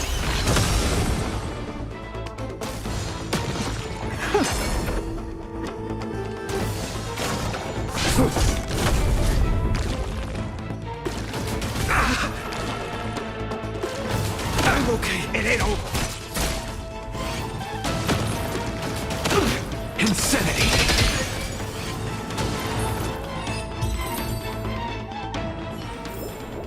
Reach the end of the story in your own way.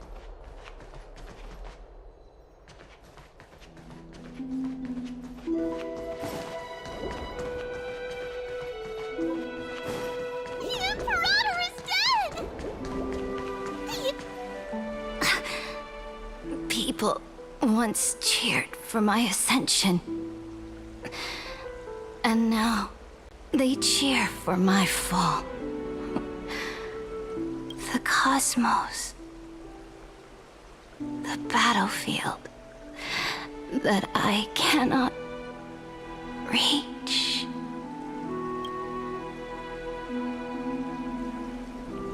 Before the Sovereign's conquest reached its end, her life and ambition had already been swallowed by the deep sea. This is the true ending. Her grand designs torn apart by the blade. Her regal robe soaked in golden blood. And the one who struck her down? The one who struck her down.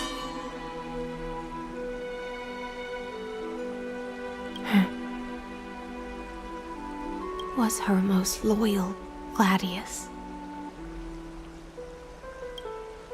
I don't need to explain myself.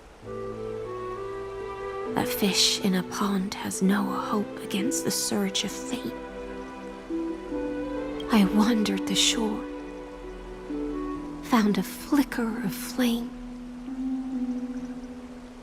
only to snuff it out with my own hand. I don't understand.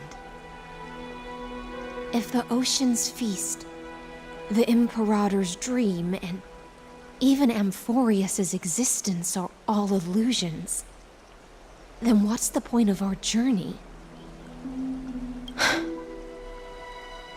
When the Deliverer returns, I will let this absurd celebration come to an end. But Greyfry, I can't help but wonder how I dearly wish this feast of the Flame Chase would never end.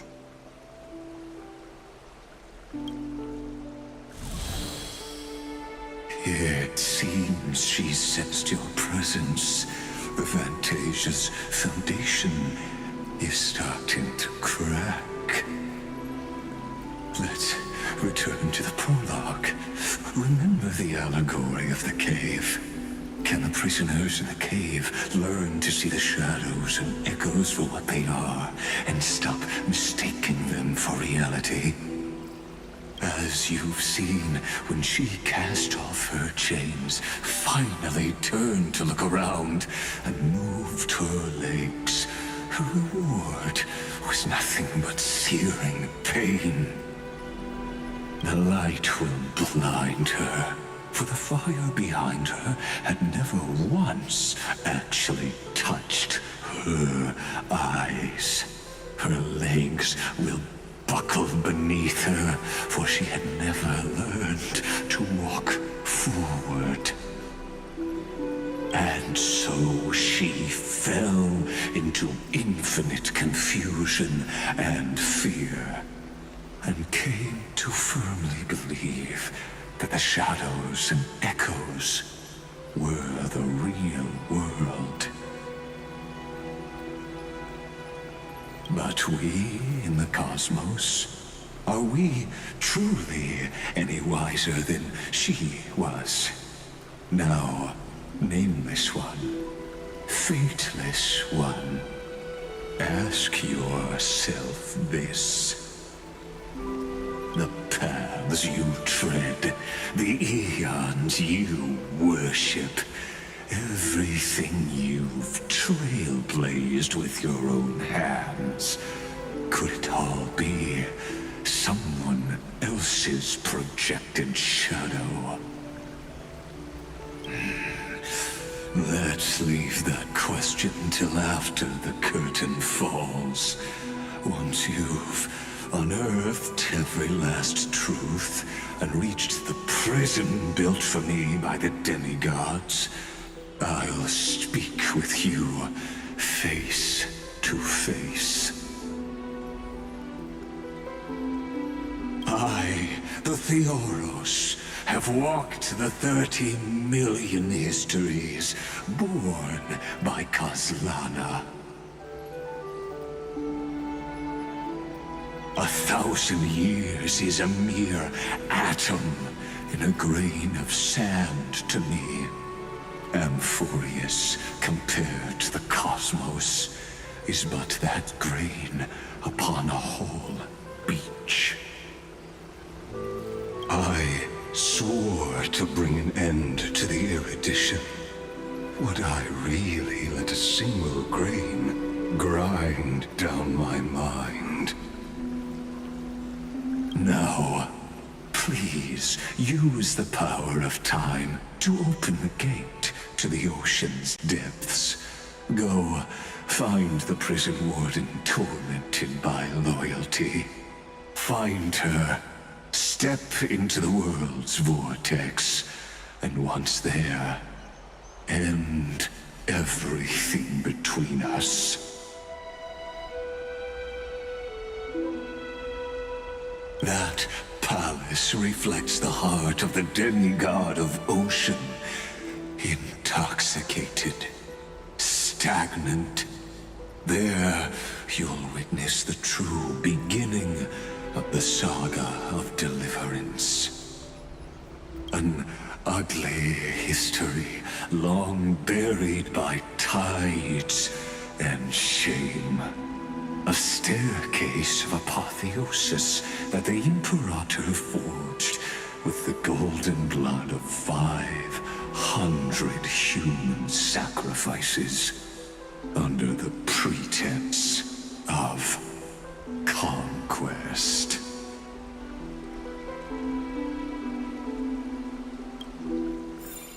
I'll wait for you at the heart of the world. But to reach the place, you must find the prison warden, lost in her stupor.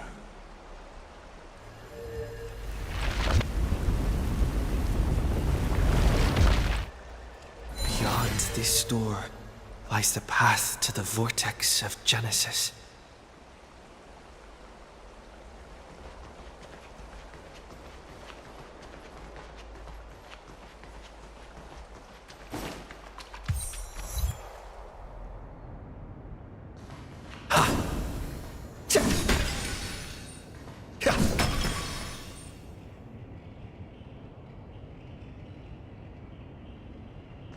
Will it preservation?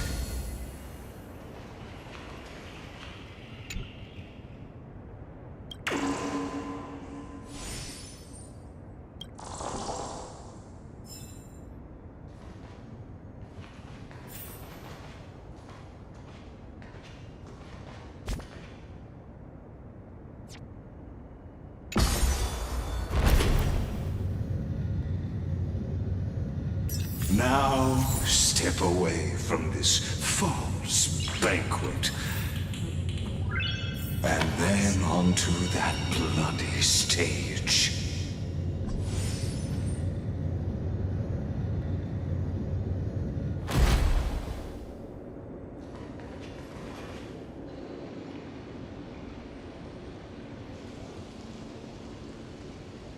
The palace that worshipped the ocean, the sanctuary connected to the vortex, was also once the battlefield of the first flame chase.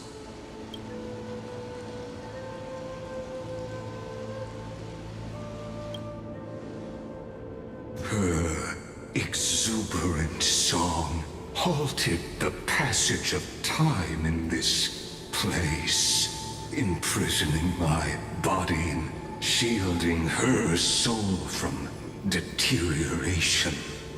All just to await your return. The twisted time and space reflect her confusion.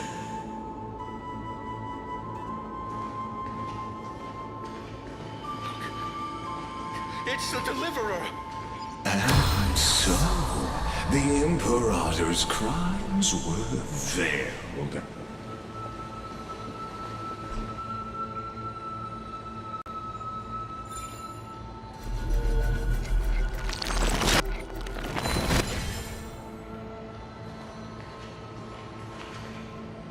Stay away from Apollonius! This cup of honey brew. What a sweet aroma. Done, Virginia. Dux Hakalithist! We can't give up here! Love steeped in death. How delicious.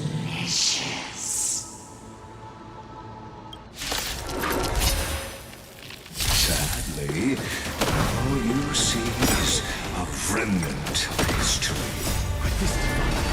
And your interference is just another equally futile echo.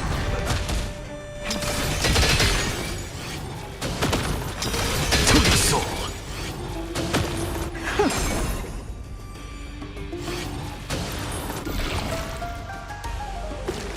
I'm okay. I like that confidence. My friends? Indulge yourselves! With this divine power, I reforge all things. Endless riddles. Nothing but a void. Insanity. To the soul.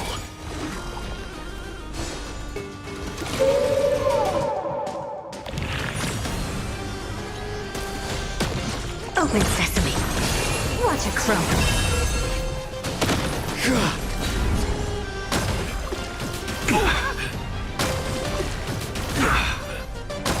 It ain't over.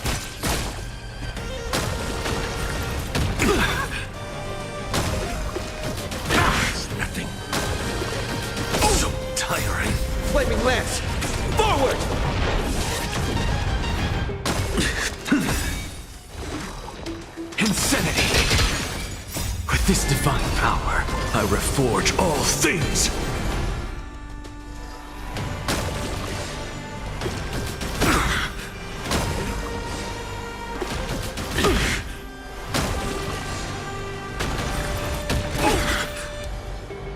Expand your thinking. Endless riddles. Nothing but a void.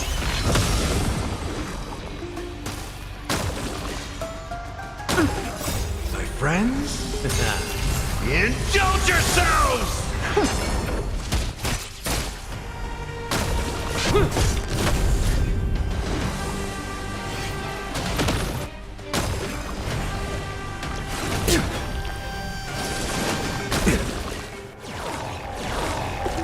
I'm okay.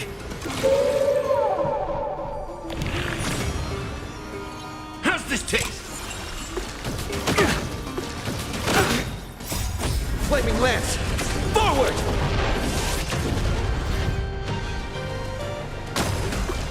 I'm okay. Nothing, my friends?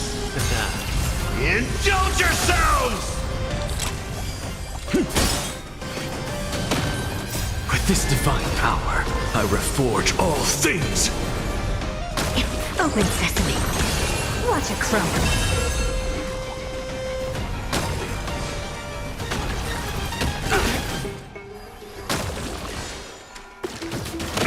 Nothing. I'm okay. Hurt?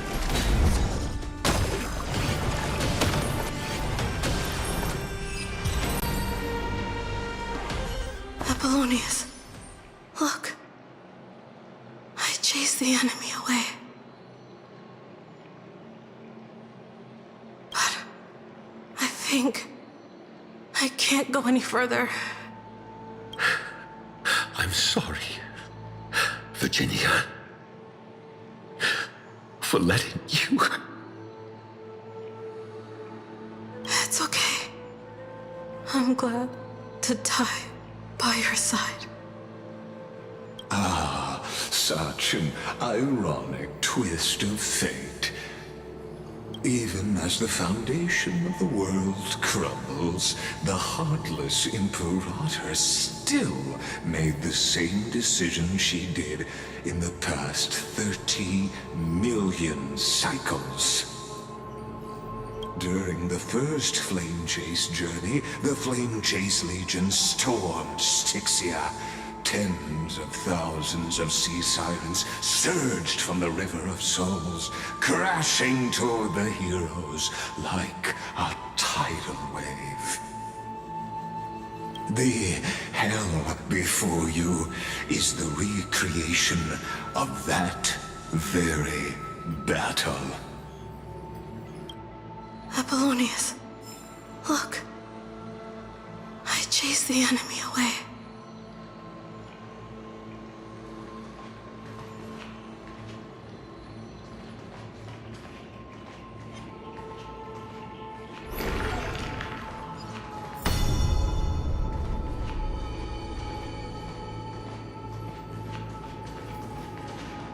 A painful past, yet hidden beneath a veil of joyful song.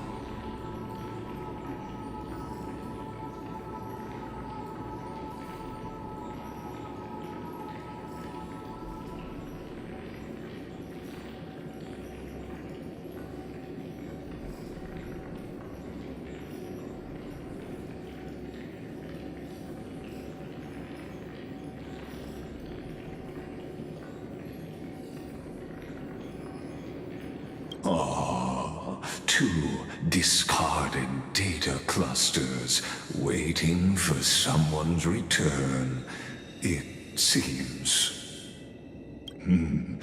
Relive the history, then pass through the temple's waters and come to my side.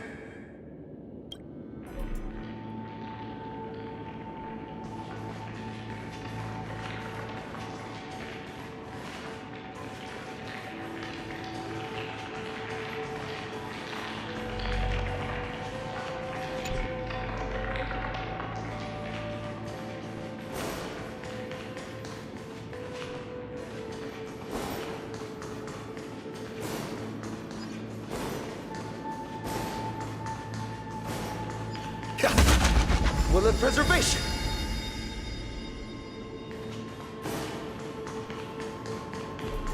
Isn't that the Deliverer? You finally made it.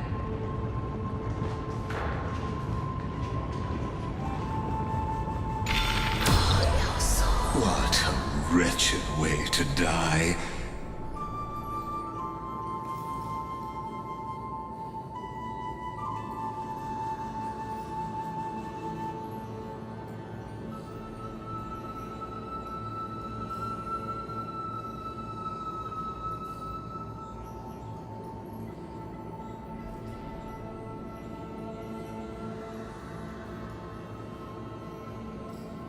The Flame Chase Army, devoured by warbling fish, never saw it coming. Look, the cruel Imperator and her Knight Commander, the pitiful Warden.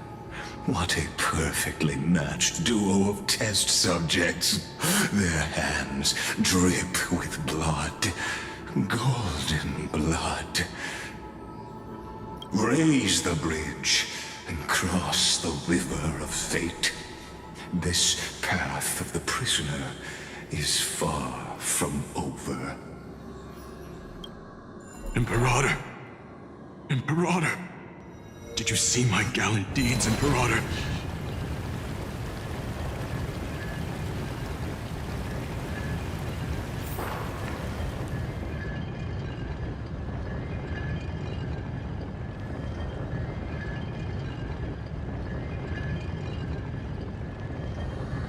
Imperator!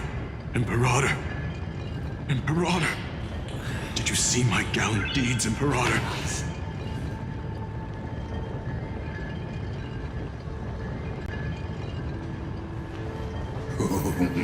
A sovereign and the sword at her side.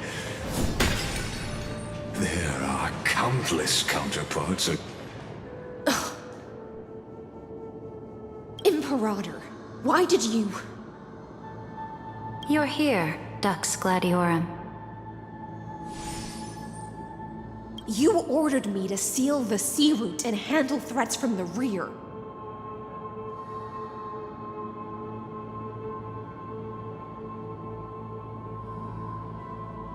So why didn't you wait for me to return? Why send the Vanguard ahead and let them die in vain? Die in vain? No, you're wrong. Their golden blood won't be spilled for nothing. The other dukes have paved the road for me to become the god of law. The trial of law? You never spoke of this to anyone. What is...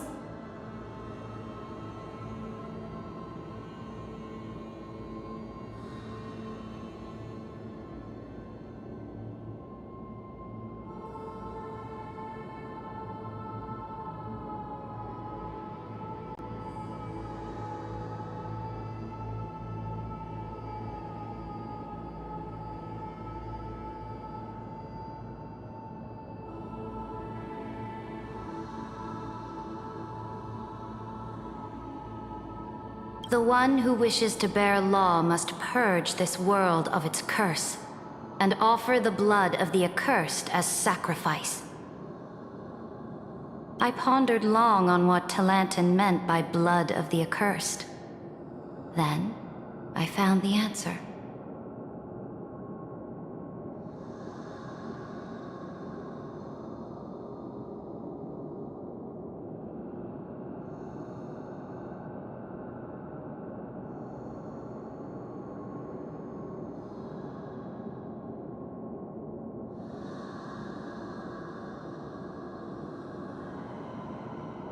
You, I, and every Chrysos heir summoned by the prophecy are the accursed ones. Just like that arrogant Theoros said, our golden blood is the agent of destruction, the antithesis of the world's fate. Dux Frigoris, Dux Brumalis, Dux Helcalethist. Their fate was sealed at that moment. Dying on a glorious campaign was the final gift I could give them.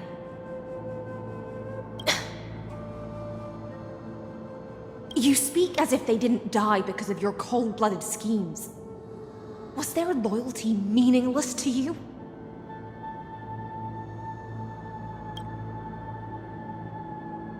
Losses are a constant on the Flame Chase journey, among which even life itself holds little value.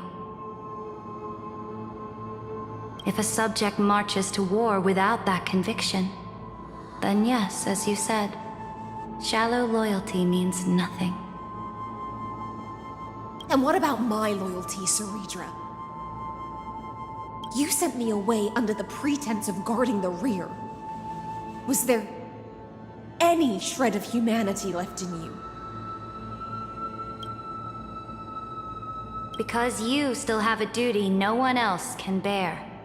Only you can uphold Fagusa's divine authority. The choice is yours now. Cast off the chains of loyalty and drive those blades through my heart. Or stand with me and sever the ocean's last breath. If you no longer share my vision or believe in the new law I seek to weave for Amphorius, then go on and end me. The Imperator of Amphorius may be ruthless and cruel, but never a hypocrite. When I say life itself holds little value, know this. I am ready to sacrifice everything for the ambition to conquer the Sea of Stars. Now you've seen it. The brutal Imperator was willing to spill the blood of 500 heroes to complete the trial of law.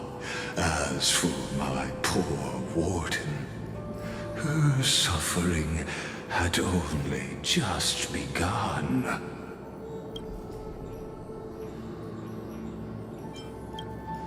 I'm no storyteller. I have no duty nor interest in filling in the history you've missed.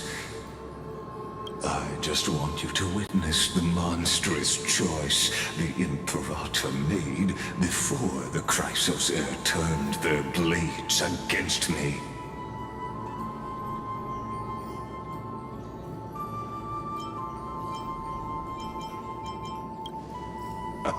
You've always had a flair for lightening the mood, haven't you? I gave up on using words to solve conflicts 2,000 years ago. But I won't squander a chance, not even a sliver of one. If there's even a crack in the walls of your conviction, then my victory is already assured. Now that the past is settled, let's turn the page and bring time back to the present. And dive deeper still, until we reach the very bottom of the abyss.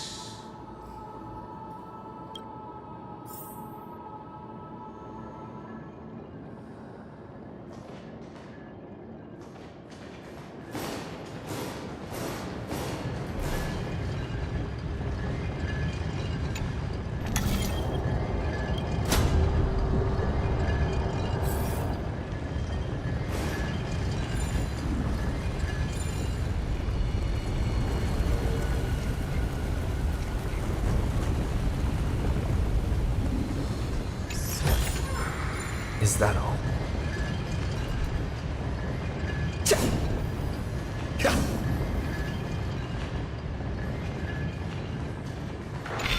Shatter the vessel of time, and let this stagnant pool start to flow again. Just like the broken fate of Amphorius.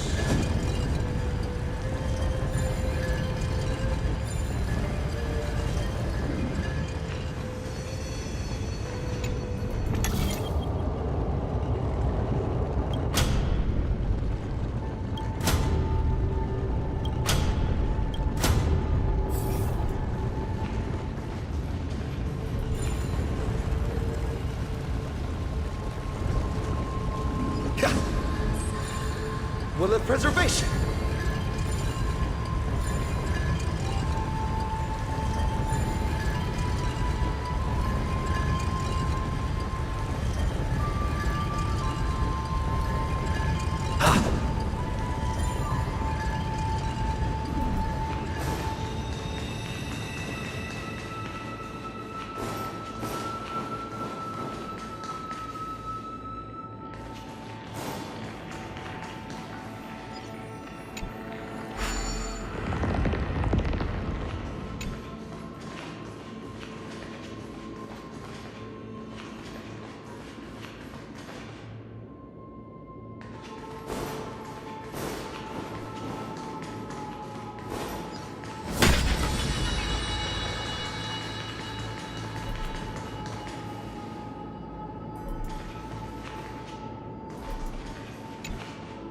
The fleet that rode the waves was dragged down into the deep.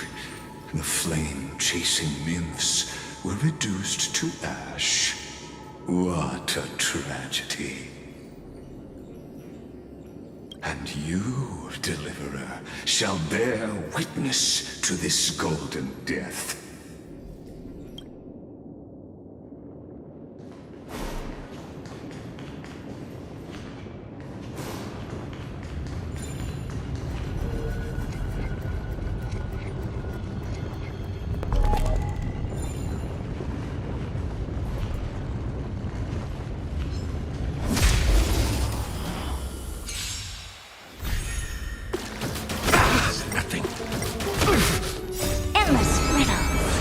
Nothing but a forest.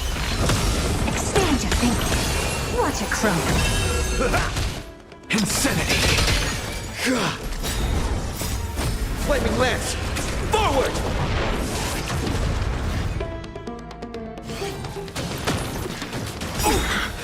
With this divine power, I reforge all things!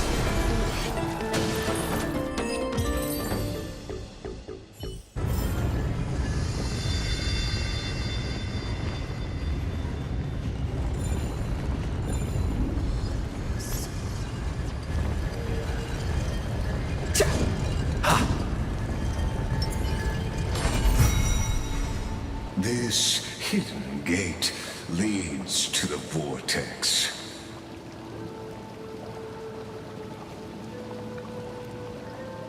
Hurry now.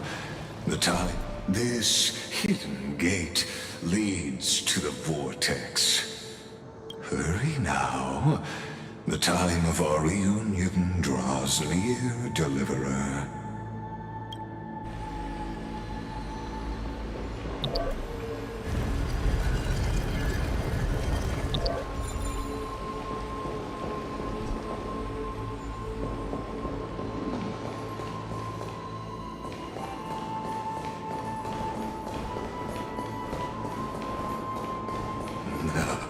This cruel journey will reach its end at long last.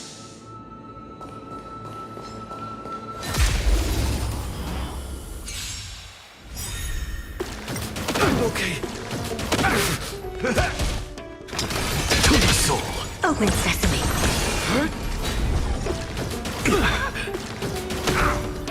My friends? Indulge yourselves!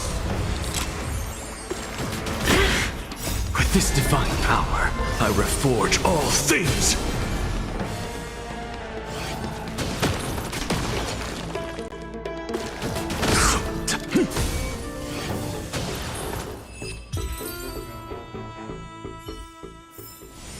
Amazing. But then again, it's me we're talking about.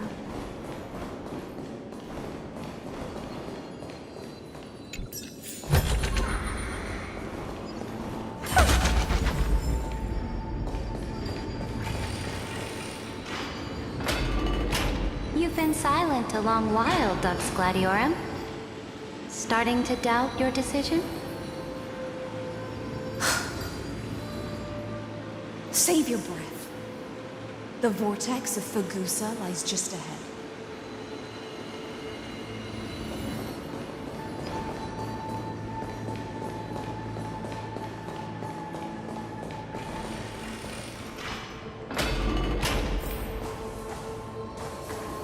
betrayal, there's nothing left between us.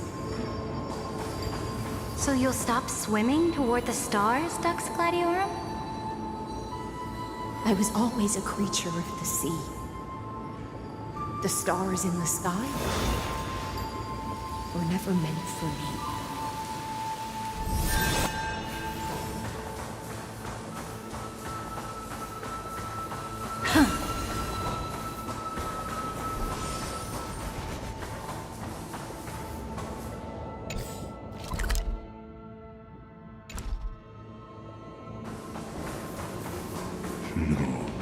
Look, a gravestone. But whose name does it bear? Fine. Take it and amuse yourself. It was here that the prisoner, who thinks herself the prison warden, made her choice.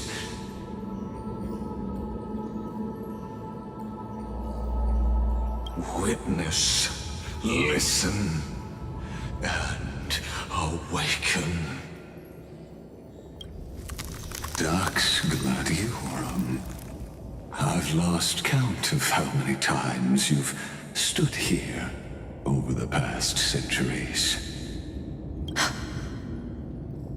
You talk too much for a prisoner like Kyrgyz. Two geniuses who defied law and all the Chrysos heirs who sacrificed themselves in this cycle worked together to chip away my strength.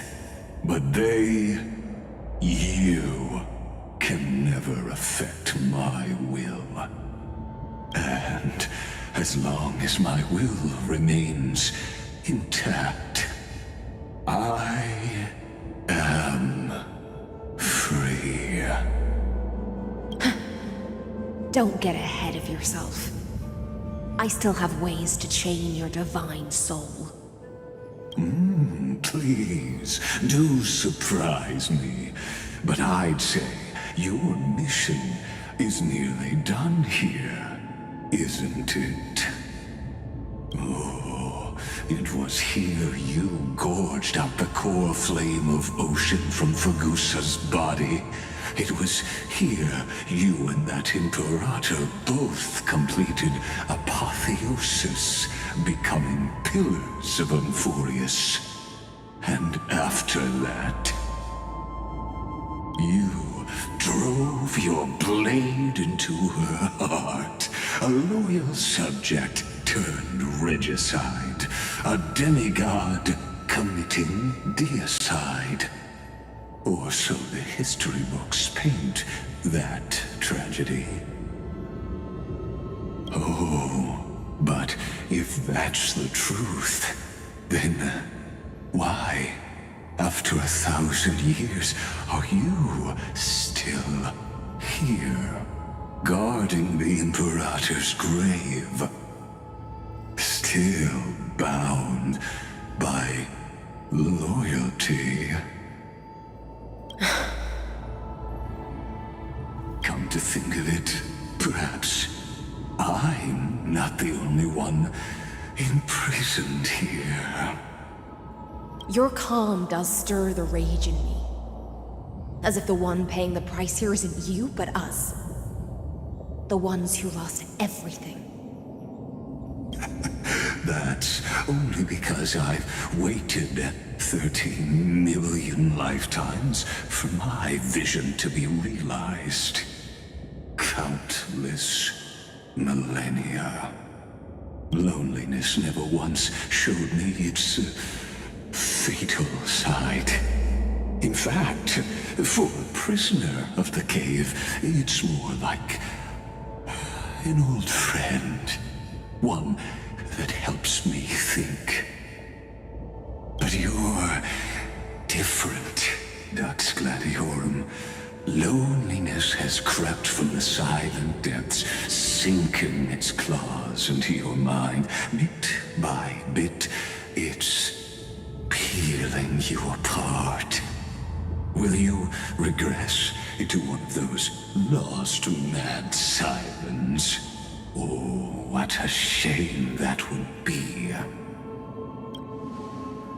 You're right, Lycurgus. Loyalty, curse, the fall of my kin, and this endless waiting. These shackles are too heavy for a fish that cannot perceive any light. I can't break free of the whirlpool that's pulling me under. Nor do I have the unwavering resolve to force myself to wait for that person's return, as everyone hoped for. Oh, deliverer from beyond the sky, my executioner. How much longer until he arrives here? Or will he ever return? I don't know. And I doubt anyone does. Then, what will you do?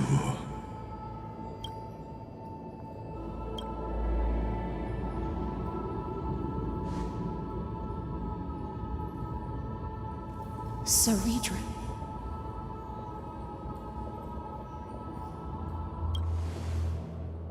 This will be the last time I carry out your decree.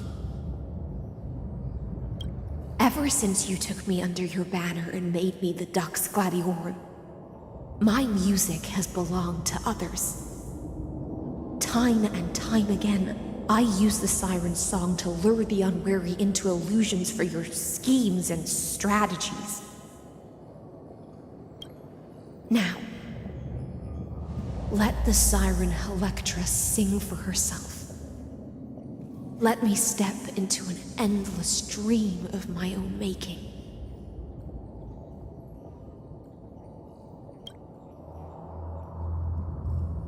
Oh, great ocean. I offer you the rest of my clarity and my freedom, in exchange for the strength to stand against the nihility and honor the sacrifices of the fallen heroes.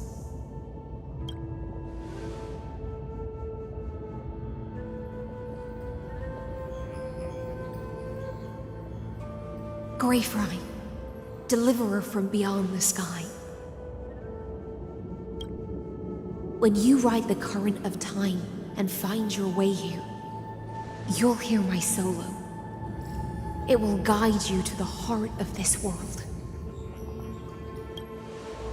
By then, I may still be lost in my self-wrought slumber, but I'll uphold my part of this long relay and guard the shackles that seal the Theoros.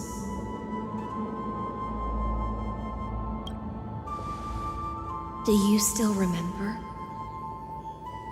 To awaken someone from a siren's voice, you'll need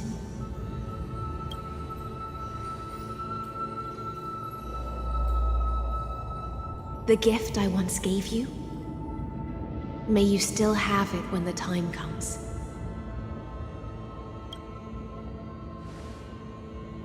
When you return, please pour that honey brew upon this grave. It holds the story of all our struggles and sacrifices. May you see it one day. The prelude Amphorius wrote for your return, carried forward through a 1,000-year relay.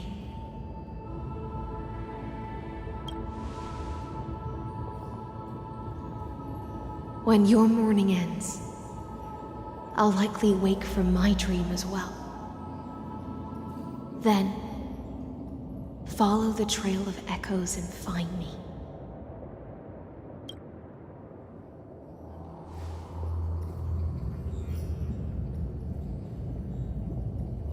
And together, we'll bring judgment upon the sinner who defiled the erudition.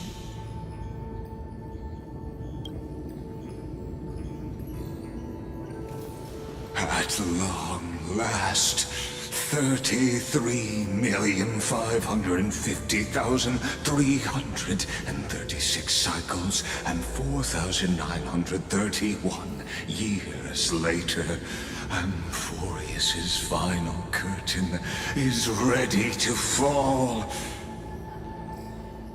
The shadows within the cave gave everything. Yet all they did was mimic life outside its walls. A futile effort steeped in sorrow. Enough! They were no shadows. Everything they did shattered the darkness of this cave and unearthed the core flame of Trailblaze. And now, with that core flame, I'll light the dawn of Amphorius!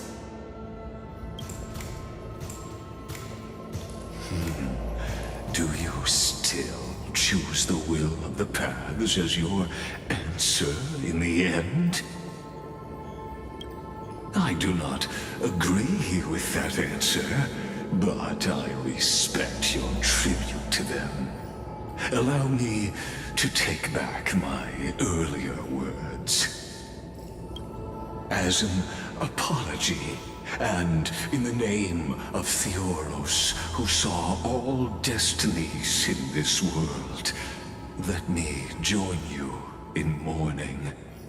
Let us bid farewell to the heroes who sleep here. And then let us face each other and decide whose flame will rise with this new dawn.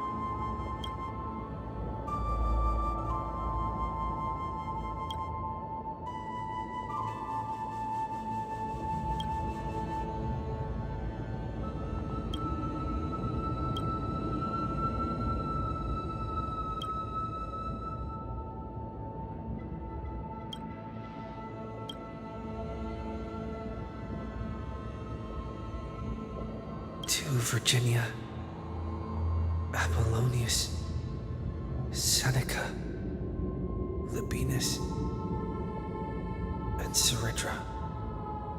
Through a brutal sacrifice, they lit the stars of law in this world, propelling Amphorius's fate forward.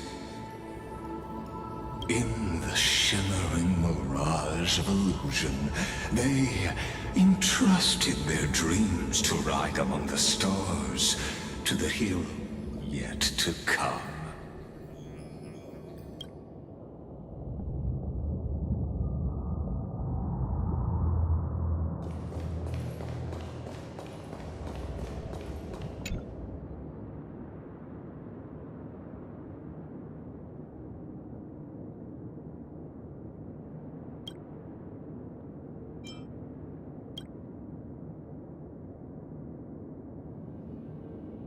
To Aglaia, Trebios, Mightymos, Castorus, and Exagoras.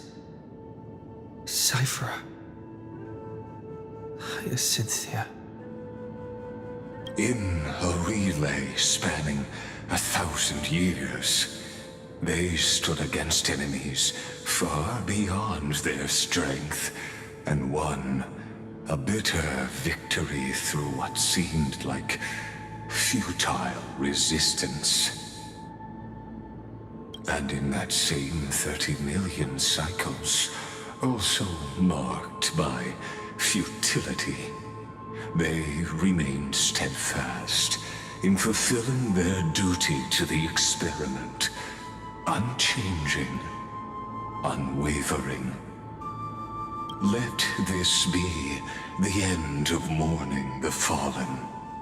At last, allow me one final toast to the lost prison warden, a prisoner bound by loyalty.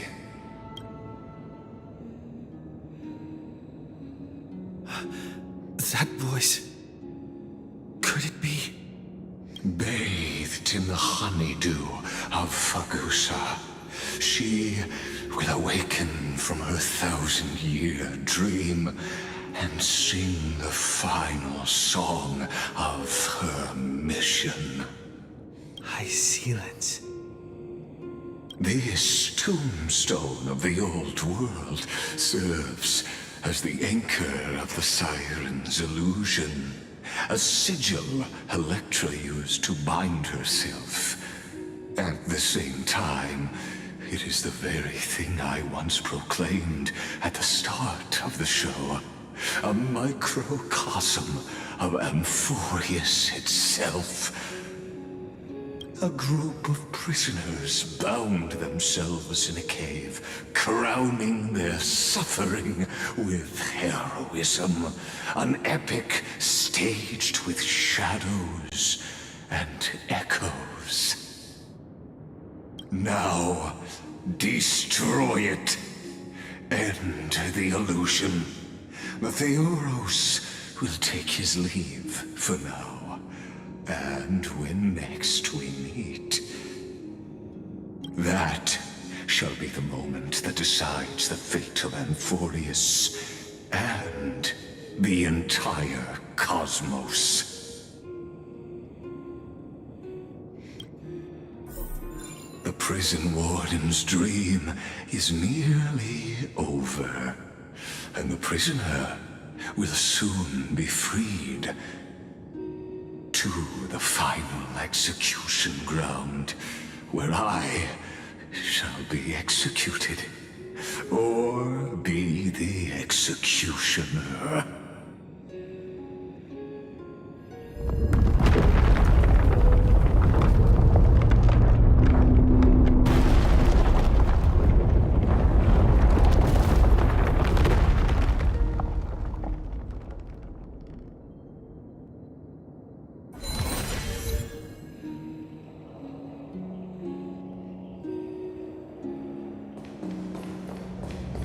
This world and I shall halt here until we meet again.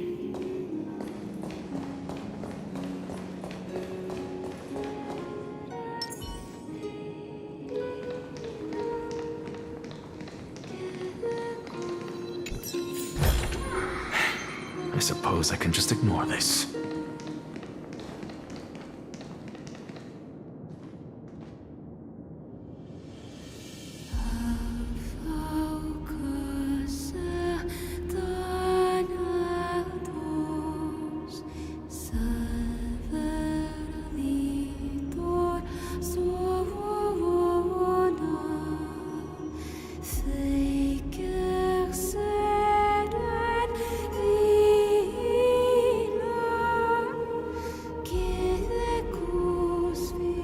The last demigod. I'm here.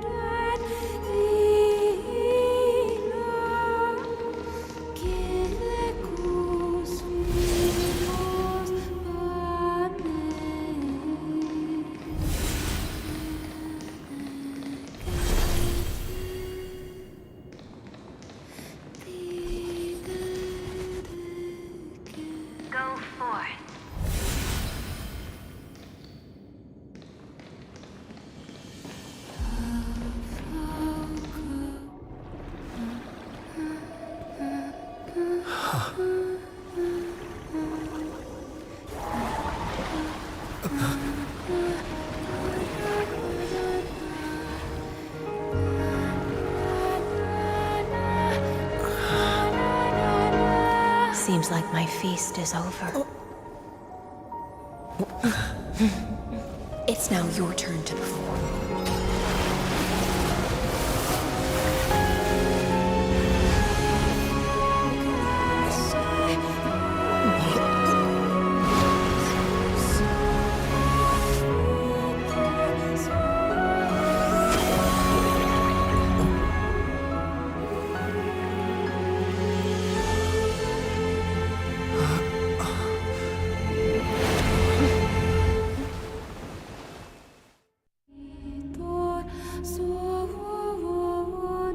Little Grey Fry, please accept my thanks.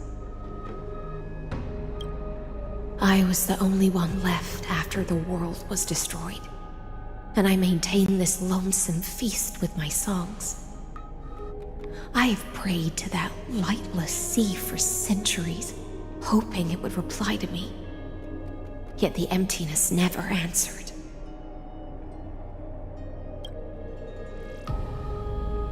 Thankfully, you arrived as promised, and everyone's wait was not in vain.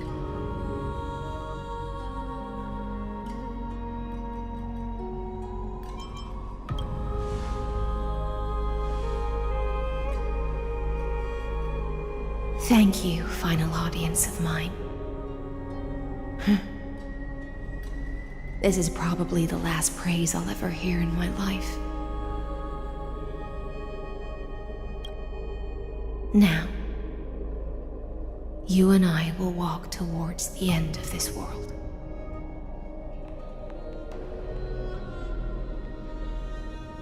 The heroes have waited for this moment for far too long. Let us use our blades to testify our resolve.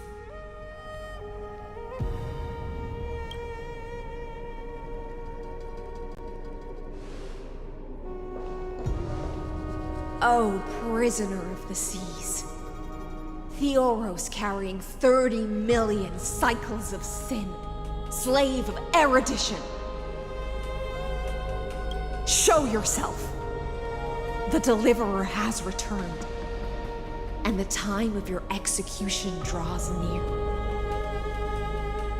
I see an awakened human who has mistakenly taken fallacies as truths and has returned to the cave to try to bring his friends into the sunlight he once bathed in.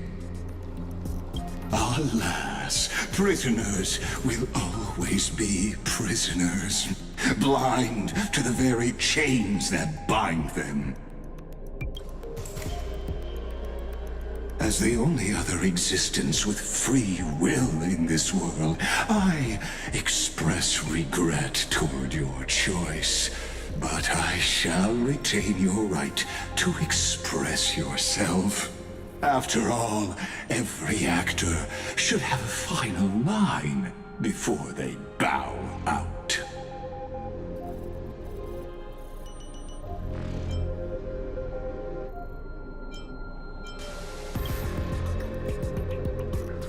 I eagerly look forward to it.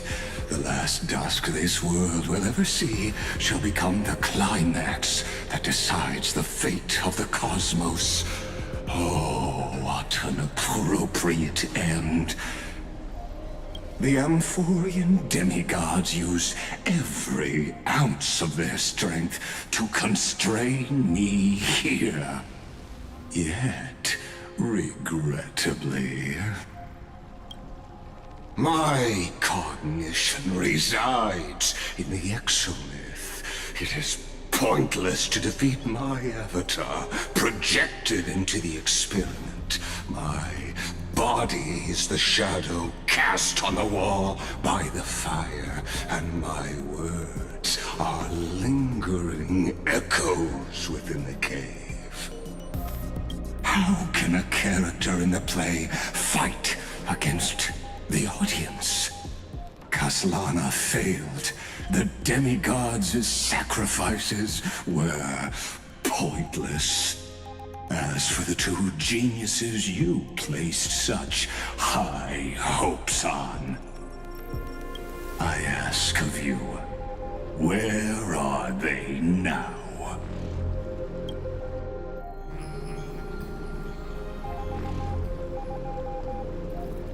Confusion and epiphany always go hand in hand.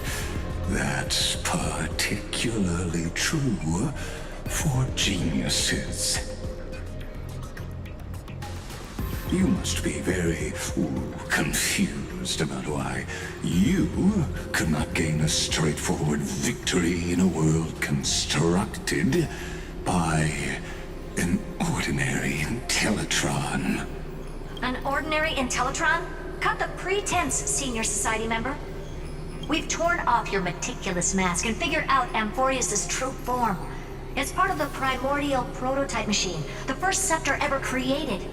In other words, a detached part of Noos's divine corpus. That's why it has the potential to destroy erudition. As for who would be able to control the Ionic system to rewrite knowledge, only one person has ever managed such a feat. You better have an explanation for the Society. We want an actual answer, not another prolonged metaphor to cover up the truth. Why are you the one doing this? Answer me!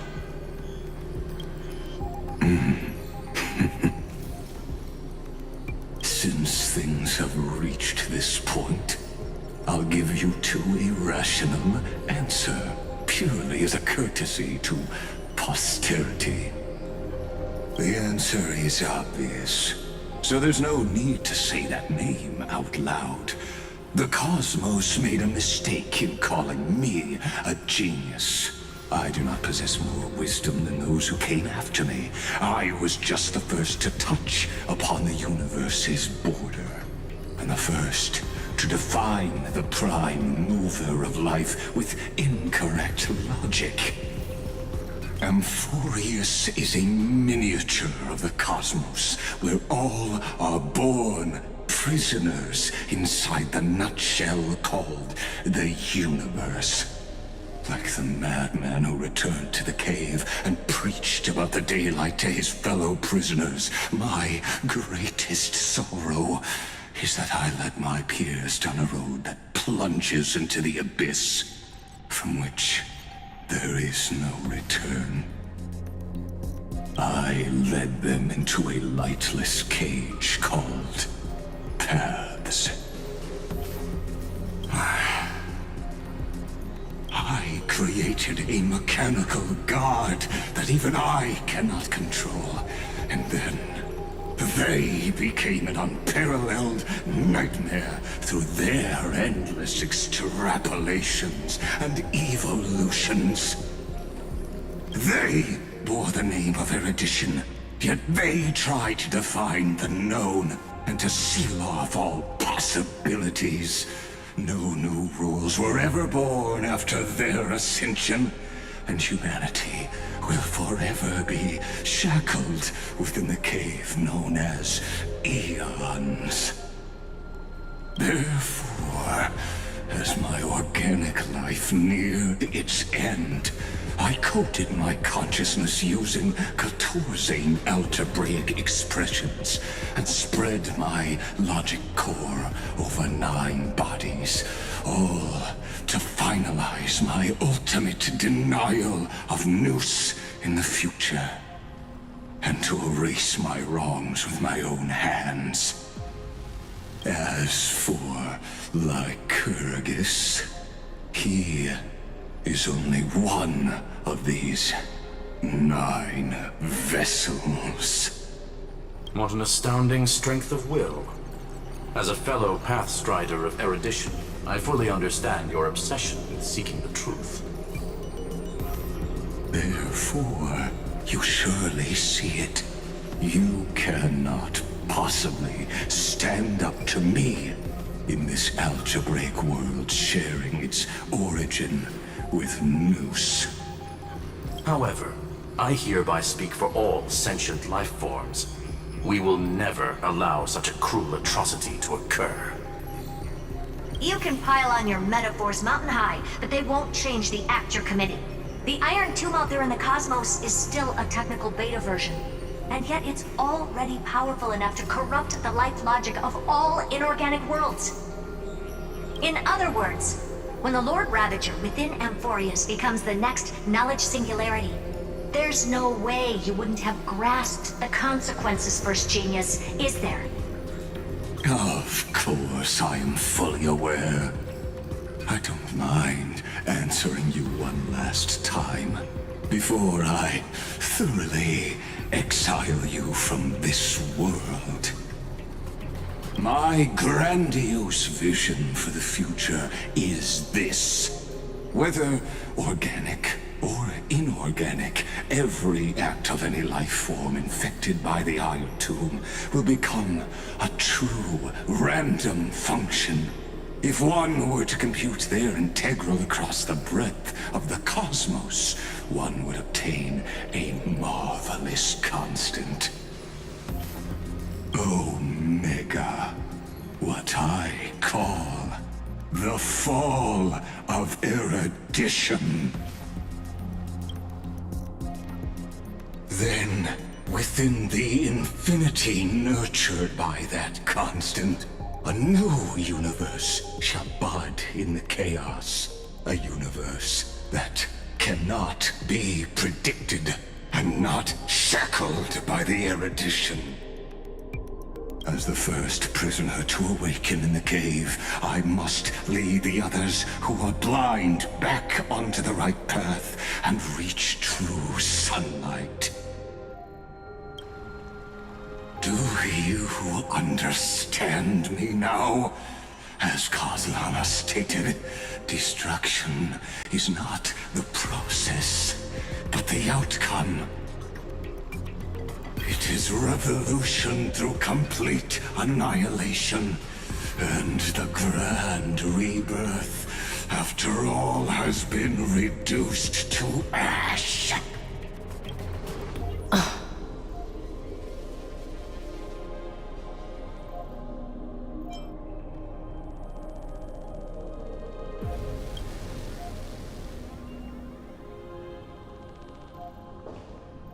The Amphorians already answered long ago. Be it as tiny fish destined to be swallowed, or as a giant whale poised for a magnificent descent.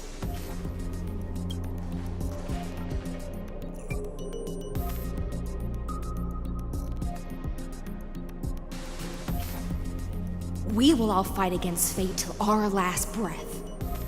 That includes me, Electra. Once the Imperator's subject, now the Deliverer's blade.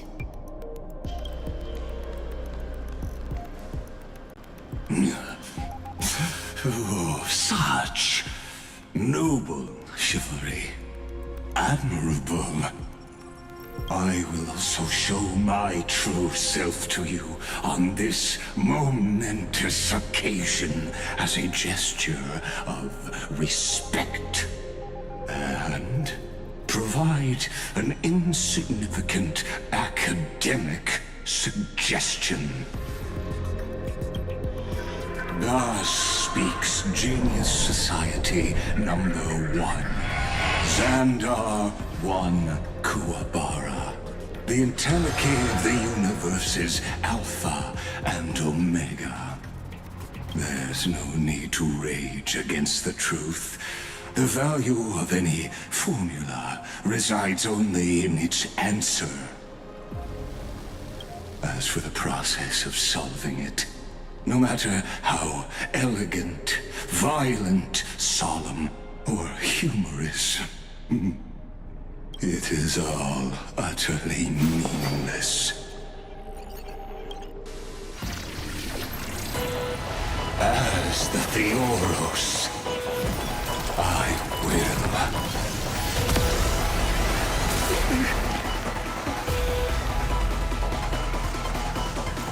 Personally participate in performing this world's end. Remember this.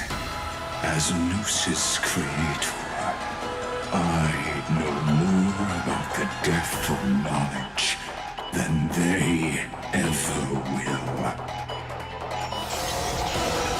Careful. is Lycus's true form. Decided to play your ace, huh?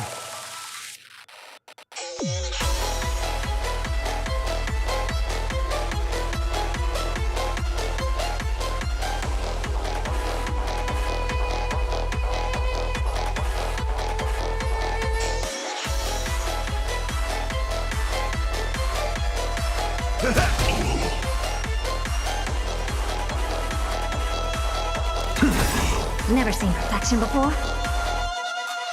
Look, the show has begun. With this divine power, I reforge all things.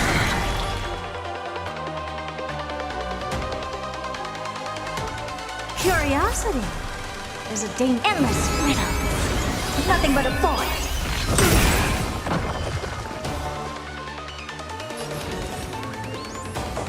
Expand your thinking. Glimpse the unknown. The destruction wields introduction. Let us skip the...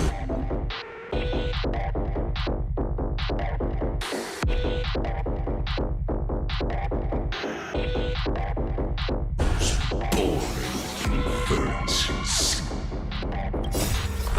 Is this the black tie?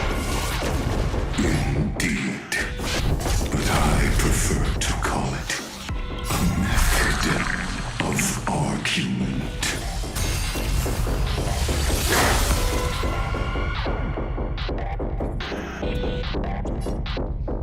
How's this taste? Nice teamwork.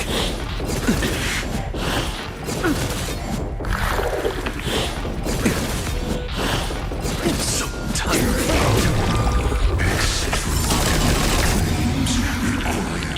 Extraordinary evidence.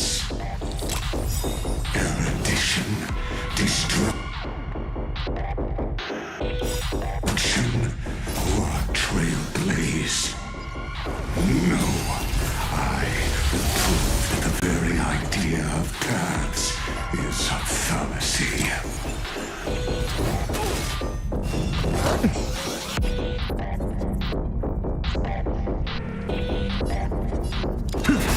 I don't have time for games.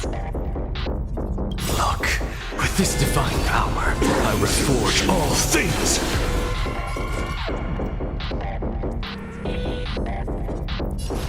Open sesame. I'm on guard.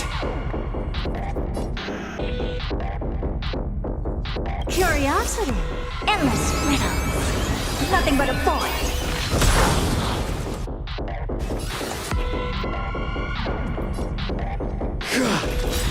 Never seen perfection before?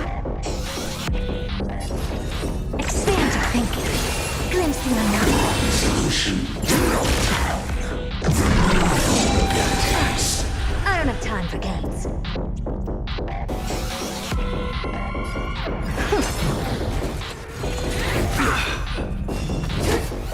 Lance at the ready.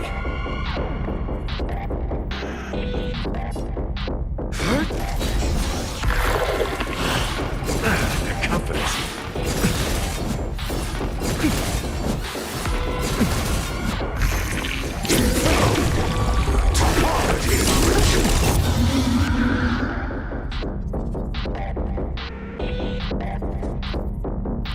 Life's like a good friends.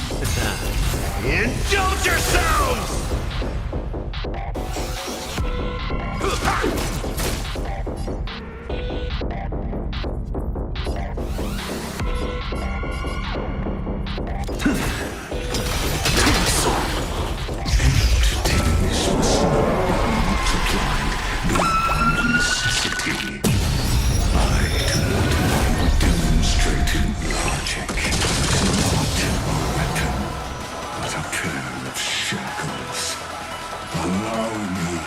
Shatter them for you.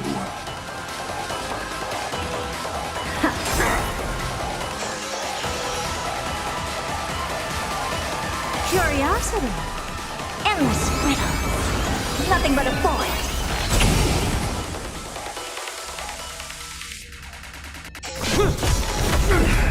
Hopeless as ever.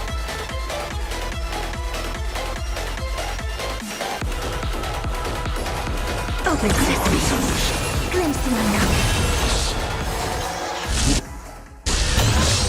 Invoking enters.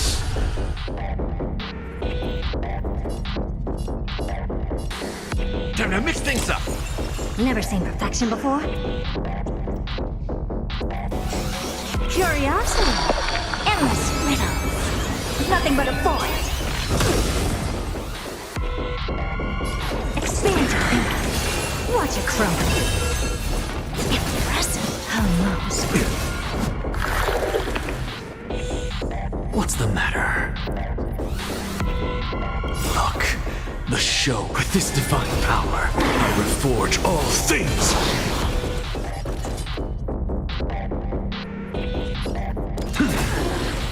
Insanity.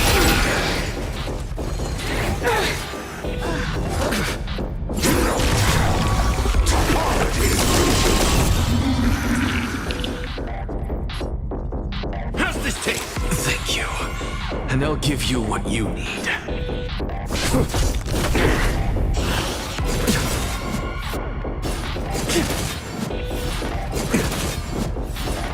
If I can do it.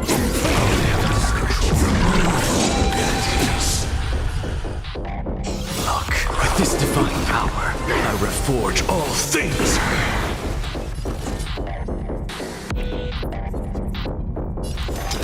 To the soul. Insanity.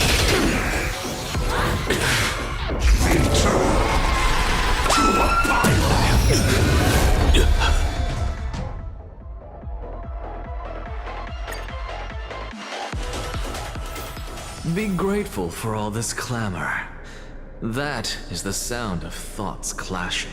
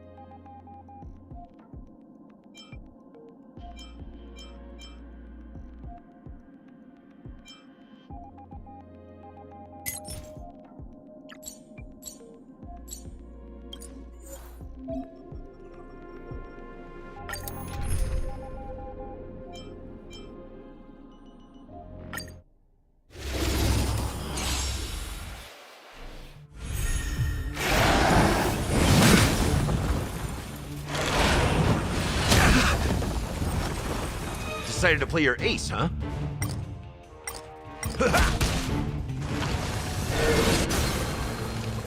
Insanity! Expand your thinking.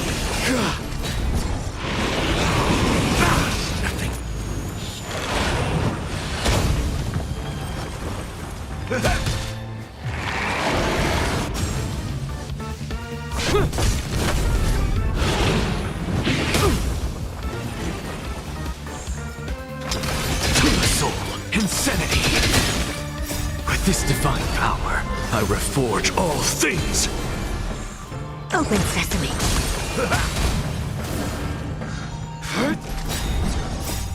Flaming lance! Forward!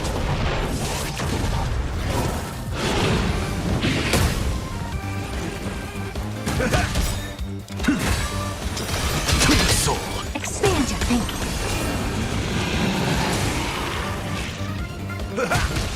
Insanity! To the soul! With this divine power, I reforge all things! Open sesame. Endless riddles. Nothing but a void.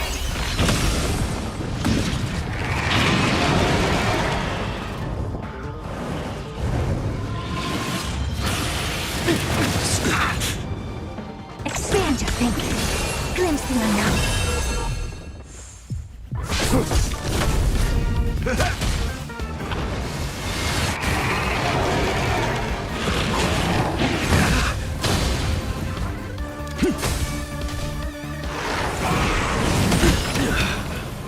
Open sesame.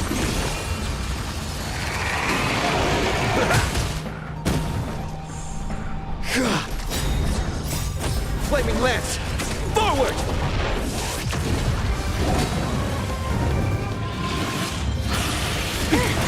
Really bold? My friends? Indulge yourselves!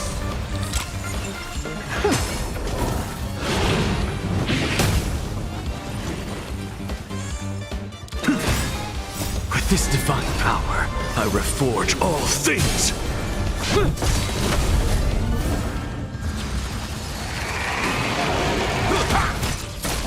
Expand your thinking. Endless riddles. Nothing but a void. Open sesame. Watch it crumble.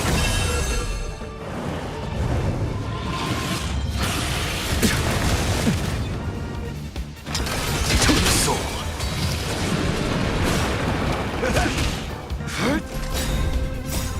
Flaming lance! Forward! Expand your thinking. With this divine power, I reforge all things!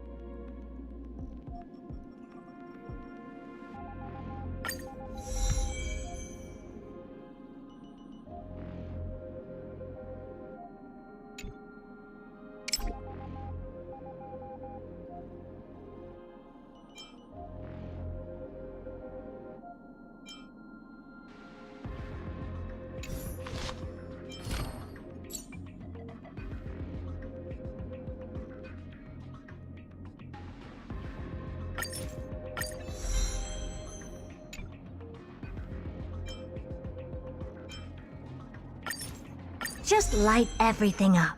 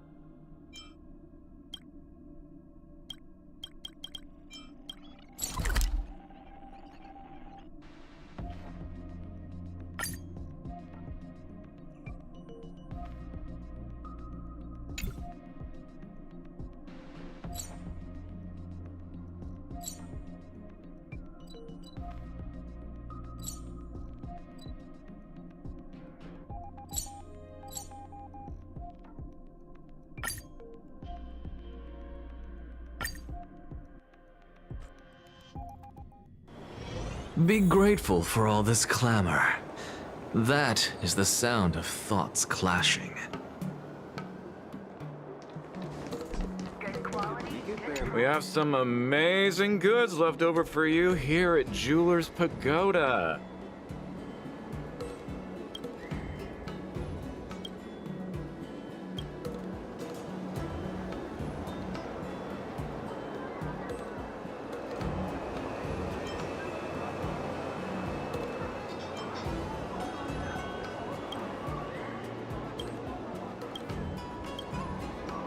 We have some amazing goods left over for you here at Jeweler's Pagoda.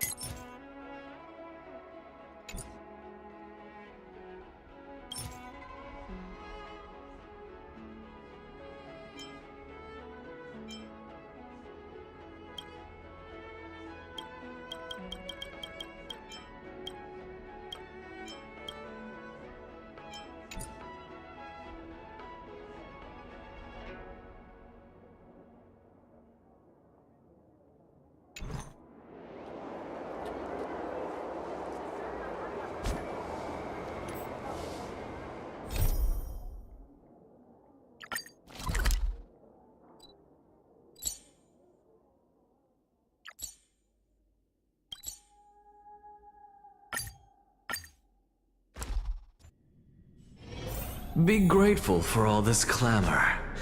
That is the sound of thoughts clashing.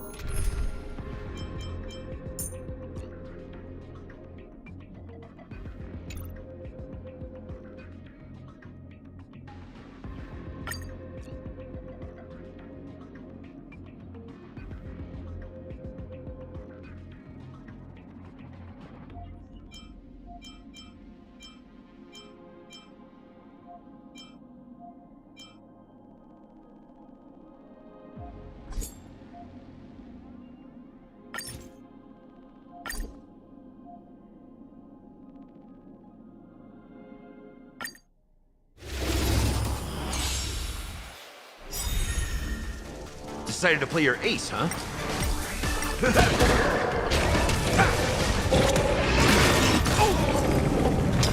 To the soul.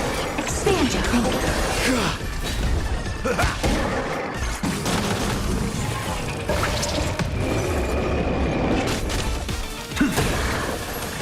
Insanity.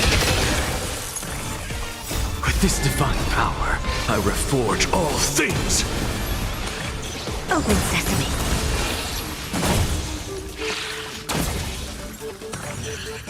Endless riddles. Nothing but a void.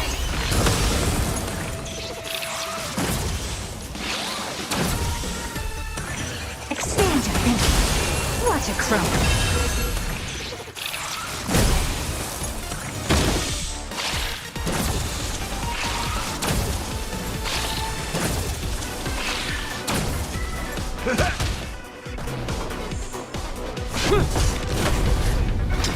To the soul.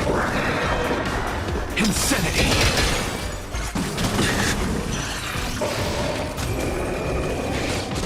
Open sesame.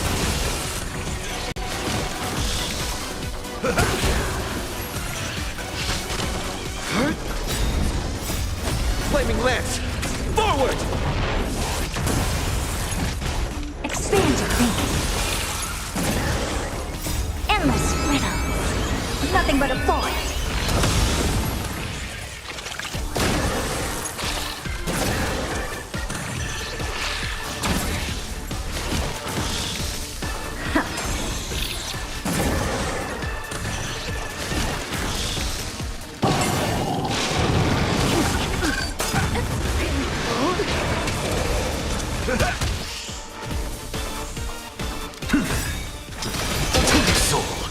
With this divine power, I reforge all things!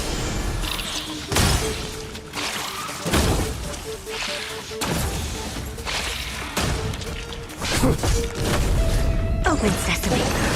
Glimpse the unknown.